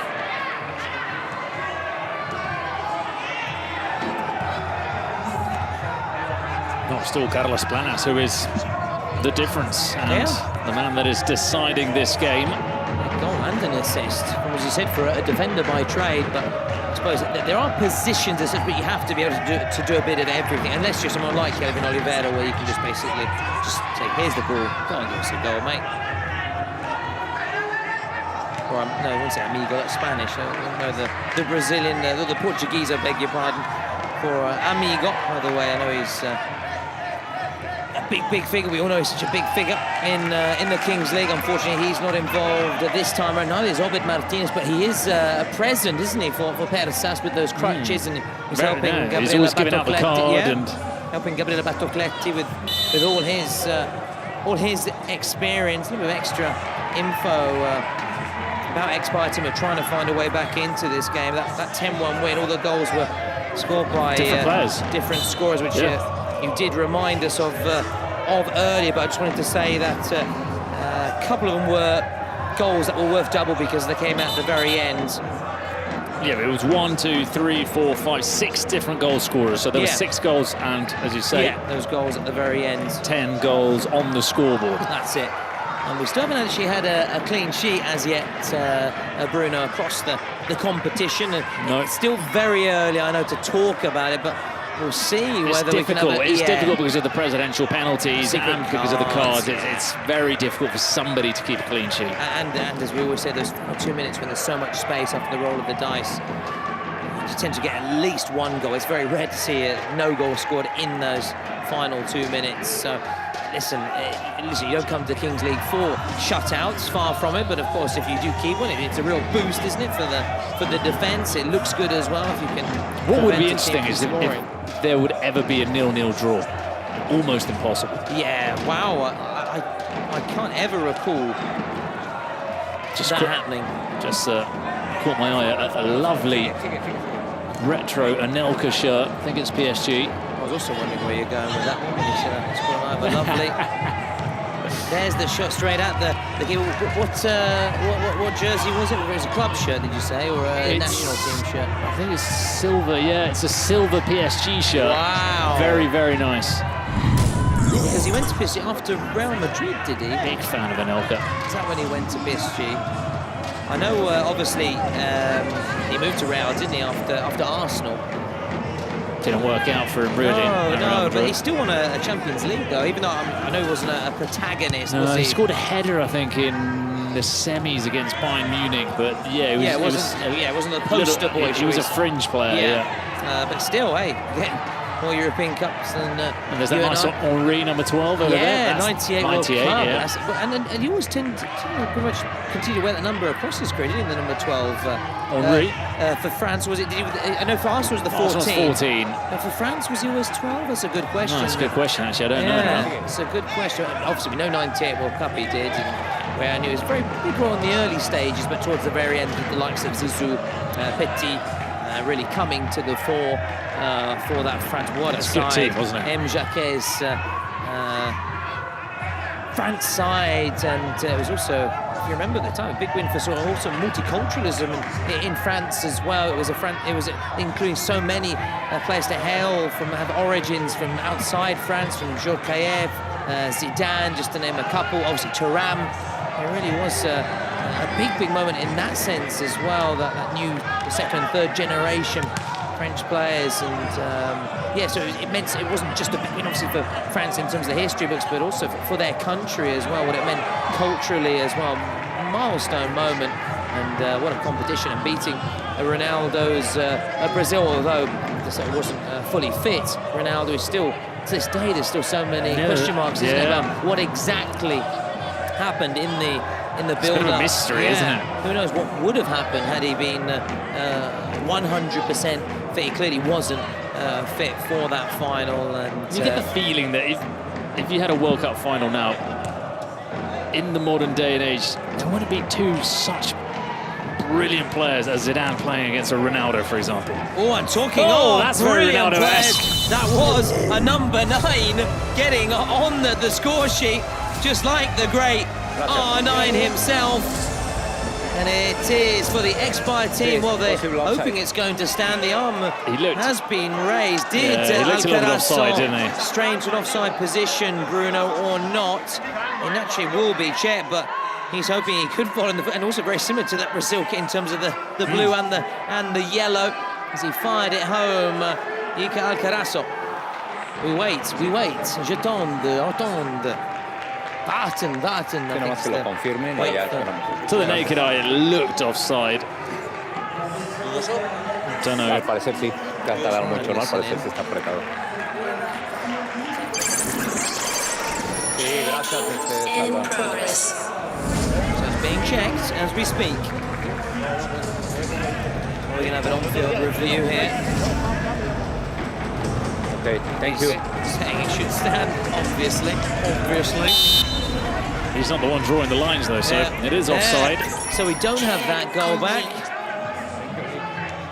So from 1998 back to 2025 then, with the Kingsley. Who would have thought of the Kingsley back in the 90s? Where we'd be here today in the modern game, in the different brands of football. Let's put it that way, because, you know, it's not competition for traditional football, it's a complementary product, let's put it that way. The XBuyer team determined to get that goal back, and they have to do a little bit more if they are to get that goal back. So we're entering these final stages of the first period. Los Troncos, good value for this 2-0 lead, I have to say. Starting really well and keeping it tight since then. XBuyer had the ball in the back of the net just a few moments ago, but ruled out for offside. Their joy then wiped out. Los Troncos in And here we get a third here. Shielding of the ball. Real sense that F2R are up next because the stand starts to fill out with those French fans. There are some teams, some local teams that have got that pull a bit more than other French teams, and F2R is one of them. Amine, of course, is a huge streamer here in France, and they just start to trickle in now, and we can sense it because from our position, normally we can see the pitch, and when the fans start coming in, there's part of the pitch that we can't see. Yeah, you're right.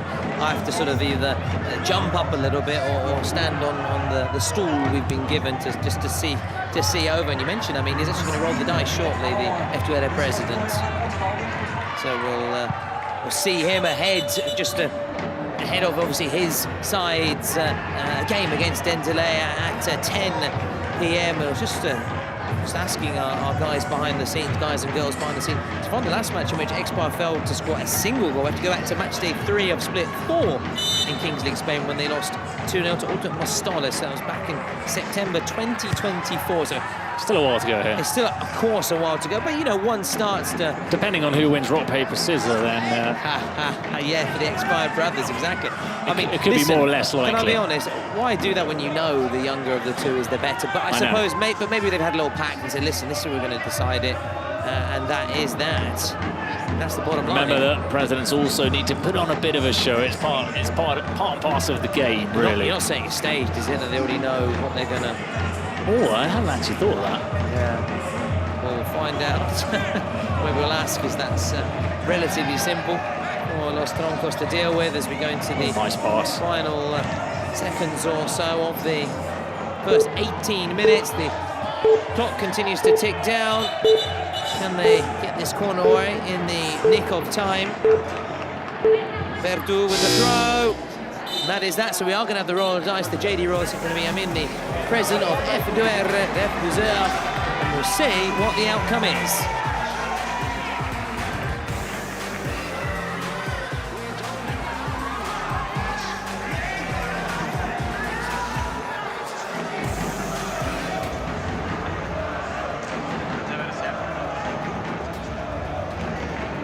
So it's a JD, which is the 1v1 with keepers. Do you know what I do miss? The old school 1v1 I love that, keepers. Yeah. I thought that was brilliant. Yeah.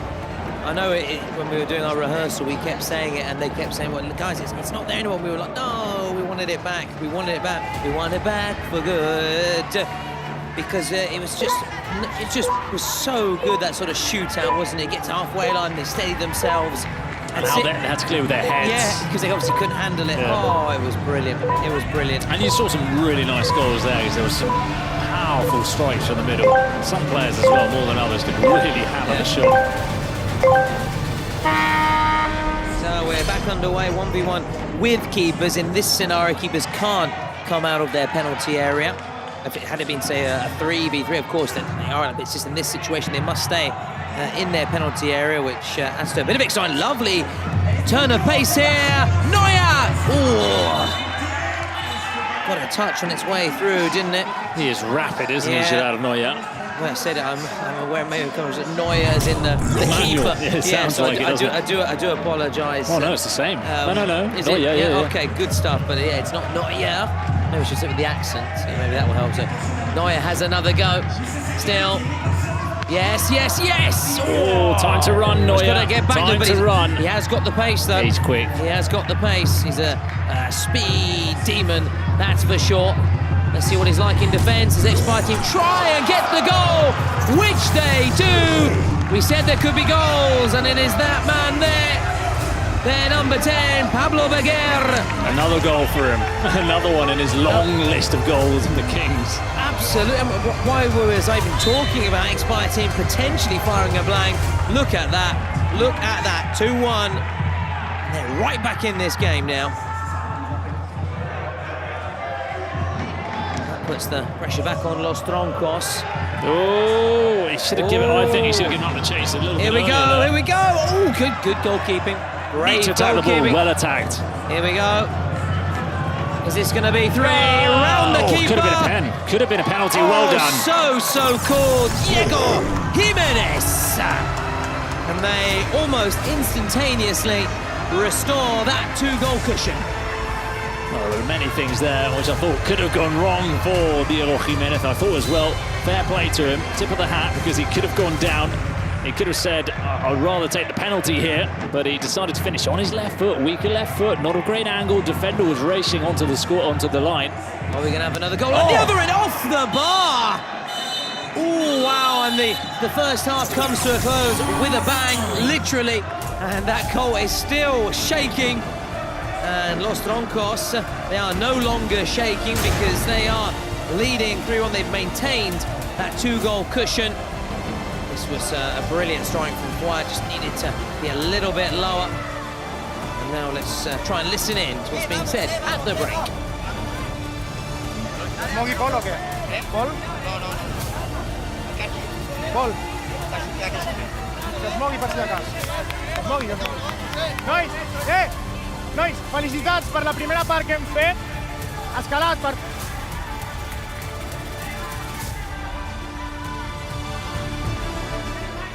Como esa última de Mario, que lleguemos a esta zona. Si no, ya volveremos, pero más empotrado. Nada de pase de 2 metros. Vale, en la tema de presión, este es 1 a 4 metros. Dejar que jueguen en corto, para que reboten atrás y aprieten. Os pegáis a la marca, nos ganan espaldas. Manu, mucho más fuera.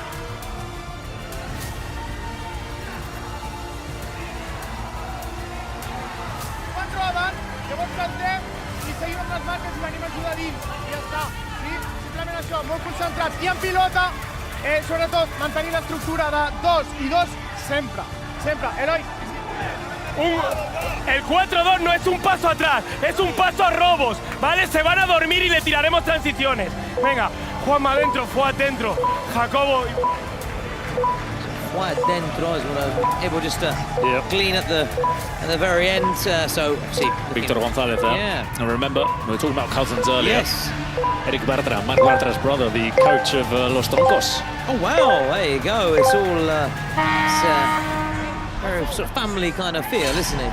Family fortunes. Our survey says. If it's up there, I'll give you the money myself. The great Les Dennis, big shout out to Les Dennis. Yeah, absolutely. An icon of the 80s and 90s and early 2000s. And in recent years, he's been appearing on some good shows as well. With the extras. And, not wearing his towel. That was not such a positive moment. There was also really, is it shorter than life? Life's too short. He was really good in that. Again, Ricky Gervais involved. I won't say David Brent, but because I associate RG with DB. Anyway, I digress. Shot from distance and didn't take a touch on its way through. It's good. That's a good start for XBuyer. Immediately pinning Los Troncos back in their own half. And, guys, anything can happen. They'll be leading 3-1, but they've got those 2 presidential penalties to set play. There's 2 secret cards that's whipped in there. Just headed wide. Team, they, like Los Troncos, of course, shared objective, winning your first 2 games. Just avoids that extra pressure, doesn't it, with that last chance saloon. You know you've done your job early. You know, I'm not saying put your feet up, but at least have a little bit of a downtime. Why not? Play a bit of Fortnite. And then start thinking and also watch your potential opponent in the last chance saloon. That's quite nice as well, isn't it? You can scout your opponent, saying, well, we're going to play one of these 2 teams. We know who we're going to be playing. Yeah, it's got to be wonderful watching others suffer in purgatory whilst you're up in the heavens. Oh, yeah, well, it's a bit of sort of, in that sort of Schadenfreude kind of style, isn't it?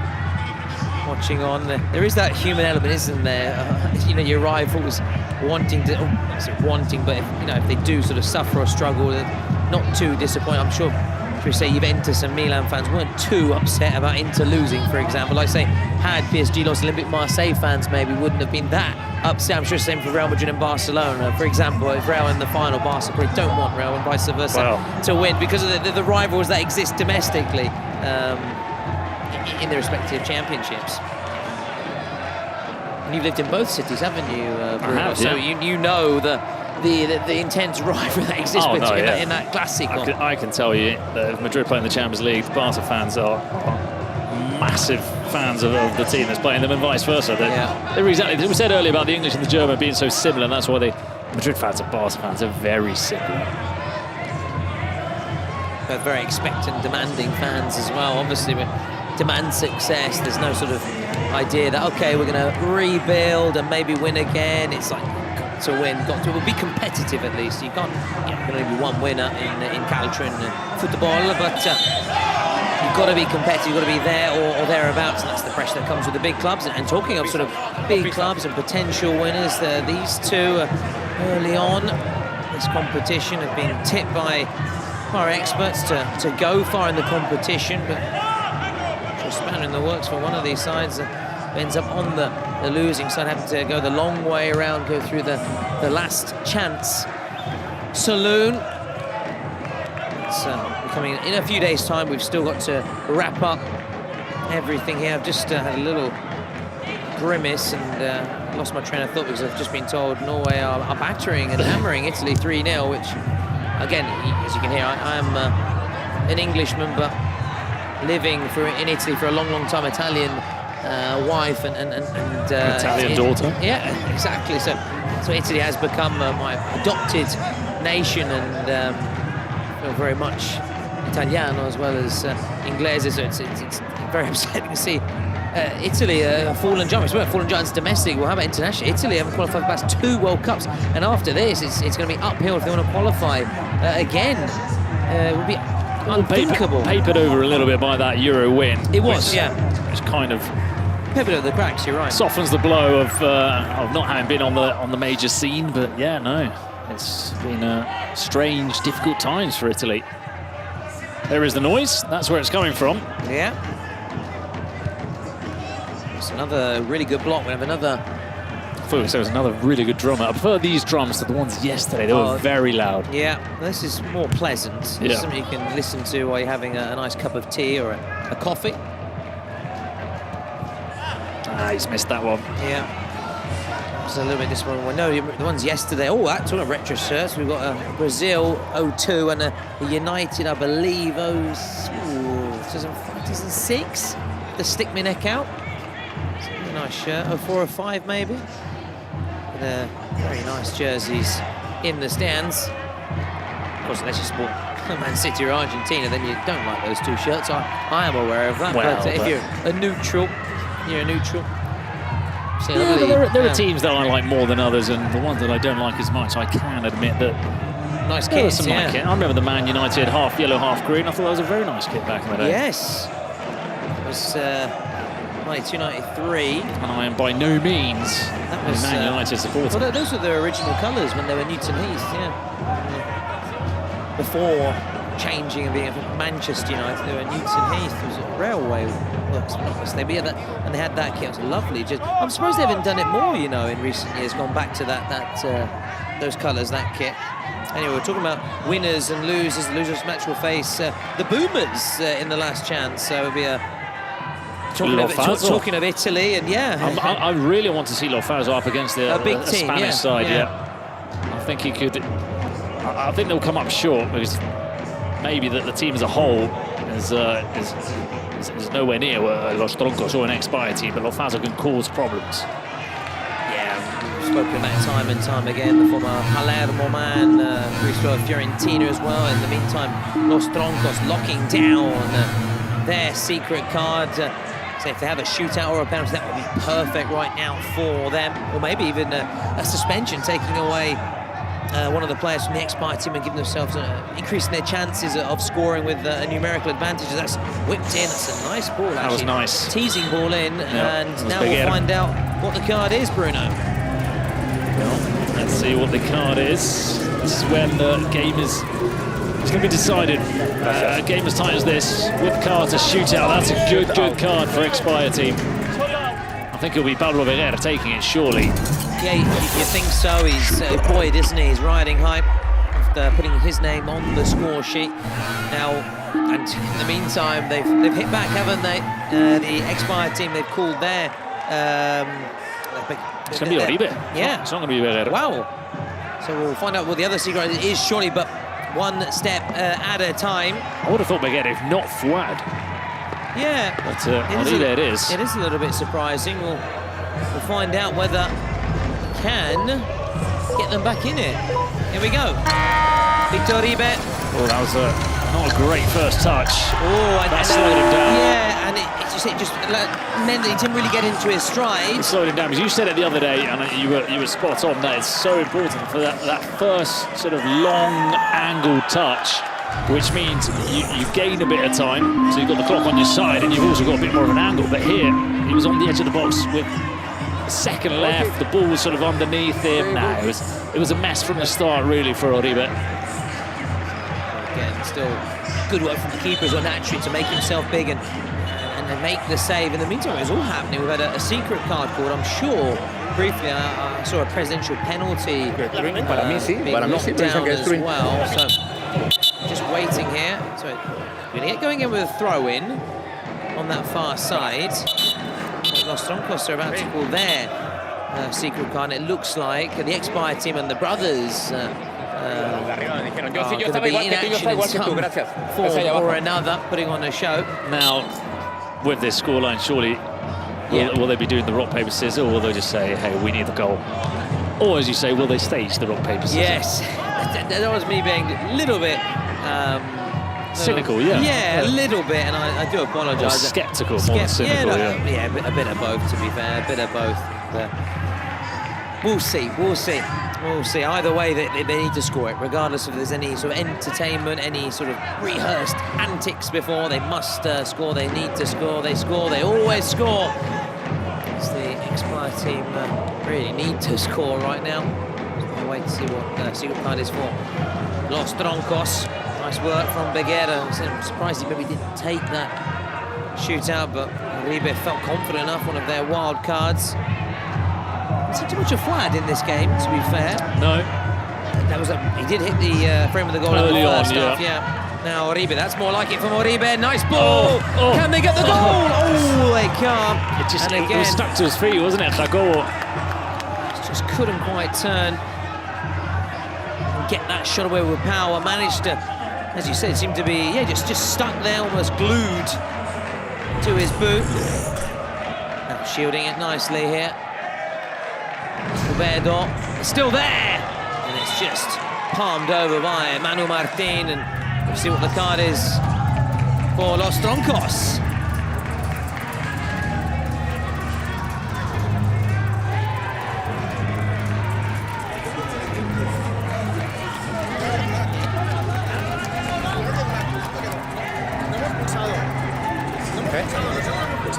No pulse. No, que no han pulsado aquí. No pulse. No, pues no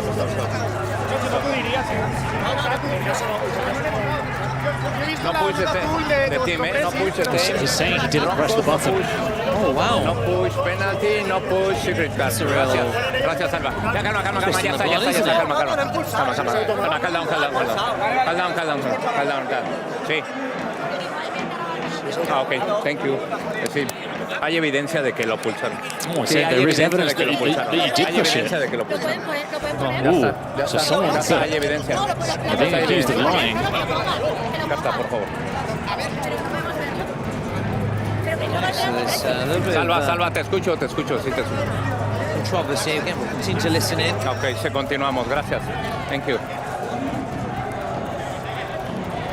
Oh, but in the end, No lo han pulsado, ya lo revisaron, no lo han pulsado. Oh, so now they're saying that it wasn't pressed. Right. Porque no lo han pulsado, no pulsaron. Okay, so now they're saying that it wasn't pressed. Earlier they were saying that there was evidence that he had pressed it. Okay, no han pulsado. And then the dugout was saying, oh, show us the images, and then they must have said something in his earpiece saying, oh no, we don't have the image. Right, so they didn't press the button. Okay.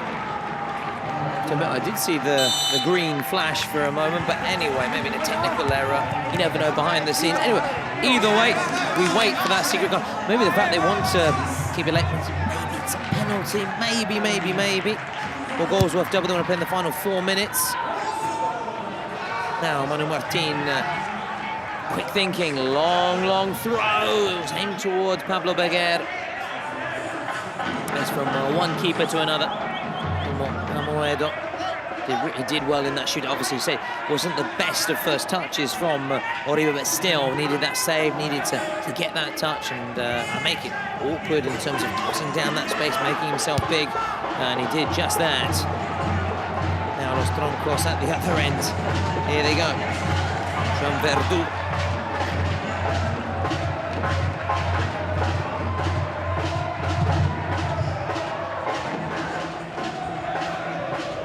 Back, safety first. Happy just to pass it down a little bit. The bubble just getting away from that congested far side. A reminder, 14th of June, the final at the Défense Arena. Also exhibition game. France against the rest of the world, and a live performance from Gims.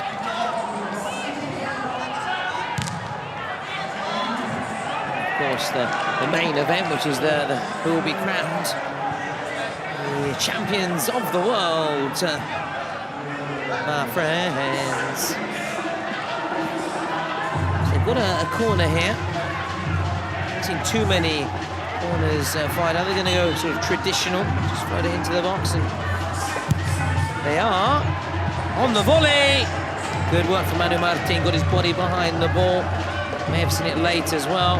Again, big fan of these drums. As we said, it's pleasant, isn't it? Very nice background noise. Yeah, just they were really loud. I say they're deafening. Flat with the touch. Oh, yesterday you could see the sound bars on our little commentary box. Yeah. It was constantly. You could see the line going up and down just from the drums. Yeah. I'm struggling to hear you yesterday as well. I had to keep turning up my headset. Also, talking of noise, when they had the UC fans in, listen, the stand was at one stage shaking because they were jumping up and down. It was like La Bombonera. Yeah, exactly. We are very, very close to the pitch, very much like the Bombonera behind the goal, but it just shows the passion they bring, the passion, the colour. And yeah, they will be missed. That side of things will be missed for the event, but full marks to Futbolistas Locos, and it was quite intimidating at times because they were getting some of the ball jeers and whistles, and the Moroccan fans were making themselves heard, their presence felt. But Futbolistas Locos, they played really well, didn't they? Their secret card, they took away a player from Iraqi, I think it was, when the Moroccans 4-1, and they battled back and they won the game after a shootout. So it was one of those big moments as well, playing your cards right. Go down as sort of a Victor Vidal moment for Gigantes against SXB with that late goal. The keeper when goals double. It's overhead. It's a little bit disappointing from XBuyer to only have their presidential penalty really to play, whereas Los Troncos with the presidential penalty and that secret card, which they're keeping very close to their chest now. XBuyer team, lovely touch. Is it a goal? And it's over. It's the man who had the ball in the back of the net in the first half, but it was ruled out for offside. So now it's a penalty, presidential penalty. And it is XBuyer team who have gone for it. So well, now we're going to see what happens between the two brothers. It's been sort of one of the big question marks of the day, and if they were going to be in a position like this, what they do. So let's see what they come up with. Well, they're both heading down to the pitch. One's got his boots on. Is that the... Well, they both got boots on, so that adds to a bit of the suspense and the confusion. I thought maybe one would have trainers and one the boots, which would obviously tell us and give us clear indication. I suppose a bit of sort of mind games, isn't it? If you're the keeper thinking who's going to be taking it as well. If it's the youngster, I know that could be in trouble. If it's the elder one, then it might make it a wee bit easier. We'll see what it's going to be again. Rock, paper, scissors to decide, or whether this time the two brothers out. They just the elder have just tried a bit more support. The players will be looking over thinking, oh, why is he not the ball in his hands? Listen, the players are very much like that. Because, here we go. Only one. No stage then. It's far from being staged. This isn't wrestling. Yeah, I know. Hey, but those guys put their body on the line, that's for sure.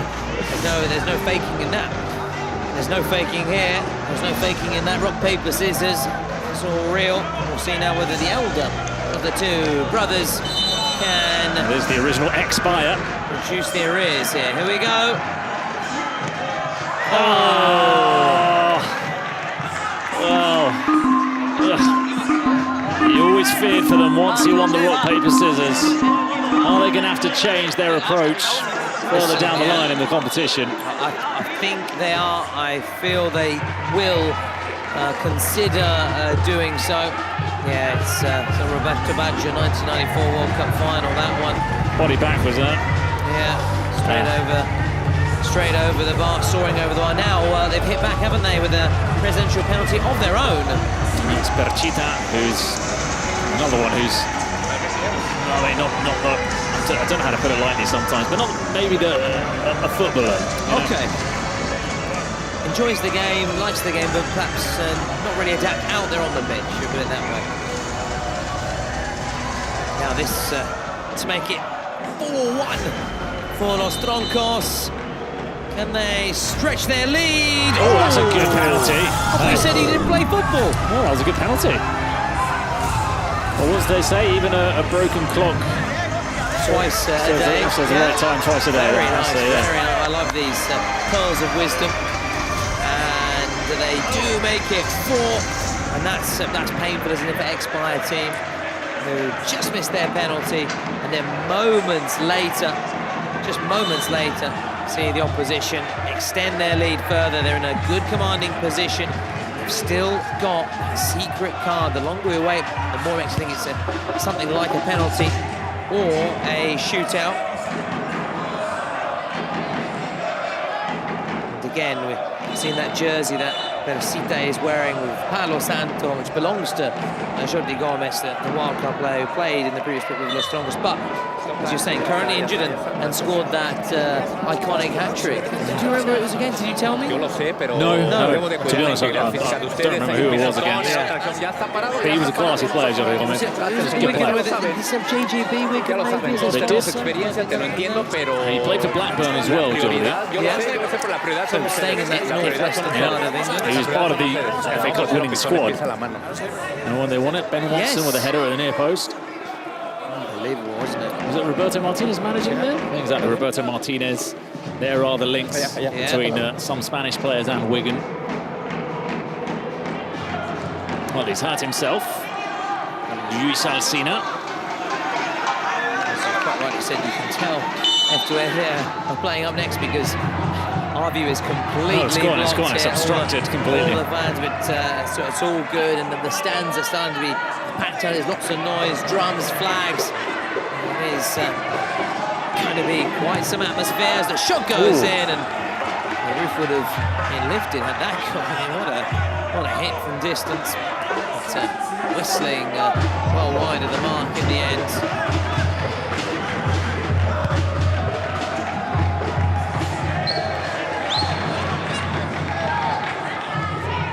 We'll find out as soon as we have a break in play. That hat-trick. Jordi Gomez.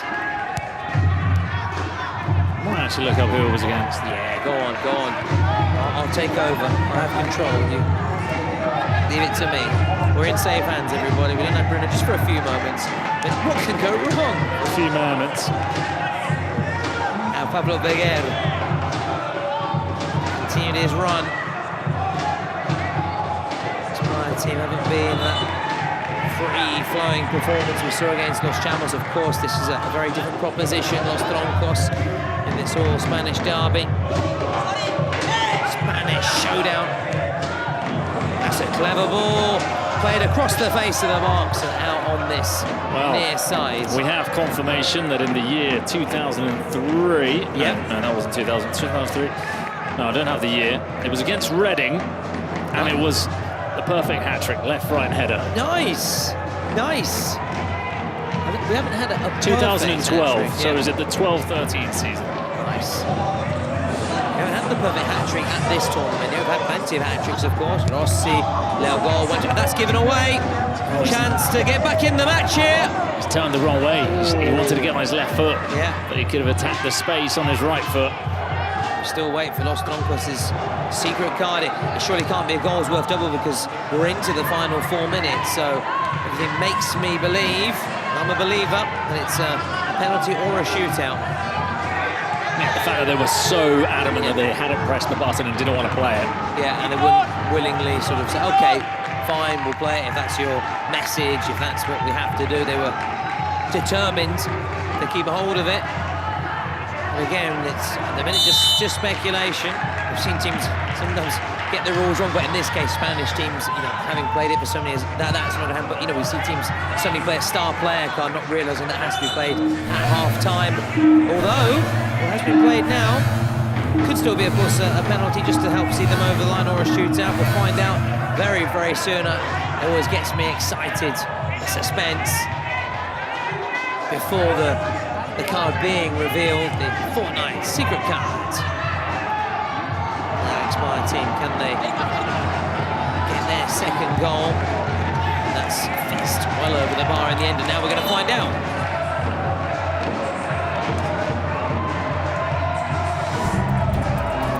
They could further open up their lead, Los Troncos, and this makes TRM's result look even better. The fact they only lost 3-2 to Los Troncos goes to show one of the strongest Spanish sides, and they've got the penalty.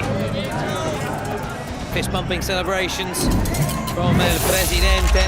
Now this could be real trouble, though having said that, in the round 1 match, XBuyer scored 3 double goals in the final stretch, but that was against Los Chamos. This is against Los Troncos, who are potentially going to be going into those final 2 minutes, Bruno, with a 5-1 lead. So this is massive, is it? Massive, massive for Joan Verdú, and he would love it should he score. That's what everybody involved with Los Troncos. Here we go.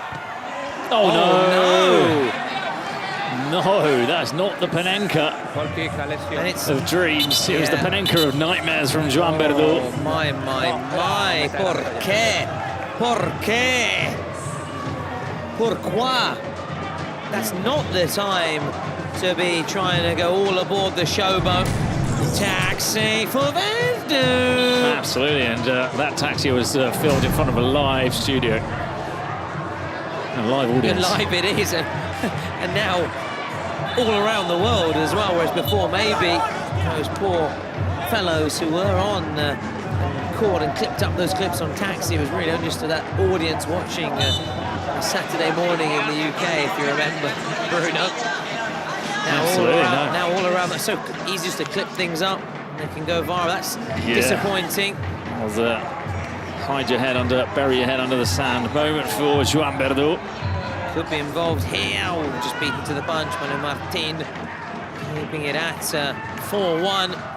XBuyer team. All they need, though, Bruno, is to get a goal now. Even go into this final 2 minutes at 4-2. They would certainly take that, accept that, for want of a better words. Seeing their record in the final few minutes last time, although it comes with an asterisk against the side they'd already won the match. And Los Chamos weren't the sort of side we've seen before in previous competitions. But as we go into it, Bruno, it's final 2 minutes, Los Troncos still, despite that penalty miss, in a very good position. And there wants to maybe make amends, a little bit of redemption after that. Obviously, if they win it, they can look back and have a nice laugh about it. If XBuyer get back into this, they'll be, well, let you imagine what there's between the dressing room to him afterwards. Well, the fact that the goalkeeper stood still shows that he was telegraphed. Joan Verdú, you know that Joan Verdú is a pretty skillful player, but it just goes to show that you know that he's the kind of player that maybe wants to do something a little bit special, a little bit different, rather than put his laces through it. Yep. That'll make him think twice about doing it again, because it sort of, the message is, you've been clocked, you've been found out. Clever ball! Oh, is that not a back pass? They're appealing for it, aren't they, Bruno? That's what they're saying, that's what they're suggesting. I think they've given a throw-in or an indirect free kick. Van ahí forcejeando los dos, es lo que alcanzo a observar. That was the back pass for me. Yeah, for me. Stop time, please. Stop I time, agree please. with you, that one, Bruni. No, 99.999% of the time I agree with you. Let's maybe try and listen in, hear what's maybe being said. But first of all... Thank you. No offside because of Beguer's right boot. That's right, yeah. Actually, no, Beguer, of course, is the attacking player, so it is offside. Okay, okay. Got things the wrong way round. So it was offside, clearly, from Pablo Beguer.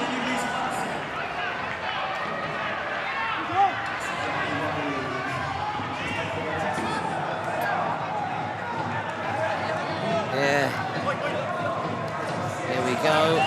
Yes, come on. Oh, she's headed away. Here we go. Final 10 seconds, just get the shot away. And they're not going to get that goal unless there's a miraculous ending here. Well, there you have it, going to those final 2 minutes. As we reminded you, XBuyer team, last time they were really good in those final 2 minutes, got plenty of double goals, but that was against Los Champs. They'd already won the game. This time they're trailing, they're chasing the game. And it's Los Troncos who are in the tiempo position you agregado, want to be estáis in. generando bien, se está llegando mucha área. Saltamos Mario, cuando entre Mario, Pablo, tienes que estar en segundo palo. Jaco entrar, Oribe entrar, ¿vale?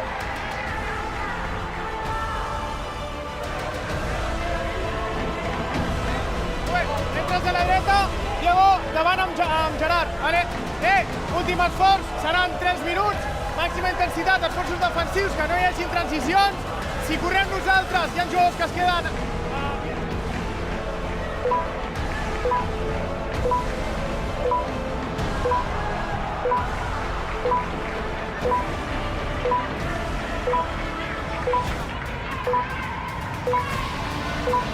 So the countdown is on them.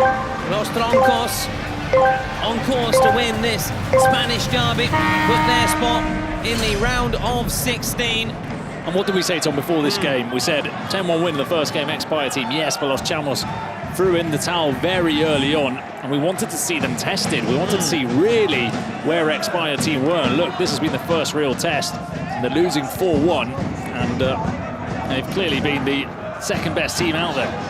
Yeah, as they say, the league table, the results rarely lies, does it? And it's a clear indicator of how this game has gone. And despite a penalty miss as well from Jean Verdu. It could have been worse. Could have been a lot worse for the XBuyer team. Beguer and Juanma, candidates for XBuyer team. Dieguito and Planas for Los Troncos.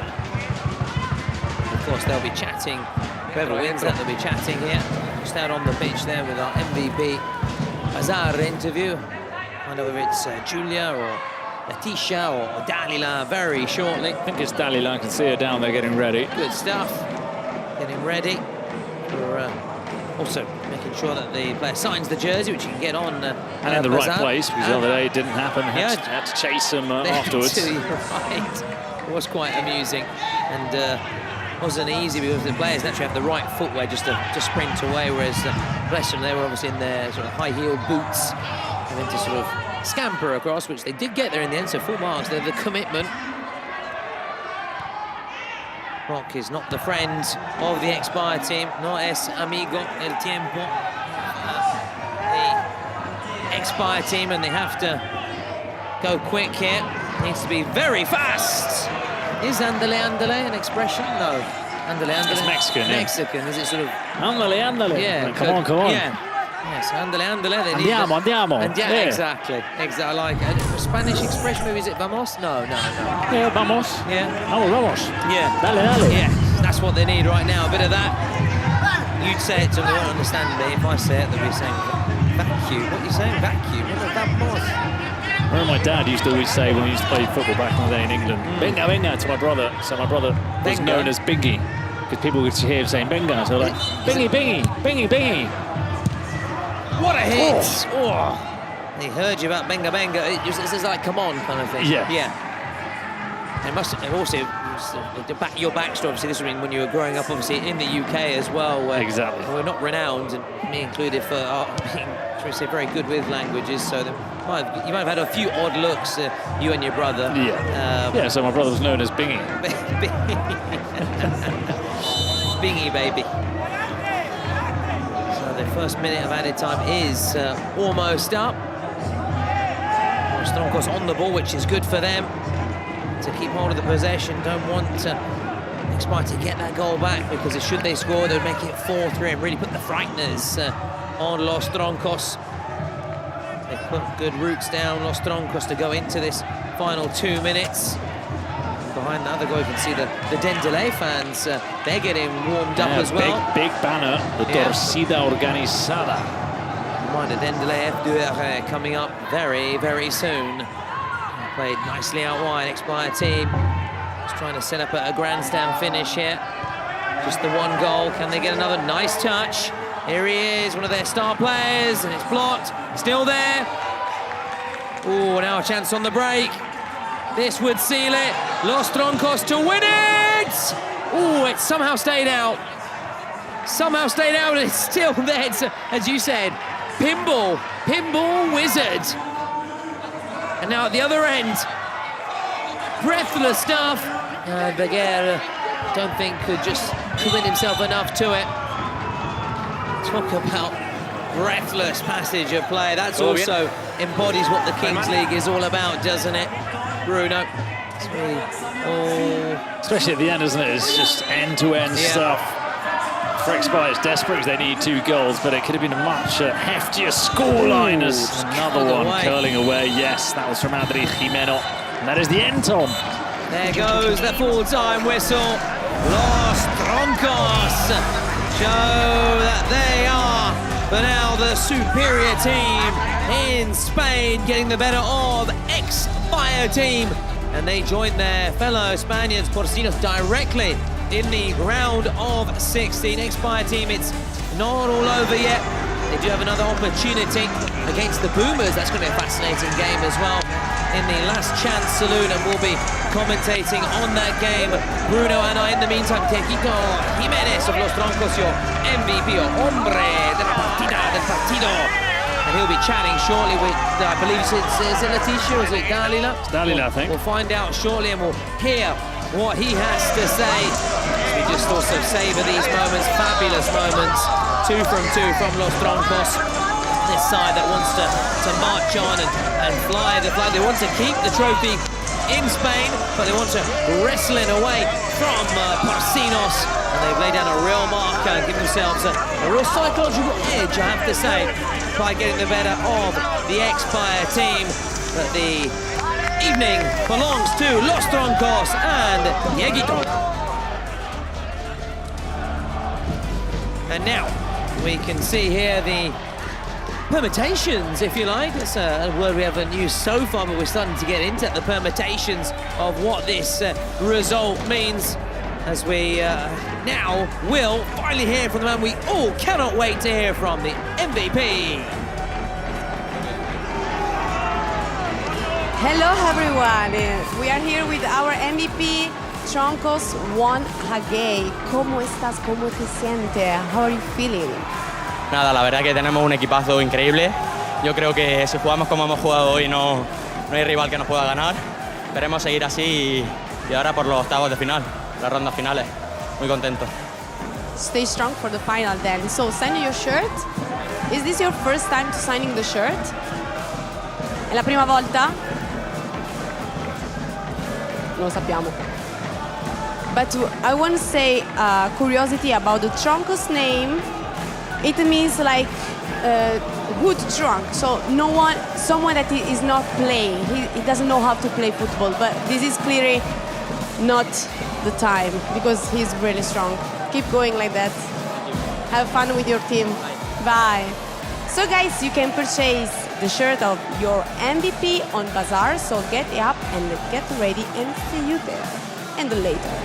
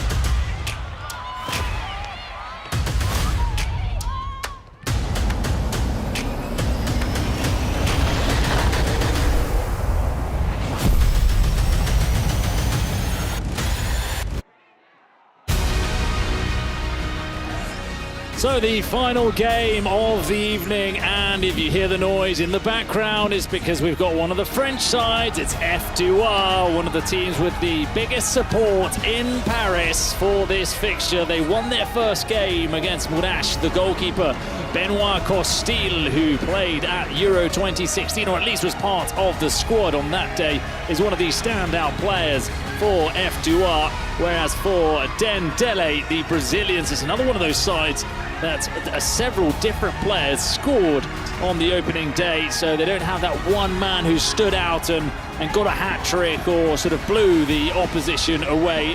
So Dendele against F2R to see who advances to the last 16. I think we've only got 2 slots left for teams going directly into that 2-0 last 16 draw. Exactly. Well, we've got obviously tomorrow to wrap up proceedings in that sense. So the spaces are limited. How is it? Obviously. And we'll have you for the draw. Yes, I was going to say. Picking out the names out of the hats. Yes, I was going to say, make sure you tune in. I know I'm not as pleasing on the eye as say the delightful Dana, the lovely Letitia, and the rest. Well, that's a losing battle for most of us. Yeah, and our lovely host. But at the same time, I'll be bringing the enthusiasm, bring the love for the Kings League, and of course, I'll be like you, finding out live for the first moments the draw for the round of 16, as we see there. The F2R, or was that the Dendele? It was Amin, It was Amin, wasn't it? Again, I apologise, at times my eyesight is appalling. I keep forgetting my glasses. I have to bring the lenses on, which aren't as powerful, shall we say. Tomorrow I will have my lunettes, which I've found out is the French glasses. Yeah, because I tried explaining to one of the stewards earlier, and I used wordreference.com to tell him mes lunettes j'ai oublié, and he had a good chuckle together, mainly because the French were so appalling. But there we go. There's the Dendele supporters, the Tifosi there in that orange strip. As we said, a throwback to say Holland, which also we mentioned also Ivory Coast with the orange. Yeah, orange has been popular this week, hasn't it? Orange and red, very popular. The countdown is on Bruno. Who will be starting? With the see Costil, and we also see Yassine, and remember Mbula, the former Stoke City player, is a member of this F2R squad, which includes Sami and Nasri. That stat that I brought for you on match day 1, I'll be using it every week because I want to bring out my sheet for F2R. See it here, Mbula caught speeding in Stockport in 2016. And talking of speeding, it's off the post by Lincoln. Wow, yeah, in his Lincoln, he was caught speeding away there. Yassine. Costil. Oh, back to Yassine. Just behind him. Still there though, Bruno. He's got Costil on the edge of the box if he wants him. Lincoln makes the challenge. Surely Costil goes for the finish. Oh, he waited a little bit too long. Did he handle it? I think he handled it, you know. Handball, so the attack comes to an end. No goal for F2R. Big celebrations from Michael, and he's got those fans behind him. Yeah, look at that, look at that. If anyone says, oh, it is just, a bit of a show, and look what it means to these players early on. Maybe getting a little edge over the opposite number and then turning to the supporters. We do like to see that. We like to see that commitment to the cause, the passion here. He may have hurt himself in the process, I think. He only realised after the celebration maybe that the adrenaline wore off for Maicon Santos. He's been asked by the referee who wants to go off, and he said, no, I'm fine, I'm happy to soldier on. I'll take more than that to take mighty Maicon. I'll tell you that for nothing. I'll tell you that for free. Maicon gives a thumbs up to the referee. Needs a teammate to come on here. There he is over there. Couldn't spot him. So got all those fans in front of us. There goes Lincoln then. So Lincoln out to the left. Back to Lincoln. Look at all those boos. Wow. Lincoln's going to get there. Lincoln shoots. Costil got a touch of the ball, but it found its way through, and the first goal of the game goes to Dendele. Lincoln just silencing those supporters. And the Brazilians have the advantage here, breaking the deadlock against XBuyer, who say the scrums are the groundbreakers in Kings League in France. Should put it that way in terms of being the first side to travel out to Mexico. I mean, involved from the get-go. Costil goes for the shot, saved by Maicon. Almost got rid of the ball in any way possible. As now, Costil needs to run back. Oh, it's off the crossbar and the follow-up. Dendele make it 2-0. Almost one of the goals of the tournament from end to end. Off the crossbar, followed up. 2-0 Dendele, and it was Hector with the volley. Dendele doubling their lead, and in what fashion? First, Neil Sullivan running backwards for a moment. It was, wasn't it? Reminiscent of Beckham against Wimbledon in 1996. For those who followed Syria, this is Shea Adams against Empoli. I know it doesn't have the same ring as soon-to-be Sir David Beckham. Shea Adams scored a goal like that, did he? Yeah. Oh, wow. For Torino against Empoli at the Castellani, which is actually a ground where Recoba famously scored from the halfway line for Inter in the 97-98 season. But soon-to-be Sir David Beckham, by the way. Wow. Oh, that shot goes wide. It was Lucas Valeri, one of the younger players in the tournament, a wild card, 23 years old. How about that, though? It's the whole build-up to it, the off the bar, the follow-up. Costil just not getting back quick enough, and that's the risk you take when you play the keepers, as as a sweeper keeper coming out his line and heavily involved in the build-up. That's the risk you take. Absolutely, and against these Brazilians who are so good on the ball, well, they only need 1 second to look up and strike it, and it was close to being a remarkable, unforgettable goal in the Kings World Cup. Yeah, for Hector, his first goal of the tournament. Yeah. He was actually the top scorer for Dendele in the Kings League Brazil split. So finally up and running. There's a bit of beef between Lincoln and Yassine, because earlier Lincoln anticipated, got in front, intercepted a pass. He celebrated right in Yassine's face. He didn't like it too much. Now they came over, and there was a slight coming together by the corner flag. So just look out for those two, because there could be some sparks flying. A little bit of spice added to the pot. Sprinkled on. No understanding there between the Brazilians, given away to Benoit Costil.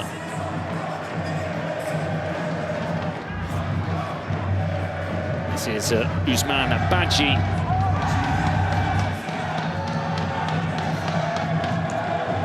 Valeri.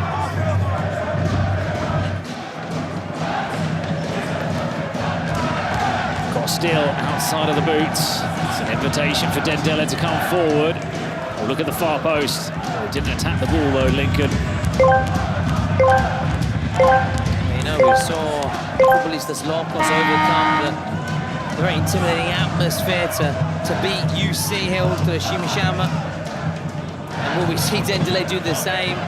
It's clear that F2 have more fans inside the ground, obviously, as the home team. Just to our right here, that drum, it's that a little bit annoying drum, I have to say. No, it's not the same, because yesterday's drum player is actually the gentleman in front of you, second from left. He was the man on the drums yesterday, so fortunately he's just here as a spectator today. Which is brilliant, but still, it's still a very similar kind of noise. Somebody else is trying to replicate the I was going to say feats, but more the antics of what was Crystal Palace shirt.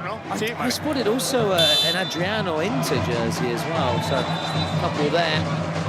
That's an interesting one, a Crystal Palace shirt amongst the Brazilian fans, not amongst the French, because there are a few French players. Was it an old school Palace one? No, it was a recent one. I don't know if it was this season or last season. Maybe after the FA Cup win, I'm not sure, Palace, obviously, where Ian Wrighty first onto the scene. Another one we must tip off. Alongside Mark Bright. That's right, yeah. It was also Alan Pardew, I think Gareth Southgate was in that. Yes, a lot of big names. Obviously, Wrighty forcing the... Don't really remember those days, do we? Well, Wrighty at listen, Palace. we don't remember it in that moment, but in terms of growing up, we remember it from the videos they'd show from Ian Wright in that 1990 exactly. FA Cup final against United Ferguson's first trophy. I mean, Ian Wright, wow, you know, putting his name, should we say, on that football map. And then later earning that big move to Arsenal, where he really earned more than cult status, idol, legendary status, and held that record for so many years before Thierry Henry would go on and become their top marksman. That's right. But what a guy, and love seeing his work as a pundit, even to this day, and Wright the passion. Even I wish he was playing the Kings League. I think you can still turn it on, you know. Good finish, that's for sure. Oh yeah. You don't lose that. Don't lose it. Yassine. And he's played it to the Dendele player warming up off the pitch. Now somebody's gone down. We're doing to that. Two players have gone down. Dendele mascot, Bruno. We've had a few already. We've seen in the raging bull, the mad bull, and so far they are raging around the pitch. And of course, Zeta They've changed their goalkeeper. Take down XBuyer. So there been some changes, has there? Yeah, Michael Santos replaced by Dallas Vicente 7 minutes into the game. That's a strange one. We see some teams, don't we, suddenly change their goalkeepers, but I don't think I've seen anybody change after 7. Maybe that shot to the face early on, the mic on, might be feeling it now, or slight blurred vision or something. Yeah, purely trying to speculate as to why they made that change in between the sticks, but they have done. Maicon, it makes me think obviously of the former Inter and Roma, and there it is. Yeah, that shirt's a very good spot from you, Bruno. You've got a really good eagle eye. The Eagles. There you. I wish I'd said that because it would have been brilliant. Oh, that's brilliant! That's brilliant! That's brilliant! Finally, they've got something to scream about, something to celebrate inside the Cupra Arena. F2R are now just 1 goal behind Dendele. There was the old traditional route 1, wasn't it? The flick on from the big man, the run off the shoulder, and it's Amana Fofana. Bruno, the likes of Luis Enrique and Pep Guardiola would be turning their nose up in disgust, but there's nothing wrong with it. Old school English 80s and 90s. Tony Pulis likes this comment. Yes, route 1, hit the big man, flick it on. If it works, why not? And let's look at the success the likes of Stoke had for many, many years playing that kind of football. Very direct, aggressive commitment to those first balls. And Fofana, the best scorer of the French split with 11 goals, scored in 7 games. And he was very good in that first game. And he was there last year as well in Mexico. Remember, he impressed for F2R. They were defeated against Muchachos, the Argentinians, in that controversial penalty shootout. Going to have Willem Vincent of the Galácticos del Caribe for the dice. Good old Will. No, you obviously and Vincent. I never mentioned Vincent, but yeah, but it's obviously with Will Smith, obviously. He's a cool guy, Will. Yeah. The risk of going back to Miami if they don't win their last chance game.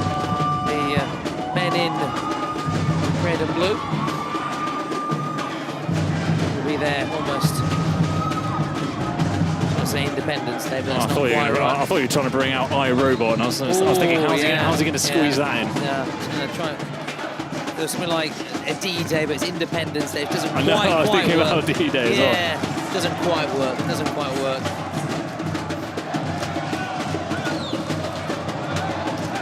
There's one back there.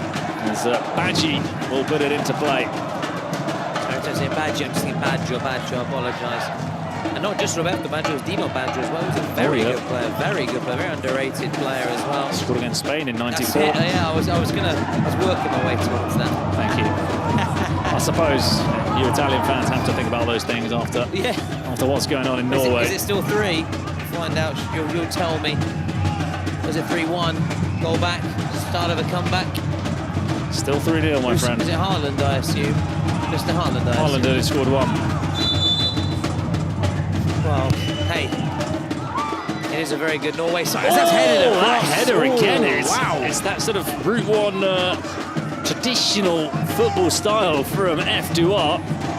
It's causing problems, I suppose. It's the polar opposite to Dendele, who are happy with the ball on the ground, but maybe they're struggling with the physicality for some of these players a bit. Look at Badgie. Badgie's a massive player at the back, the number 18. Yeah.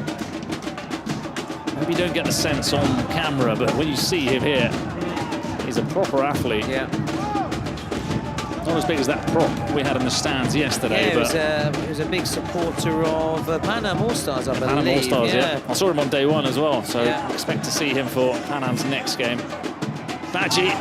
Oh, that was a vital touch from the defender. So he's wearing the same green jersey, or at least he's washed it, that's for sure. After the pace up and down that was involved. Well, the keeper made the save there. As Valerie was coming across, I think he was saying, why don't you come over here, Valerie? Can the jokes get any worse this week, is the question. Listen, Bruno is... Fortunately, we're not reading into the Twitch stream and all the comments live. I'm sure there'll be more than one person saying, who are these millennial dad joke? You're just practicing...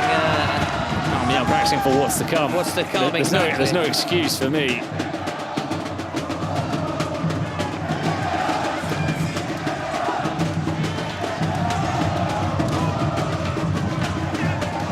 Oh, there was the volley that was... Yeah, it was a good one, wasn't it? It was a chance for Hector Godoy, who's actually scored a volley already in this game.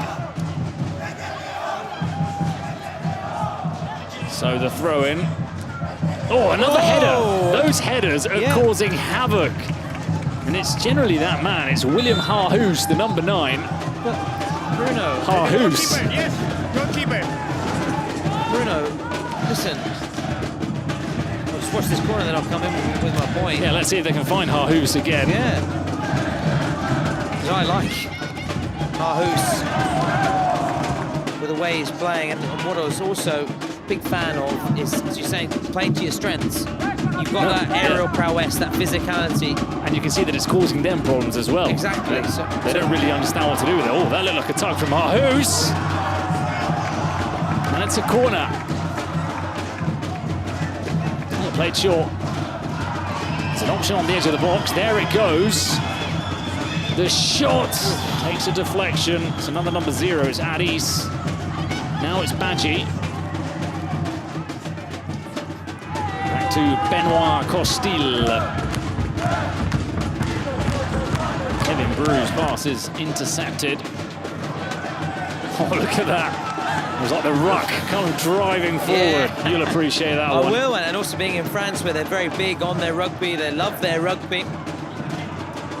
It's all about Kings League now. The Badgie. Sort of wide there, but no, same players that you've mentioned, I've been really impressed with liking what they're doing so far. Play to your strengths. If you're causing problems in the air, absolutely. Keep doing. Even the great Alex Ferguson would always say, just throw an extra forward, put ball. If you're chasing a game, put fear into your opponents. They seem to have found the antidote for Dendele. Costal came a long way there, made no contact with the ball. Fortunately for him, there were no consequences for sort of mistake in reading the cross from Benoit Costil. Very even in terms of the completed passes, with just slightly ahead of Dendele in terms of their accuracy. Comes to the pass completion, the ball out on that far side, and if Zeta score again, the noise is going to be immense. It is going to be immense. Oh, and to the far post, it's a header from Dendele. Well, it was the aerial threat from F2R, but it's the header down the other end from Tuco. It puts Dendele 3-1, and it was a much-needed goal because they were really feeling the pressure from F2R. There's still a lot of noise, but it's coming at the other end of the ground from the Brazilian fans. The samba party, the samba style. And the French fans, they've been silenced. Dendele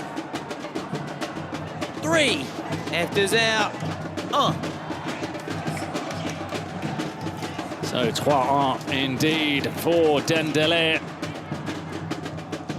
And they've stemmed that rebellion from F2R. Really did not expect to see them scoring a header, must say, in this game. Yeah, as you said, they've done what F2R were doing so well at the other end of the pitch, using the aerial route to find the back of the net, which they have done. Oh, again unmarked. Dugo, could have been another header.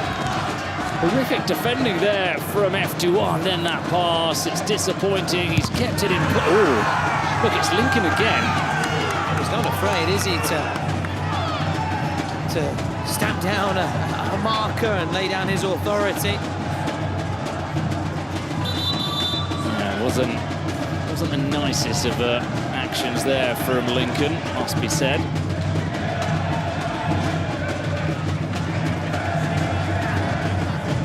Addis will take this corner,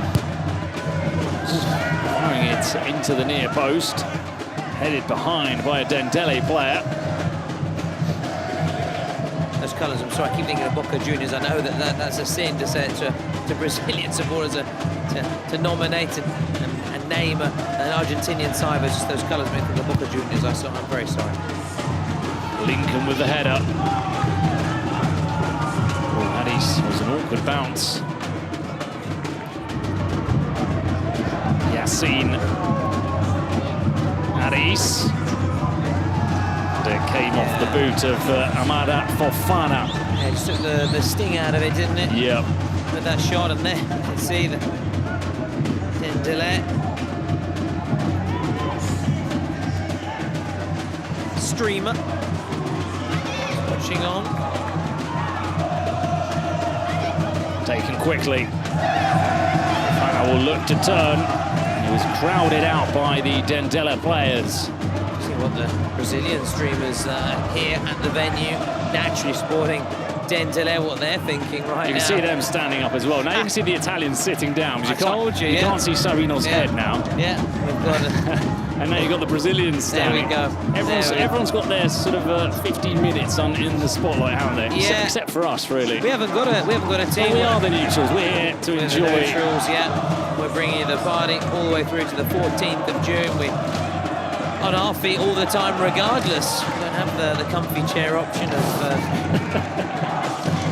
Lockdown and company.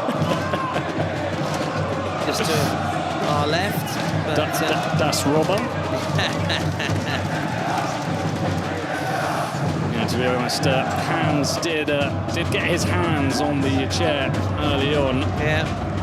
But, we do promise everybody at home that we will fight to get that chair back. Oh yeah, absolutely. At some stage. Yeah. To be shared around at least a little bit. Although it has been 6 days of standing and sort of leaning on a stool. Yeah. Yeah.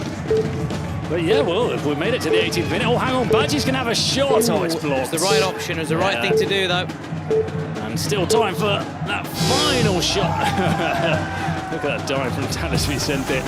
So 18 minutes, 3-1 to Dendele. This has been a good game between the Brazilians and the French. We're going to get that dice thrown. By Willem Vincent of the Galacticos del Caribe. I can't see Will. Yeah, no, I did. Look, I can see him from I can't see him on the screen, but I can see him from where we are, yeah. Yeah. So it was Vincent with the throw. It was Vincent, yeah. The two members of the Futbolitos, as they're known. Here from the managers. Dans ce cas-là, quand on va commencer le match, William il va chercher ici, Harris il va chercher ici, Amara il va chercher ici, et après ici on resserre les gars. 3 contre 3, commencez.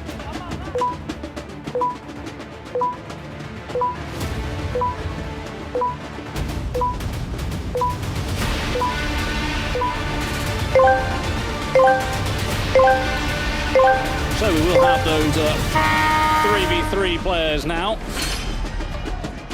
So we're back underway. It's immediately gone straight out. But F2's out. It was Lincoln with the header. Yeah, he's been involved in the good, the bad and the ugly, let's put it that way. In the end, it didn't really matter. Yeah. Addis. Almost ran into Fofana. There is Fofana. He's got a pass on. Oh! And he's hit the post. How unlucky. No, he's hit the post. And let's be fair to Thales. He touched it as well, the goalkeeper. Oh. Rocket. Now Canilta. They're on the edge of the box. Lincoln. It's got Canilta to the right. Here is Canilta. Takes it onto his left foot. The back heel to Lincoln, off the post. Wow, both sides then, some woodwork, whoa. It's always fun to see these Brazilians in 3-on-3s, the way they move, the way they find the openings. Just that futsal style of football. Futsal, obviously, is such a wonderful sport to watch as well because of how technically gifted and intelligent the players are. Duco, that one's saved by Costil. Well, he's got the chance to shoot it. He launches a long ball and he gives up the chase. It will be a goal for F2R. William Harhus. Listen to the noise at the Cupra Arena. They are jumping up and down, the joie de vivre from the French. And that's the Kings League as well. You take risks, no keeper, leave yourselves exposed. And also they had the last man, Duco, who isn't the quickest player they had on the pitch. Harhus was always going to win that sprint. Can Dendele now strike back? Duco, I think he was onside. Canioto goes alone! He somehow finds the bottom corner. A wonderful strike from Canioto. The Toro Locos going crazy, rolling onto the pitch. 4-2 again, Dendele. You just can't keep a Brazilian side quiet in a reduced format of the game, be it 2v2, 3v3, 4v4, it doesn't matter. They always find a way to score a goal. What a goal as well. You know, Robin Hood's got competition because he arrowed it into the bottom corner there. Couldn't have picked out his spot any better.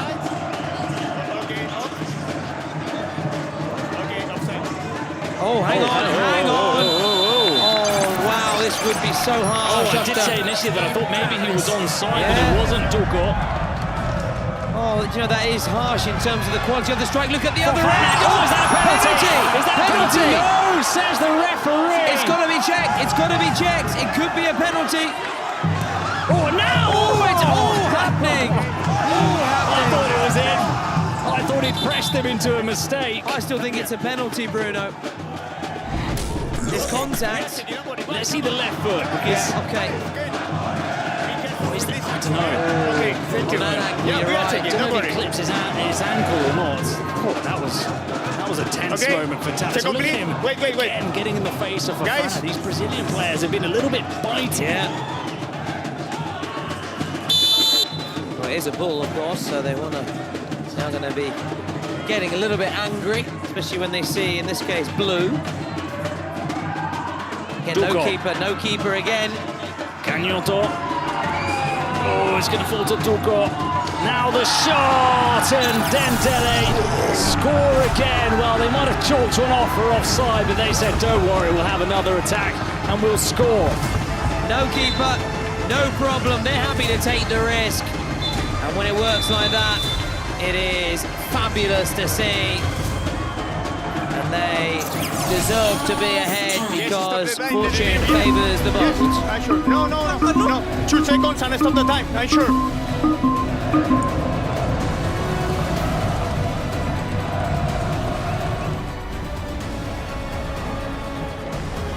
Hey. Bora lá, galera. Ei, todo mundo aqui. Vamos lá, galera. Ei, baixa. Ei. A gente só precisa aumentar ali na partida. É o mental. Romário foi cobrar, não aceitou. Ali na hora de cobrar, vai dar pelo cara. Tá bom, mas não cobra. Hoje é dia de correr um pelo outro sem cobrar. A gente cobra no vestiário. O Duco e o Lico cobraram excessivo. Não tem porquê. Acabou. O Duco, ei, não é questão de dar errado ou dar certo. Eu não quero saber agora. Eu não sou juiz agora. Acabou? Vamos lá, acabou. Calma. Na partida.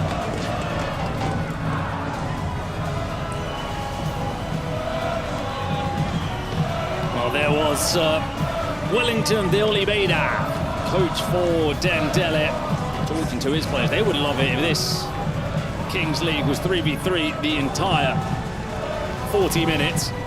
It is 40, right? 20 and 20, yeah, 40 minutes. Yeah. They would love it. They would be very difficult to beat any of the Brazilians. Yeah. Also that roll of the dice as well, but had it been, say, 1v1 with the keep, obviously, and it may be a little bit different, so they prefer something like I said with a 3v3 when they can, obviously, have that roll on, roll off with the keeper. And of course, they took a risk. In fact, they made pay the price on one occasion, but they soon hit back. They never gave up. They kept sticking to their guns and to their tactics, and it paid off. So well done to them. But after Zeta, they're still very much in this. And listen to the jeers and whistles as the Brazilian keeper comes across towards us, but he's behind him. He's got the French fans. They're taking a very long time in coming out, the rest of the Brazilian players. So they're making F2R wait. They are masters also of those sort of darker arts, are the Brazilians. But of course there will be that presidential penalty set from Amin before the second half does get underway. So a way back into the game potentially for the French.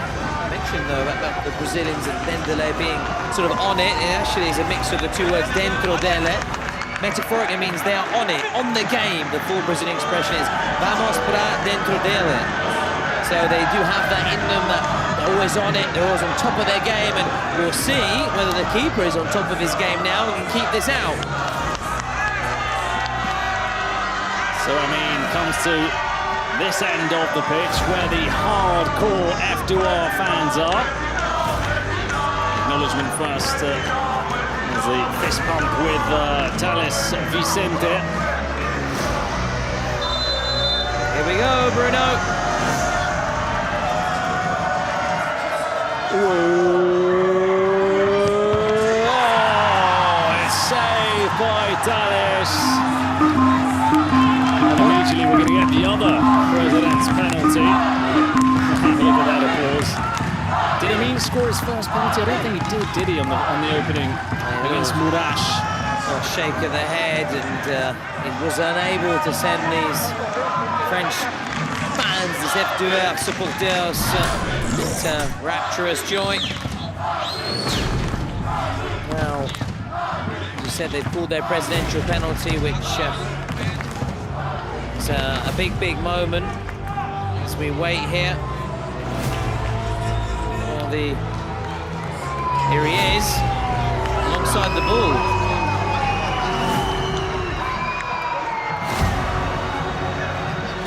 So is it going to be the ball taking the penalty? I would like to see that. With the mask on and everything. Mask on, but I don't think they were also seeing the footwear. Now, this is pressure as well, right in front of the Dendele supporters. Got still as well, it can't be easy for him to have those Brazilian fans, the noise they're making, but then again, play at the highest level, so he's used to this kind of moment. And it's Luqueta, who scored 6 of his 8 penalties in Brazil. And he scored another 5-2. And you can see the celebrations from the other president, Paulinho. Didn't come here because he's afraid of flying. Wow, Burkamp style. Burkamp style, yes. Wow.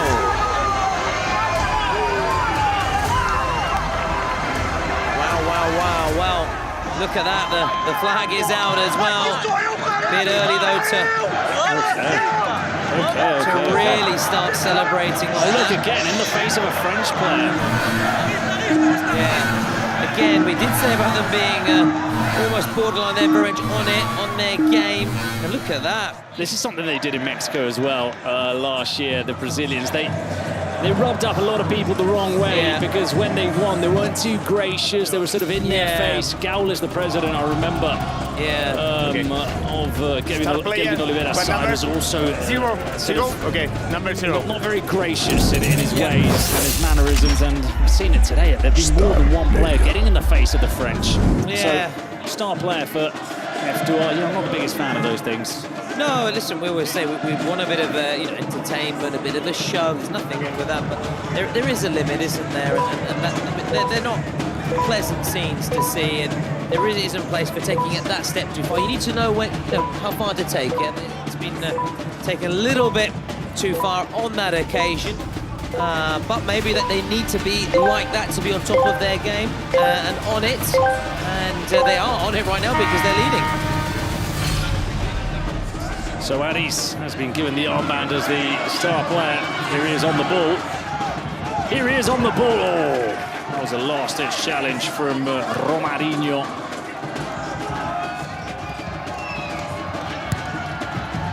space. Cleared comfortably towards Imbula. There he is, the Stoke City player, former. The Potters. Another former Lecce player. We've been talking a lot about Lecce these last few days. They seem to just keep cropping up, don't they? Somehow, the club from South Italy in the region of Puglia, but from the part known as Salento. Really down. So have you ever been to Lecce? It's known as the Florence of the South. Its architecture is very reminiscent of the kind of architecture you'll find in Florence. Obviously, some lovely culinary delights as well, must admit. Bucce. You've been? Yes, nice. on many occasions that part of the world. The bucces are one of my favourites as well, delicacies. Again, it's the header from Dendele. It's Guy looked to volley that from the edge of the box. That is Guilherme Carvalho who scored that goal late towards the end of the first half. My favourite place is the Via del Mare, which is where Lecce play, of course. That's where you can often find me if I ever am in that part of the world. Have you been to the ground as well, yeah?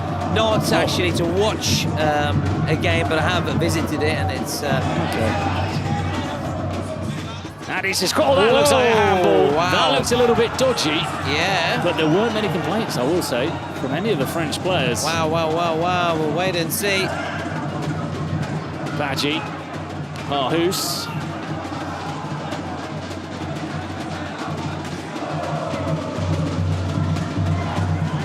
Here is Harhus again. Oh, sloppy back pass.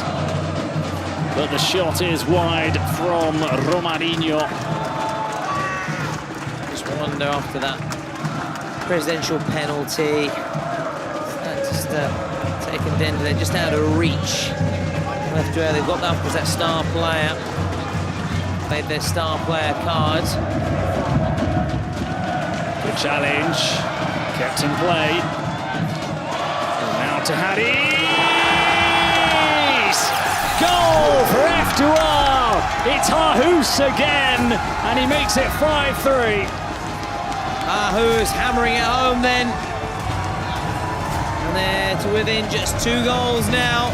Shows you how much I know, saying potentially Dendele out of reach, out of sight, but F2R once again. But can they now kick on? Because every time they got a goal back, Dendele almost immediately getting the goal out. There could be question marks of offside in this goal, which is why how we're... many goals have we seen which is why we're this waiting, week? Bruno. And no, it's been confirmed.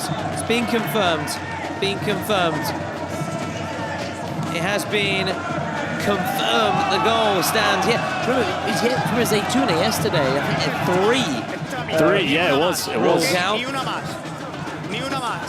And we'll see whether the Brazilians can now immediately hit back. Oh, look at that. The referee has picked up on Lincoln's little actions in this game, and he said to him, "Una mas, none more, no more from you." Basta, no more. So that back heel is intercepted by Badji. Duco. The shot is on, it is blocked by Badji.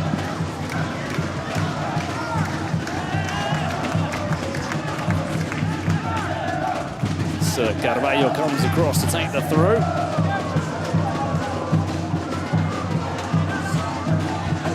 Ooh, peppers that one into the near post. It was down low looking for Duco. They've made good use of those throw-ins looking for Duco. Costil towards Harhus. Haris. See, they were waiting for him there on his left foot, Haris. Romarinho anticipating where he was going to go. Yeah, being their star man. Will be marked tightly, an extra eye on him. Now Guilherme Carvalho. The 1-2. Have to get past Badji. Oh, not the best pass from Badji. Lincoln.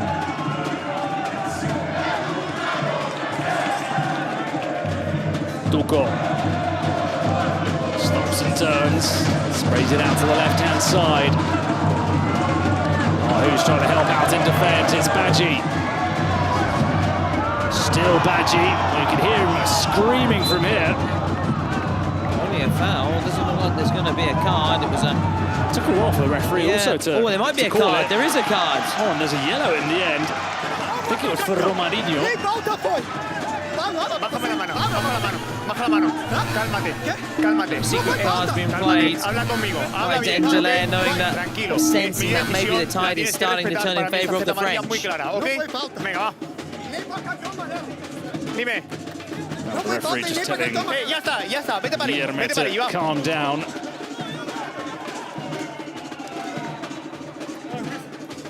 I can Yes, okay, kind of see the case. Okay, No, now it's yellow it card, is a but foul. we The are checking. thing is, Badgie No toques el balón knocked it más. out of play. There was no way he was going, but the Brazilian player did make ¿Quieres contact with distancia? Badgie. ¿Quieres distancia? He was just a little bit late to the party. Vamos, va. The yellow maybe is harsh. If it has been, confirmed. Well, we saw the yellow, didn't we? We saw the referee brandish the yellow.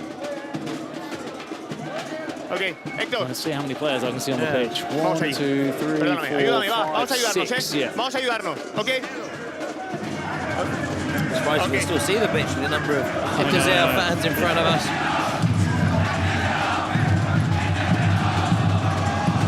So here comes the free kick from Karasu. Ya está, va.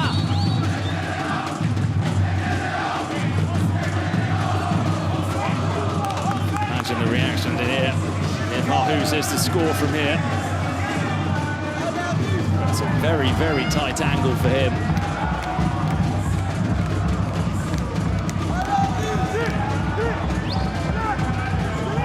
We're still talking in the referees here. Referee coming across to ask just what they are reviewing. Just admit, I'm not too sure either what they could be reviewing.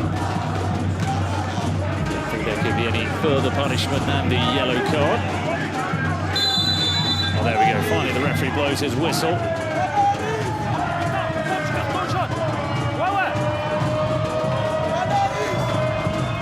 Oh, who's with the shot? He was looking to stun Thales Vicente.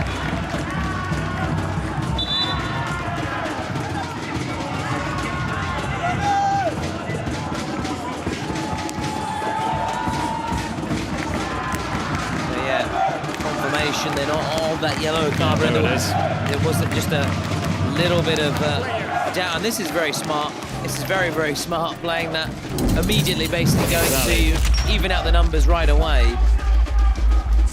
Evens out the numbers and means they will be a man up for 2 minutes after Romarinho's back on. And look, they've taken Adis out as well, who is a star player, so yeah, all around a very good move from Wellington de Oliveira. Guillermo. That's a nice move. Badgie. Powerful run from Badgie. Who's guessed there? Because Thales thought about coming and didn't in the end. Now there's a counter on. Gabriel. There's the chant. It's in for Dendele. It's the number 29, Hector Godoy, who scored early on in the game. He scores his second. The Brazilians are now, again, got a healthy lead. It's 6-3. We're saying, weren't we, Bruni, every time that F2Z get a goal back and seem to be back in the game, Dendele then go and restore that cushion, go ahead again, go a little bit further out of sight, and it comes immediately after playing that secret card as well, and that's also embodies and also is really summing up exactly what the Kings League is about. It's another example of what this game is all about for maybe someone who's relatively new to this game, to this competition, and the importance of knowing when to play that secret card just at the right time, and the strategy side. So you have to wait to see how the situation develops. They did that really well there, Dendele, and they lead now 6-3 with almost 27 minutes on the clock. Valerie came off the head of the Brazilian player, landed pretty near to where we are. Yeah, came actually a lot closer to Andreas, the German casters, and Tyler. Just chipped in there. Valerie. Again, look at those celebrations from the Brazilian players in the face of the French. Really must be difficult keeping a cool head. Costil. Yeah, it's not easy, as we said. It is going just maybe taking it a little bit too far. We spoke from some against Leitner, didn't we? The German of Colonia. At times he was protesting and would go one step too far and was a little bit too much.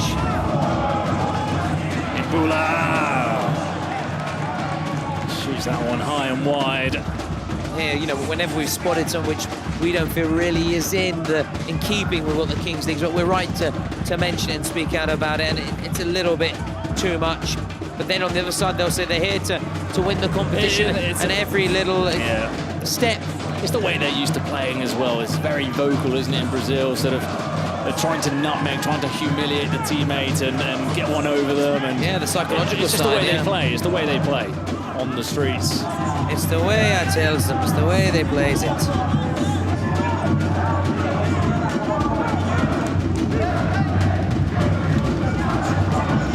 Tuco. 50 seconds left, and Harris will join the party again. Lincoln.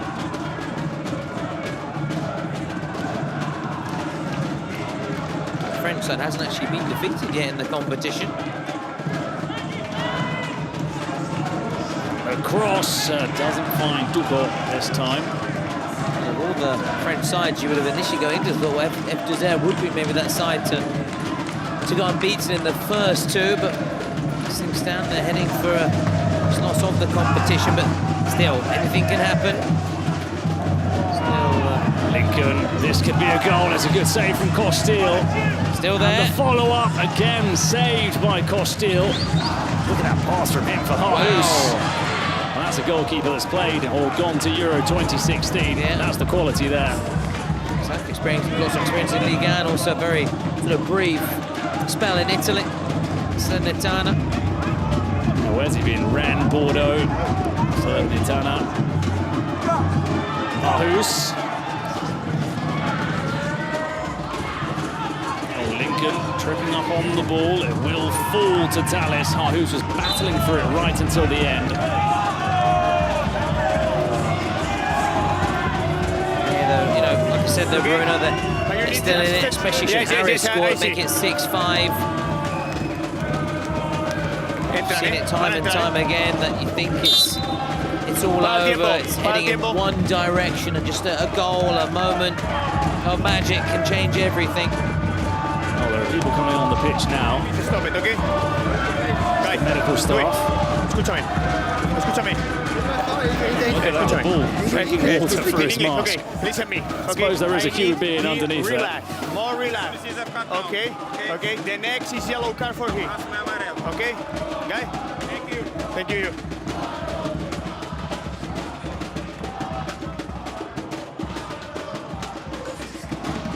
Dallas back up on his feet and putting his gloves on. He's got a bit of that sort of playing surface on the top of his head. That's the stuff that gets stuck in your pants and in your socks. Socks, shoes. And find yourself for weeks afterwards still find them all over the house, all over the hotel room in our case. For at least a good week or so, we will be here. I'm very lucky and very happy and privileged to be here, don't get us wrong, in the French capital. Our hotel near the Gare du Nord, Gare de l'Est, which is a fantastic location for us if we want to see things, do a bit of sightseeing in the mornings, which is what we've been doing. Just a stone's throw away, also just a couple of stops on the metro to head to Parc des Expositions. Oh, another yellow. There was an elbow there, I think. Oh, is it Fofana that's... It's very clear. It is Fofana. No, it's very clear. It's going to see the yellow. Oh, wow. Yellow. Do you think they might have another look at this and upgrade it? No, do you think so? I don't think there was too much movement from Fofana. I think he was clumsy in the fact that he went with his arms out wide, but there wasn't that sort of violent movement of the elbow. Yeah. I know I'm explaining it to you with movements, and Yeah, people, no, very people careful, at home can't see those movements. No, but more than anything, I was worried I was going to get an elbow myself. I could see you were sort of straying away. We call that the wheelchair here to the commentary gantry. Get me a bit of treatment. Shot from distance, that's a comfortable one for Costil. It's only taken him 6 days to give Tom an elbow. I thought he would have lasted a lot less. So we're joking, of course. Good report, Shearer and Sutton here. Elbowing a colleague. I don't agree with that in the workplace. No, absolutely. There's no place for it. No place for it. Dendele, 6-3 up. Out wide. That will be Costil's ball. It's difficult as Addis is back on the field of play, of course. The star player for F2R. This is Yassine Imbula. Yassine over the top, looking for Arhus, and cross comes Guillermo Carvalho.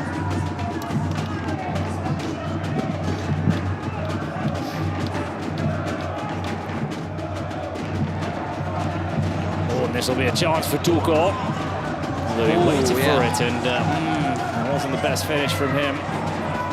Just that kind of first touch, that right boot, and trying to sort of snatch at it. So a chance to shoot from the edge of the box, and it flashes wide from Hector Godoy. Good news for F2R. They will be back with 7 players as we go into these final minutes, closing stages of Matchday 6 of the Kings World Cup clubs. Day 3 of round 2. He's back on, so 7 against 7. It's been, in that regard, it's been a difficult second half for F2R. There have been big chunks of this half where they've had 6 players on the field of play. Of course, that comes with risk, but it also comes with fatigue of having to play with 1 player less for such a long time.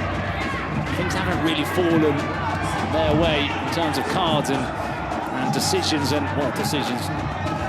It's a player making a mistake, I suppose, that makes the elbow and gets the yellow card, but it's been a not the best second half in that regard for F2R. Ooh, let off the hook there, though. They've been let off the hook. There's a slip as he struck the ball. There's no number 10 in this Dendele side, which is interesting. Brazilians love the number 10.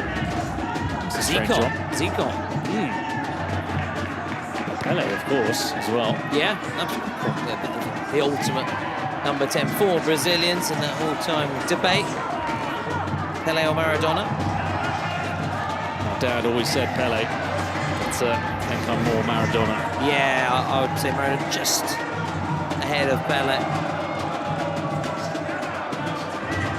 For me, even I would put Maradona above Messi. I know that's very controversial to say today, but I would still even just put Maradona just a smidgen ahead of Messi. I think there's a lot of mystique surrounding Maradona as well. For me, I think I would have to go for Messi. Really? Just also because, you know, we've seen him week in, week out for so many years.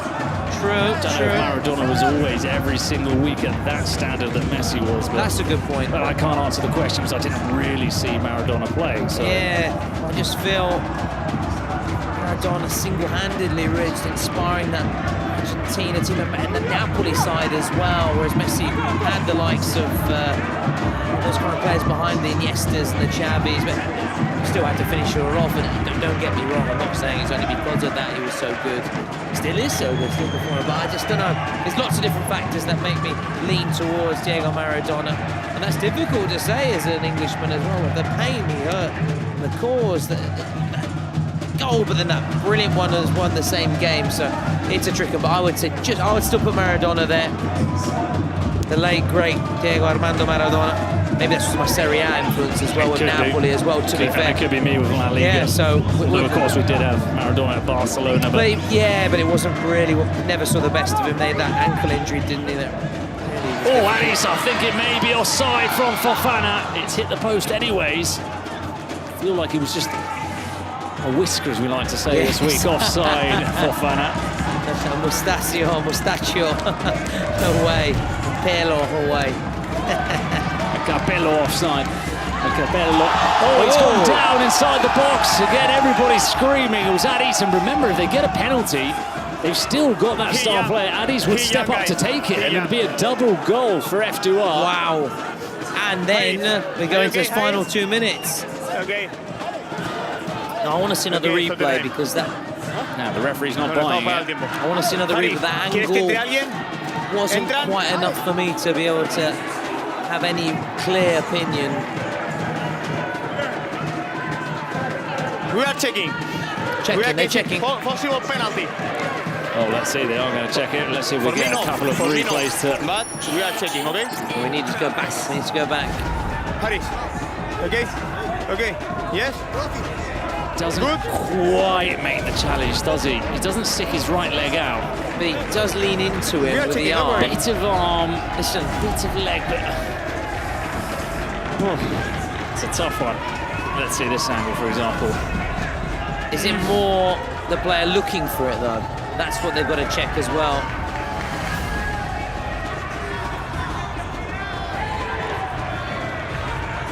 The referee had a... We are checking possible penalty, brilliant view of it. Possible penalty. I'm not sure I'd give a penalty there, but it's one of those where I wouldn't be shocked with either decision. If it's given, you understand. If it's not given, you can see why.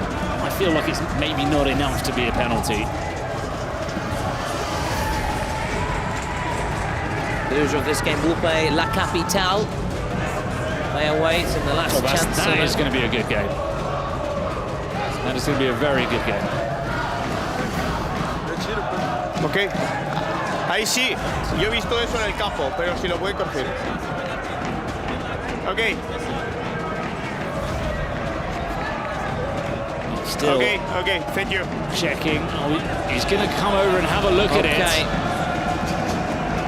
And everybody's making noise to see if they can encourage him to award a penalty.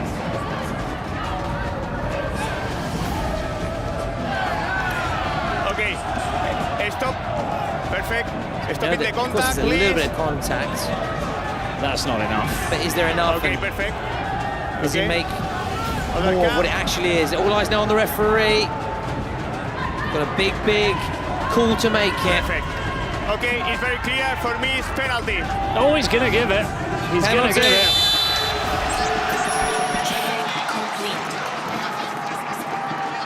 Let's see. Jurgen's saying to me that it's clear penalty, and he can't believe that I was saying it's not a penalty. Well, listen, you play to a higher standard than Jurgen. I'll say a lot of time for Jurgen, absolutely.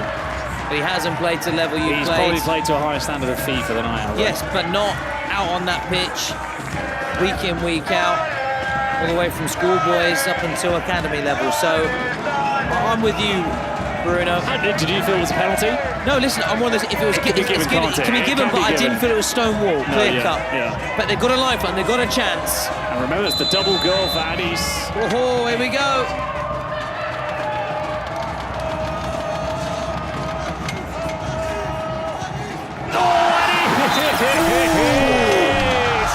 Just about. That little paradinha at the end, I thought maybe was going to give it away, and it just was out of reach for González Vicente. So what an ending. Now the armband will go off. If it stays like this, goals worth double, final 2 minutes. If there's actually one goal to win it. Ayúdame tú. As they continue to it's pointless, we say this, it's pointless protesting, it's pointless. The decision has been made. Play on. Oh, there you go, yellow card. Yeah. And look, some of his teammates are sort of frustrated with Tuchel. I've seen them turning around going, what are you doing? Yeah. Oh, look at this, look at this, look at this. President's coming on. He's sprinting onto the field of play. Is that a middle finger as well? Wow. It's a middle finger, Bruno. No play. Oh, wow. No, Bruno, listen. We said earlier that their antics were unpleasant. We're stepping well beyond the limit. That limit of entertainment, banter, having a bit of fun. But there's no place for this. And you've got to respect the decision of the referees. The protesting para mí no, and pero the voy a dissent checking. is Yeah, don't worry. unacceptable. Okay, don't worry. Look at him there.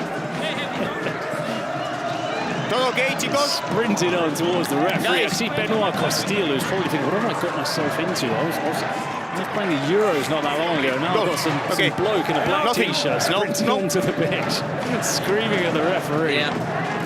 But, they appeared to be middle finger as well, which again, look, we clocked it early on with Lincoln. Yeah. Having that sort of spicy, well, I was going to say exchange, but it was really unilateral. It was only coming from him. But spotted early on that some of the behaviour from this Dendele side wasn't ideal. Listen, there has to be some kind of punishment as well for the referee was tired of it as well. He was for the president coming on like, you can't come on like that. There will probably be some kind of sanction there. That's what I'm saying. And this will play into the hands of the French. Oh, intercepted. There's a chance there. There was so much optimism inside the arena. You could really feel the energy now. He's not stamped because they won the ball back. Maddie's! Oh, save by Talis. Look at the celebration from the keeper. We need to get it going quickly. Into the box. The overhead kick. It falls into the hands of Talis. We send it. And he's in no rush here. Oh, he's going to take his time. They're going to make it to the 30th minute. Yeah, and they continue to lead, but only just. Lincoln. Wow. Let's just take a pause and a deep breath. Oh, I don't think he's blown his whistle yet. He's given the foul. Now he does blow the final whistle. So what a final 2 minutes are in store here at the Cupra Arena, which Dendele, for one of those minutes, will be down to 6 men. That's where F2R need to make the most of it and score that double value goal. Pero escúchame, si no os calmáis va a ser peor para todos, ¿ok? Necesito que me ayudes. Se ha revisado. Confía en mí, se ha revisado, ¿ok? Lo que necesito es que os calméis, ¿vale? Porque el partido está siendo un partidazo, lo vamos a estropear.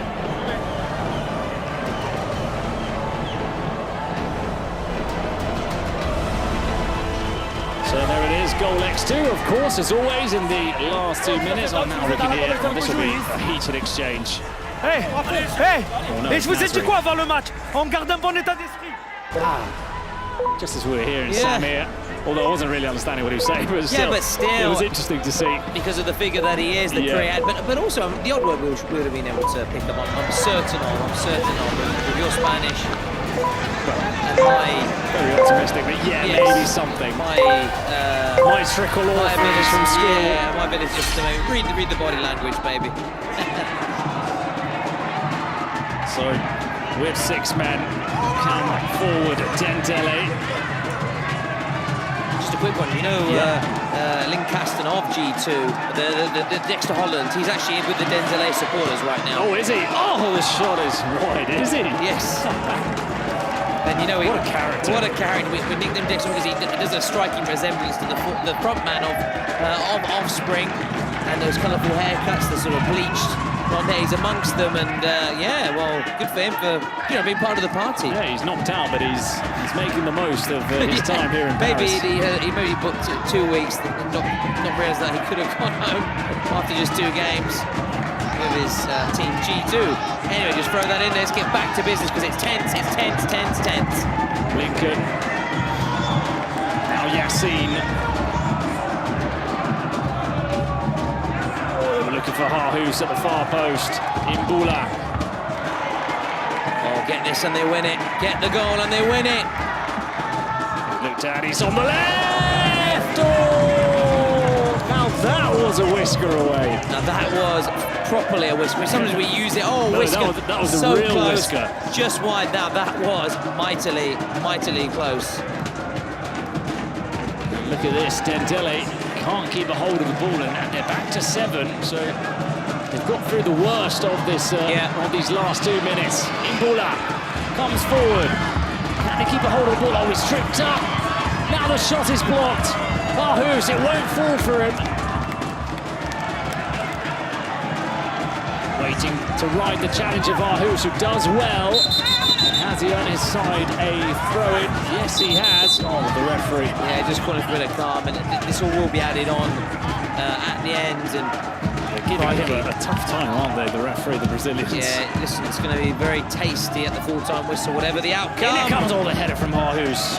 Whatever the outcome, it's going to be very tasty. It could be Valerie, heated. oh, brilliant cross from Valerie. No one finds the finishing touch. Boots it away to Costil. 3 minutes of added time. We've still got more excitement. Which way is it going to fall? F2R doing everything. I don't want to say they're throwing the kitchen sink, but let's fall into those cliches. Get the cliches out, my brother. Oh, that was a nasty challenge. Did he get the ball or did he get the calf and heel of the French player? Another replay just to put the Jeremy Menez there. The Roma man. Milan as well. Just also preaching behind. There's still time left on the clock. Fofana. Lincoln looking to turn. Cleared. It's just about clinging on here for Dendele. That's all they're trying to do. The throw towards Harhus is headed away. Imbula with the volley. And Fofana cannot get on the end of it. 2 balls on the pitch, which I'm sure Dendele will be happy to milk. Yeah, there you go. Obviously not knocked out of play by Lincoln. He knows what he's doing. Just as you said, they're just hanging on here. Just fighting tooth and nail to preserve this very narrow lead. They need a goal to be certain and to be feeling safe. That pass from Costil again. Harhus with the flick on, aiming towards Fofana. Fofana brings it down. Oh, that's a good cross. Harhus. I thought the shot was on initially. He lost the moment. Had options though. Momentum gone. He lost the chance after that brilliant ball from Fofana. Almost approaching that final minute, Bruno. Now or never. Bru. Maintenant, jamais. There'll be a throw for Dendele. That gives them some time to breathe. Yeah, and again, they're in no real rush. There's a player down as well. They're pinned back by F2R. Time management here, although the clock stops, so it doesn't really gain you too much. No, it may just takes the sting out of play, or slows it down, slows their momentum absolutely down. Perhaps just that. That's what they're doing. Clock is up and running again. Tuchel looks to come away with it. The volley, oh, that wasn't far off from Tuchel. Wasn't far off. It's worth a go, really. 40 seconds left. No, too many other options. Well, this could be one of the moments of the Kings World Cup so far. If F2R were to score here. Oh, yeah. It would be game over. It would be game over. Imbula. They got a corner though. 20 seconds. 20 seconds to go. 20 seconds. Cut the tension with a knife. Go on. Let him take the corner. Imbula. It's too long. Brought down by Bru. Bru's cross headed away by Lincoln. 3 minutes are up. It'll be This is it. This is it's it. the last attack. Need to get it in. Need to put it in. Oh, there's not going to be enough time for F2R. And the crazy ball, the Toro Loco celebrates as Dendele have done just about enough to win this game. Now they come and celebrate to this end where the French fans are. So Dendele 2 wins out of 2. A bit of gamesmanship. It was clear to see. We don't need to continue harking on about it. It was evident for all those that watched this game. And a few rather unpleasant moments, but they take the win. They were hanging on at the end. The French side making a real grandstand finale, and as we said, we sensed there was going to be some tension post-match, and there is tension post-match. We hope that it can just piece up throughout the whole game. Can you can understand right away players, because it's not been nice for them. And to be fair to them, Yassin, for example, he was on the receiving end of a lot of some niggly challenges from Lincoln, and he didn't react to to any of them. And now it's the frustration of losing as well. Yeah. Losing, you know, you're pretty hot after a game finishes, you're heated, and it's difficult to accept. And I can understand that some of those players are sort of struggled to keep their cool come the end of the game. Listen, it will be interesting though to hear from the MVP post-match and what he has to say about everything in terms of the drama, the hanging on at the end, the really strong start as well, and also the never say die spirit of the French that made a good go at right until the very end confirmation. Lucas Hector, and we'll hear from him very shortly soon. We'll also see what this means in terms of the bracket in our Swiss system. Bruno, the FDZ become the first French side to taste defeat at the Kings World Cup clubs.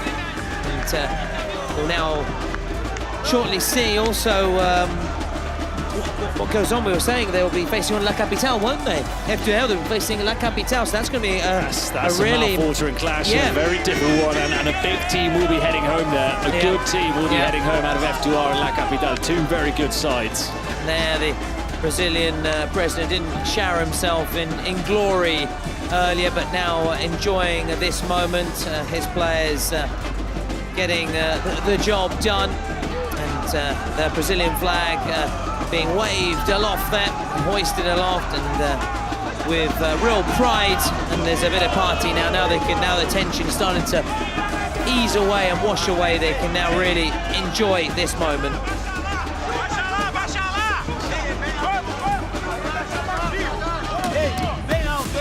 Here are incredible. I watched you playing. You seem so confident about your moves. Do you feel the leader of your team? Cara, boa noite para todo mundo que tá assistindo do Brasil, de todo mundo na verdade, né? E cara, como a gente veio pra cá foi com o sentimento de quero mais, que a gente acabou sendo vice no Brasil. E veio pra cá com a sede de querer chegar também, de chegar de novo e dessa vez ser diferente e a gente sair com o título. E graças a Deus hoje a gente pôde ser feliz com a vitória. Okay, here. You can sign your shirt. It's time to sign. Here, look, there is actually a space where you can... Exactly. Guys, it's so fun because they are so confident and strong in the pitch, and then when they talk, they're a little bit shy and emotional, and that's so cute and believable. Thank you so much for the show that you gave to us. It was actually an incredible match. Thank you. You are done. You're free. Go. Guys, you can purchase this fantastic jersey on Bazaar. See you there in live stream. So download the app and see you tomorrow.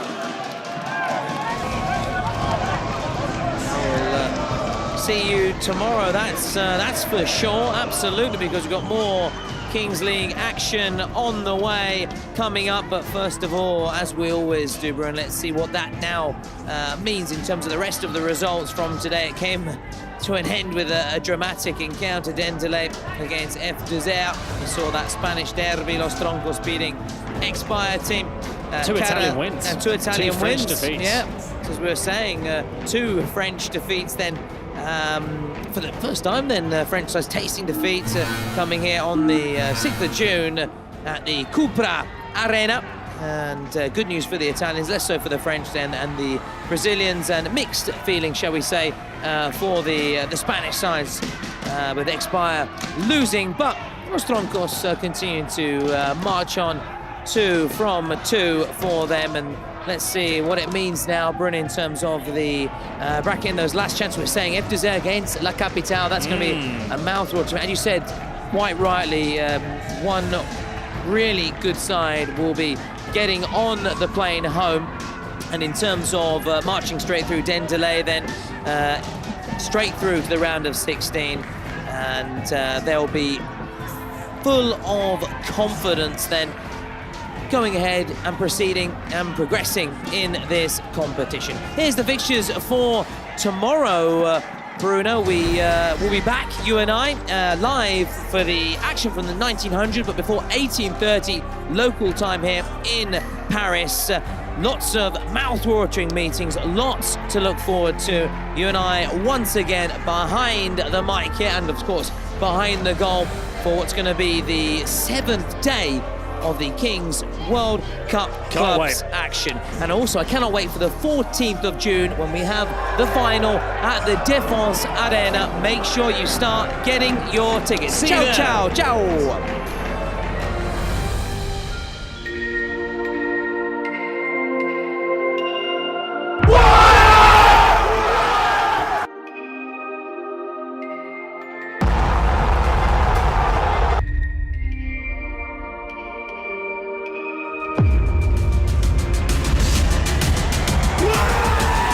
Buona a tutti, monta.